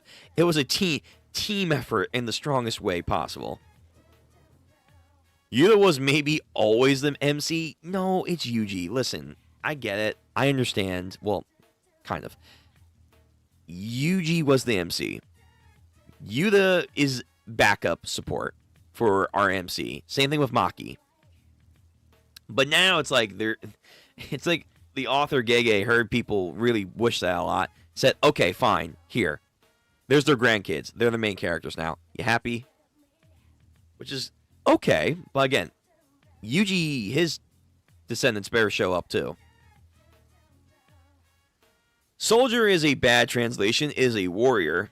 Yeah, tomato, tomato, but being able to fight unarmed is true of many sorcerers. Yeah. In fact, depending on, well, if they're bringing back old culture, some of the old way was like, oh, you gotta use a weapon? Gross. Man, you're in for a ride for sure. Panda's a robot couldn't have kids anyway. No, I'm not saying Panda having kids. I'm saying, like, Panda's around. The reason I'm talking about kids is, like, the legacy of these characters, but also, like, to build a group to fight against a supposed Sukuna. You're gonna need more than just two. Like, these kids.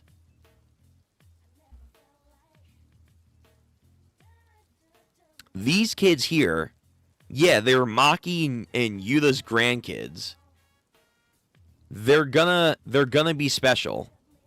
For sure. They're gonna be special. They will exceed where their grandparents were left off. I don't deny that. You're gonna need more than just two if this guy really is a Sukuna level threat. You're gonna need more than two. So I'm just, like, listing off, like, Panda's still around. If Todo got with someone, then there you go. Hakari, the same thing. I'm hoping Yuji's descendants are somewhere here. Megumi, not too sure. Nobra, not too sure. But, yeah. Panda, I know. Like, he's existing. He's in the garage. Like, no one cares about Panda. Anyway. Yuji had kids with a non-sorcerer. Megumi at least had kids with a half-sorcerer. Do we know that? Don't spoil, by the way. Don't you spoil. Do we know that Yuji got with the one chick? We can assume. I would hope so. And then Megumi, that's a massive, strong assumption. But I guess maybe the angel girl, like, she got what she wanted. Like, she got really what she wanted. Gojo comeback next chapter? Stop. Again, you essentially are getting the Gojo clan through these two because they are Yuta's grandkids, and Yuta is a Gojo clan member by proxy because of the whole Sugiwari and Fujiwari link history thing, and Yuta's a part of both of them. So yeah. So these kids are essentially half Gojo, in a way. They're part Gojo clan members and they're part Zenin clan members. If Yuji has kids, and one of them ends up with, one of them, that's a pretty good match right there. Because Yuji's kids should maybe learn the Kamino style too, because of that whole thing. So if they had kids with them, they essentially have a kid that is part of and also learns from kind of all three of them. Like all three families. In a roundabout way. I think he agreed to Hana's angel's slave or something. You think so? As an apology for the arm. Oh. I mean, he got creeped out by the wedding bells. So, I mean, I don't know if he would really agree to that, but maybe you can assume they got together. Maybe. All right, we're going to muscle through chapter 3, and then we're calling it. Makes zero sense, though, considering the fact that she lost an arm only because of her own stupidity. Yeah, she really just said, it's you gotta be in there, and then fucking fell for the easiest trick in the book. Anyway, that was a weird chapter. So, ending off the night, we're going to do JJK Modula Chapter 3, Swimming in the Forest. A man-eating shark is on the loose. Seems like we've been assigned to exterminate it. A shark? Why isn't the government handling this then? Is it really necessary to send sorcerers on this? It was spotted in Gufu. Wait, Gufu? But there's no oceans there. Oh, it's a center prefix. Did it wash through a river? Nope. What? Is this a floating shark? Is this a shark curse? The shark is swimming through the forest. That's a terrifying thought.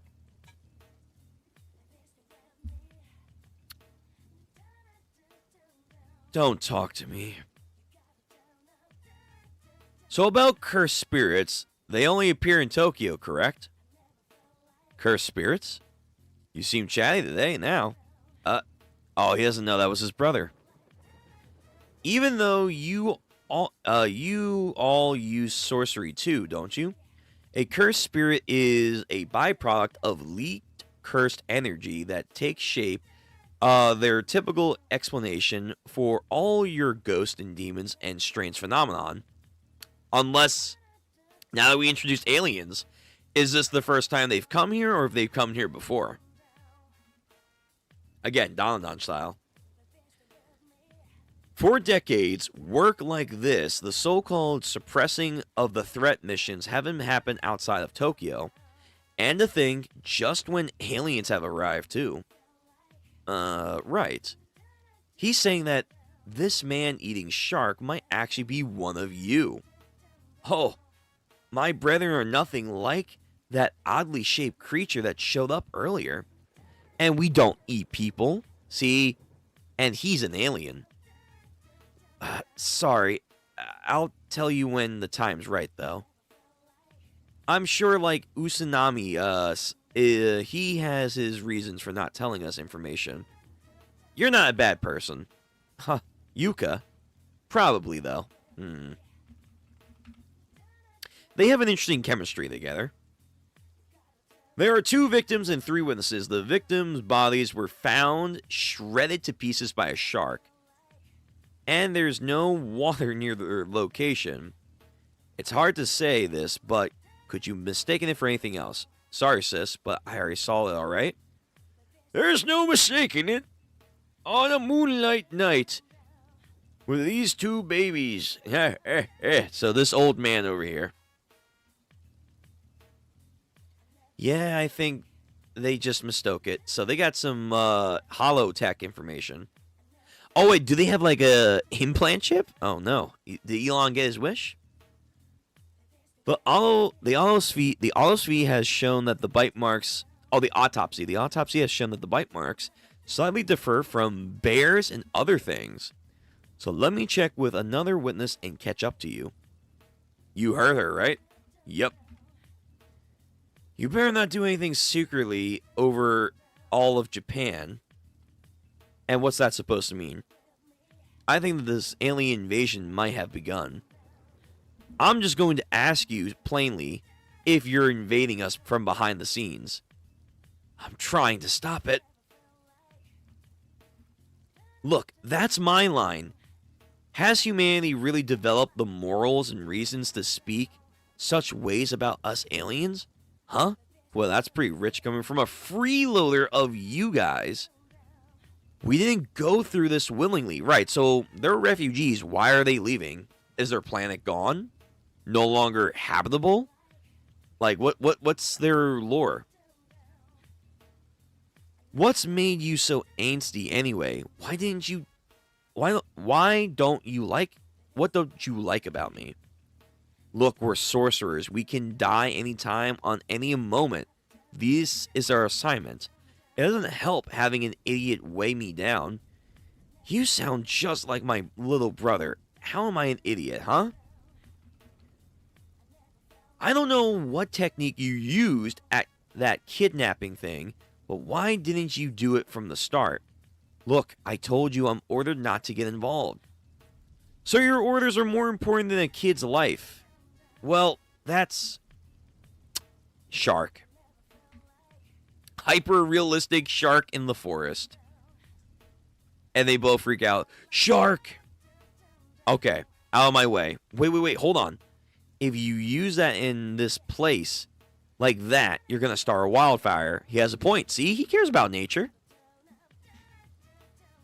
Then do something, you good for nothing. And like what? He proceeds to tackle the shark. That's... Sure. This way, you can cut it using the fire, right? Don't underestimate me, as if I would need help anyway. What? Haven't you seen kids around here before? This guy... What is this idiot doing? He's in a costume? He's an old man. Look, I ain't old. I'm just 46. Sure. Keep telling yourself that, bud. That's bang on old, okay, man? I take it as you guys must be high schoolers. What are sorcerers doing out here in the countryside? You know our school? Know of it? Of course I do. I'm a graduate too. This guy's a sorcerer graduate? Oh no, is he like the son of that comedian Tabata? I'm a graduate too. Think any non-sorcerers could rock in something like this? You mean you're a senpai? We're here on a mission. Are you the man-eating shark that we've been headhunting for? As if I would eat humans. I haven't had anything but snacks and booze as of late. That sounds like a problem in and of itself. Look, my name is Osada. I'm a former sorcerer. What you're looking for is a man-eating tiger. It goes by the name of Toranosuka. I'm tracking him currently right now. Wait, a tiger? There's truly a wild tiger in Japan?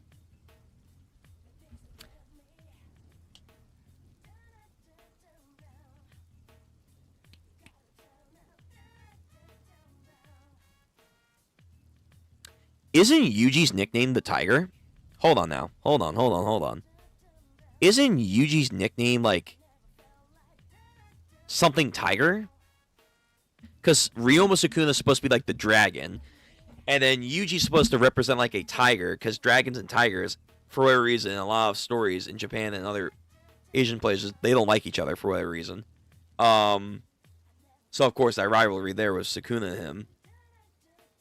Yeah, I'm pretty sure he's a tiger. Hold on.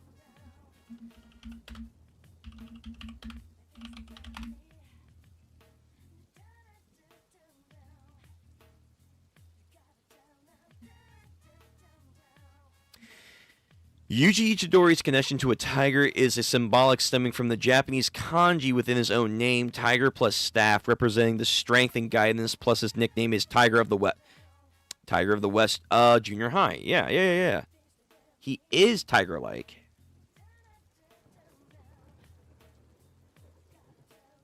Okay.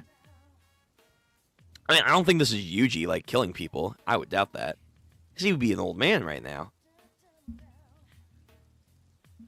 About a quarter of a century... Oh, hold on. About a quarter of a century ago, some illegal foreigner traders brought a pair of tigers into the mountains. Thanks to a bit of inbreeding, Toranosuka would be their grandchild. Oh, shit. Been bright since it was a cub. We never needed words. Everything could be said if we looked at each other in the eye.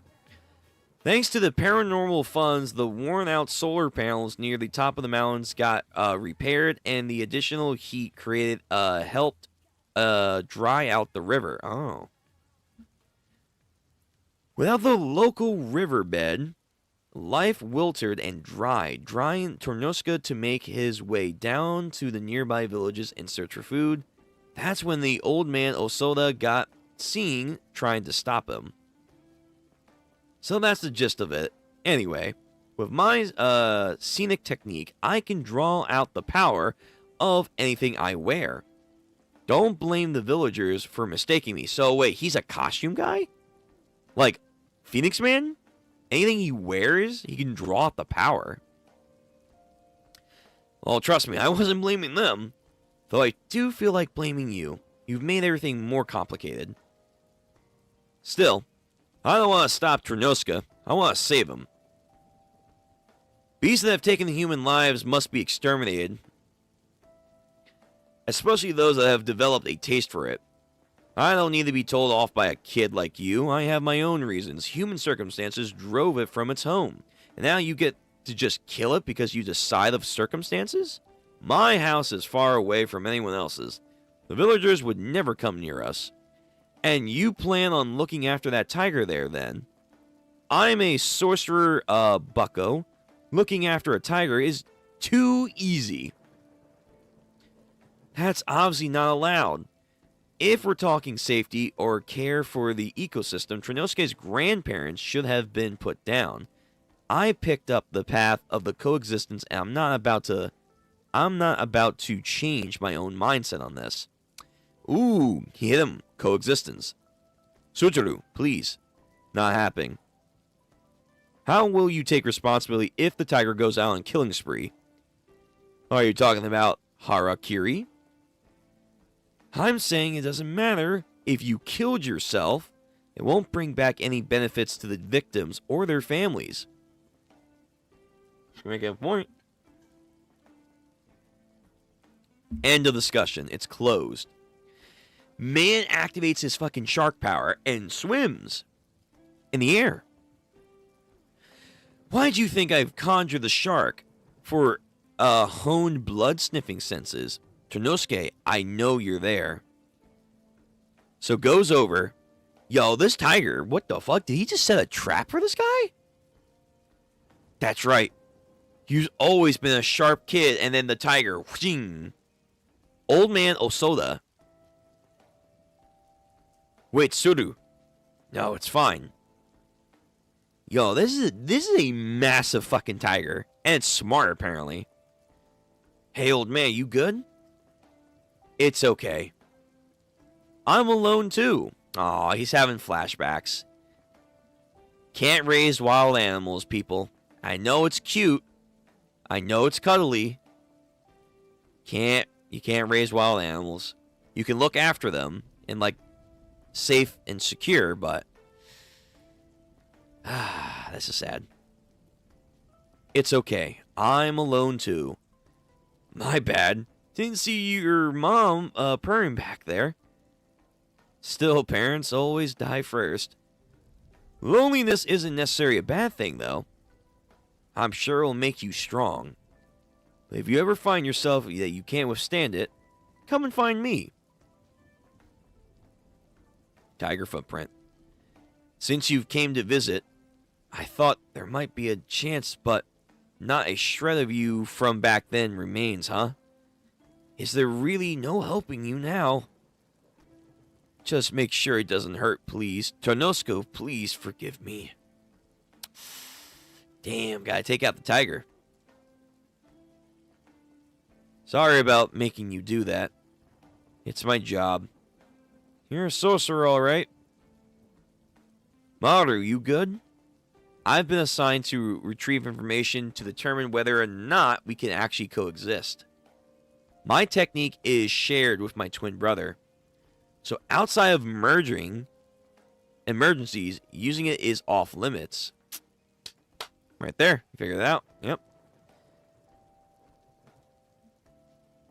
My brother will know if I use a lot of power.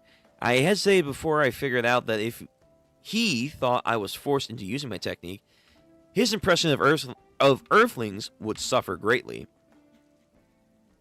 I didn't mean to undervalue and of the Earthlings' children's lives. It's my bad. Are you allowed to tell me this information? Nope. So I'd be happy if you kept it a secret between us. Why are you telling me? I want to be friends. This tiger and us aliens aren't so different after all, except we have words, so I want to use them to express myself. Aw, no, it's another baby tiger. It's another baby. A kitten. Suguri, wait. Hey, old man. Don't let this one go this time. Aw. This little baby. I won't. Is this okay? It doesn't matter. No one knows how it's all gonna end up. The future starts now. The same for us. You're right. You're the spitting image of when I was your age. I think we should get going now. Yuka just got left with the old people. Okay. Alright, there's a interesting message of coexistence here from a ecological standpoint of two different creatures, and then drumming it up to literally two sentient civilizations Can they live with each other? Sure, but there has to be boundaries, I'm sure. Guidelines, certain rules. Not necessarily training per se, but like adapting to like the flow of each other. And that was represented with the tiger, where the tiger, if raised correctly and was watched over, probably wouldn't have gone out on its own to kill people, but at the same time, it's still a beast. So maybe there is some ideas where there are some inherent instincts to want to fight and do things that are every living being, even aliens, and their own culture, which is going to be different than ours, that you can't always suppress. You can try to work around it with the next generation to try and come up with a better solution to mitigate it, but at the end of the day, you can only do so much in the present. You can try, and I think you should try. That's my own opinion. You should try, but it's not a guarantee it's going to work out. But that shouldn't stop you then from later on giving it a new shot. That's kind of the general gist I got of this chapter, like its main thing that they're trying to talk about with the coexistence and paralleling that to the man trying to raise a tiger. Yeah. Okay, let me read the comments, and then we're ending the stream. We are ending it. Okay, so let's see. In high school, yeah, but yeah, he does have an animal motif, and there's that terrifying thing from the extras when he was in a tiger makeup. I saw that. I did see that. Yeah, Jesus. Yo, I saw this. This is a fucking furry. This is gonna haunt my nightmares. Toto and Tiger Speedo is a terrifying idea right there. Like that's gonna that would send shivers down Sukuna. Oh yeah, definitely. Ino, Nanami's tool dude had a seance technique. Oh yeah, true, he did. Yeah, he did. When this chapter came out, I was thinking that the tiger story is a kind of analog for what will happen later in the story. Probably. It probably is going to happen. Like, at the end of the day, the tigers got here because they were let here by people that didn't care. You can argue that's what's happening with the Sumerians, that they're being led here by whatever case scenario that doesn't care about where they live. They're now forced to find a place to live, to not die. So now they're here. They're going to stay here for however long. And that's going to cause, potentially strife with their own people. Like with the tigers, they couldn't breed properly. So there's like genetic disformities like they can get. And also just behavioral patterns are different. That could be an issue where with the Sumerians, they're like, we're here now, but we don't have the resources that we normally would need. So these 50-something thousand could like drop like that. And then, of course, going to cause conflict with the humans. And thus get this thing with the tiger where you want to be coexisting, but if certain boundaries and certain discussions aren't open for dialogue and communication, you're going to have to resort to some killing. And you might have gotten lucky this time with the tiger dying. But say this is the alien species. If you ain't quick enough to activate or resolved enough, the tiger's going to get you. And that's where it becomes like Darwinism, where it's like, hey, life is life. You got to survive or the other person will take your spot or something. And that's a grim reality. But again, like I said, just because that's something grim that happens, it shouldn't always stop you from trying with the next generation. But yeah, that's probably a good guess. Like the tiger represents what is probably going to happen in the future. Since twins share the same pool of energy, if either dies, the other is going to grow stronger. True. You're right. So one of the brothers, probably the little brother who's a dick, he's probably going to die. And then Maru's going to get stronger. Probably. It was the Year of the Tiger in 2022. Oh, so that's when this chapter probably... Well, no, hold on. Wait, that doesn't make sense, because this chapter came out not too long ago. Let me see.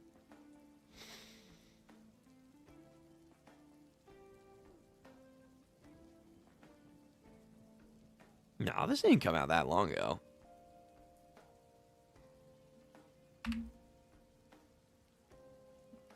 Let me see. When did chapter 3 come out?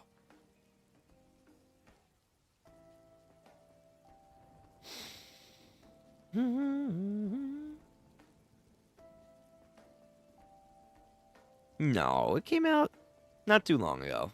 I don't know. That's weird. But I get what they're trying to do. Yeah, I get what they're trying to do. All right. Let me see. Any last bit of comments before I go? Because I am tired of this piss. Got 5 hours of streaming today. Not bad. Not bad. But a bittersweet second chance for the Cub. Yeah, it is. Talk about the creepy pinup. Yeah. Yeah. So far with the new series, it's interesting. The direction of the story is for sure the thing that's throwing me off the most. Aliens is kind of just like a massive new thing they were doing, but at the same time, I guess Shonen goes that way. So maybe it's more of the same. I'm curious what Gege is going to do. Maybe he'll be creative about it. And I hope he refines some of the more fundamental things of the story, especially what we got at the end of it. Like, maybe refined binding vows. Maybe you shouldn't be able to do 10 binding vows back to back. Just saying. Just saying. And, utilize the characters a little bit more evenly. If there is going to be a Yuji grandson or whatever, have them be more useful. Same thing with, like, let's say Kyoto descendants, like Kamino. His kids in this. Have them do stuff. But we'll wait and see. Art style is definitely one of the best features so far. I do like the art style. The characters themselves are kind of okay. They're growing, clearly. Like, this is only 3 chapters in. So we still have a long way to go. And, the jokes are pretty alright. The jokes in the original weren't, like, that funny, but they're okay so far. They're okay. I think it's growing. It has a lot of room to be better. So we gotta wait and see. But that's the first 3 chapters of JJK Modula. We did it. We muscle through it tonight. Woohoo. So, we're going to come back again Sunday. The order might be different. The number of chapters, depending on, will be different. But so far, I'm liking it. The fighting also looks like it's going to be a lot more polished for like how visually it looks. But again, the fighting aspects of it, we'll see. We'll see. Fights are still great in the art style. Yeah, they are. For sure. When we see the simple domain, new shadow style, like his fire, like whirlwind slash, that was really cool. When we see like the combat hand-to-hand stuff that she's about to do, that's really cool. I like that. So, yeah, I'm looking forward to it. And also, I guess I gotta come back to it one more time. Let me find it.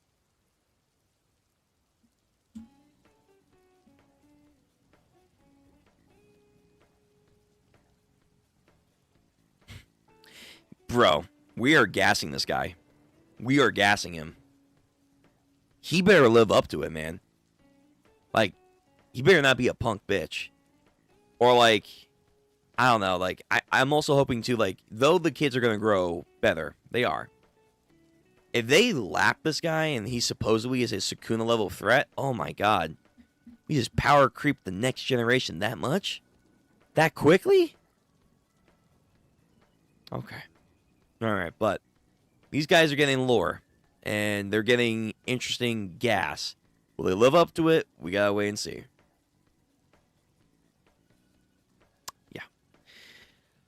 All right, guys.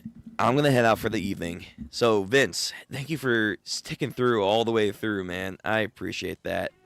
XD, again, shout out to you guys. King of Curses, I'm glad you stated your opinion. If this guy is a worthy challenger. So far, I'm agreeing with you. I'm inclined to agree. Like, I'm not feeling it just yet, but who knows? And, of course, to everyone else in the chat earlier, if you were here for Iruma, Ichi the Witch, or our beginning journey of Gachikuta. Whatever series that you were here for, thank you so much for stopping by. Please, make sure you like the stream, and comment, and subscribe. I'm tired. I gotta go rest up. I got stuff I gotta do tomorrow. I'll get the schedule out for you guys then, and we'll plan ahead. But remember, it's Christmas, so make sure you take care of yourselves.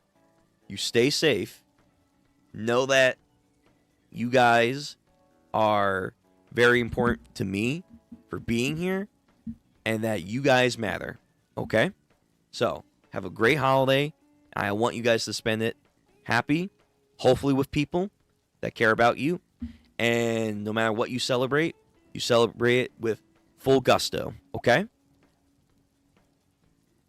And until next time, I'll see you guys later. Everyone, take care.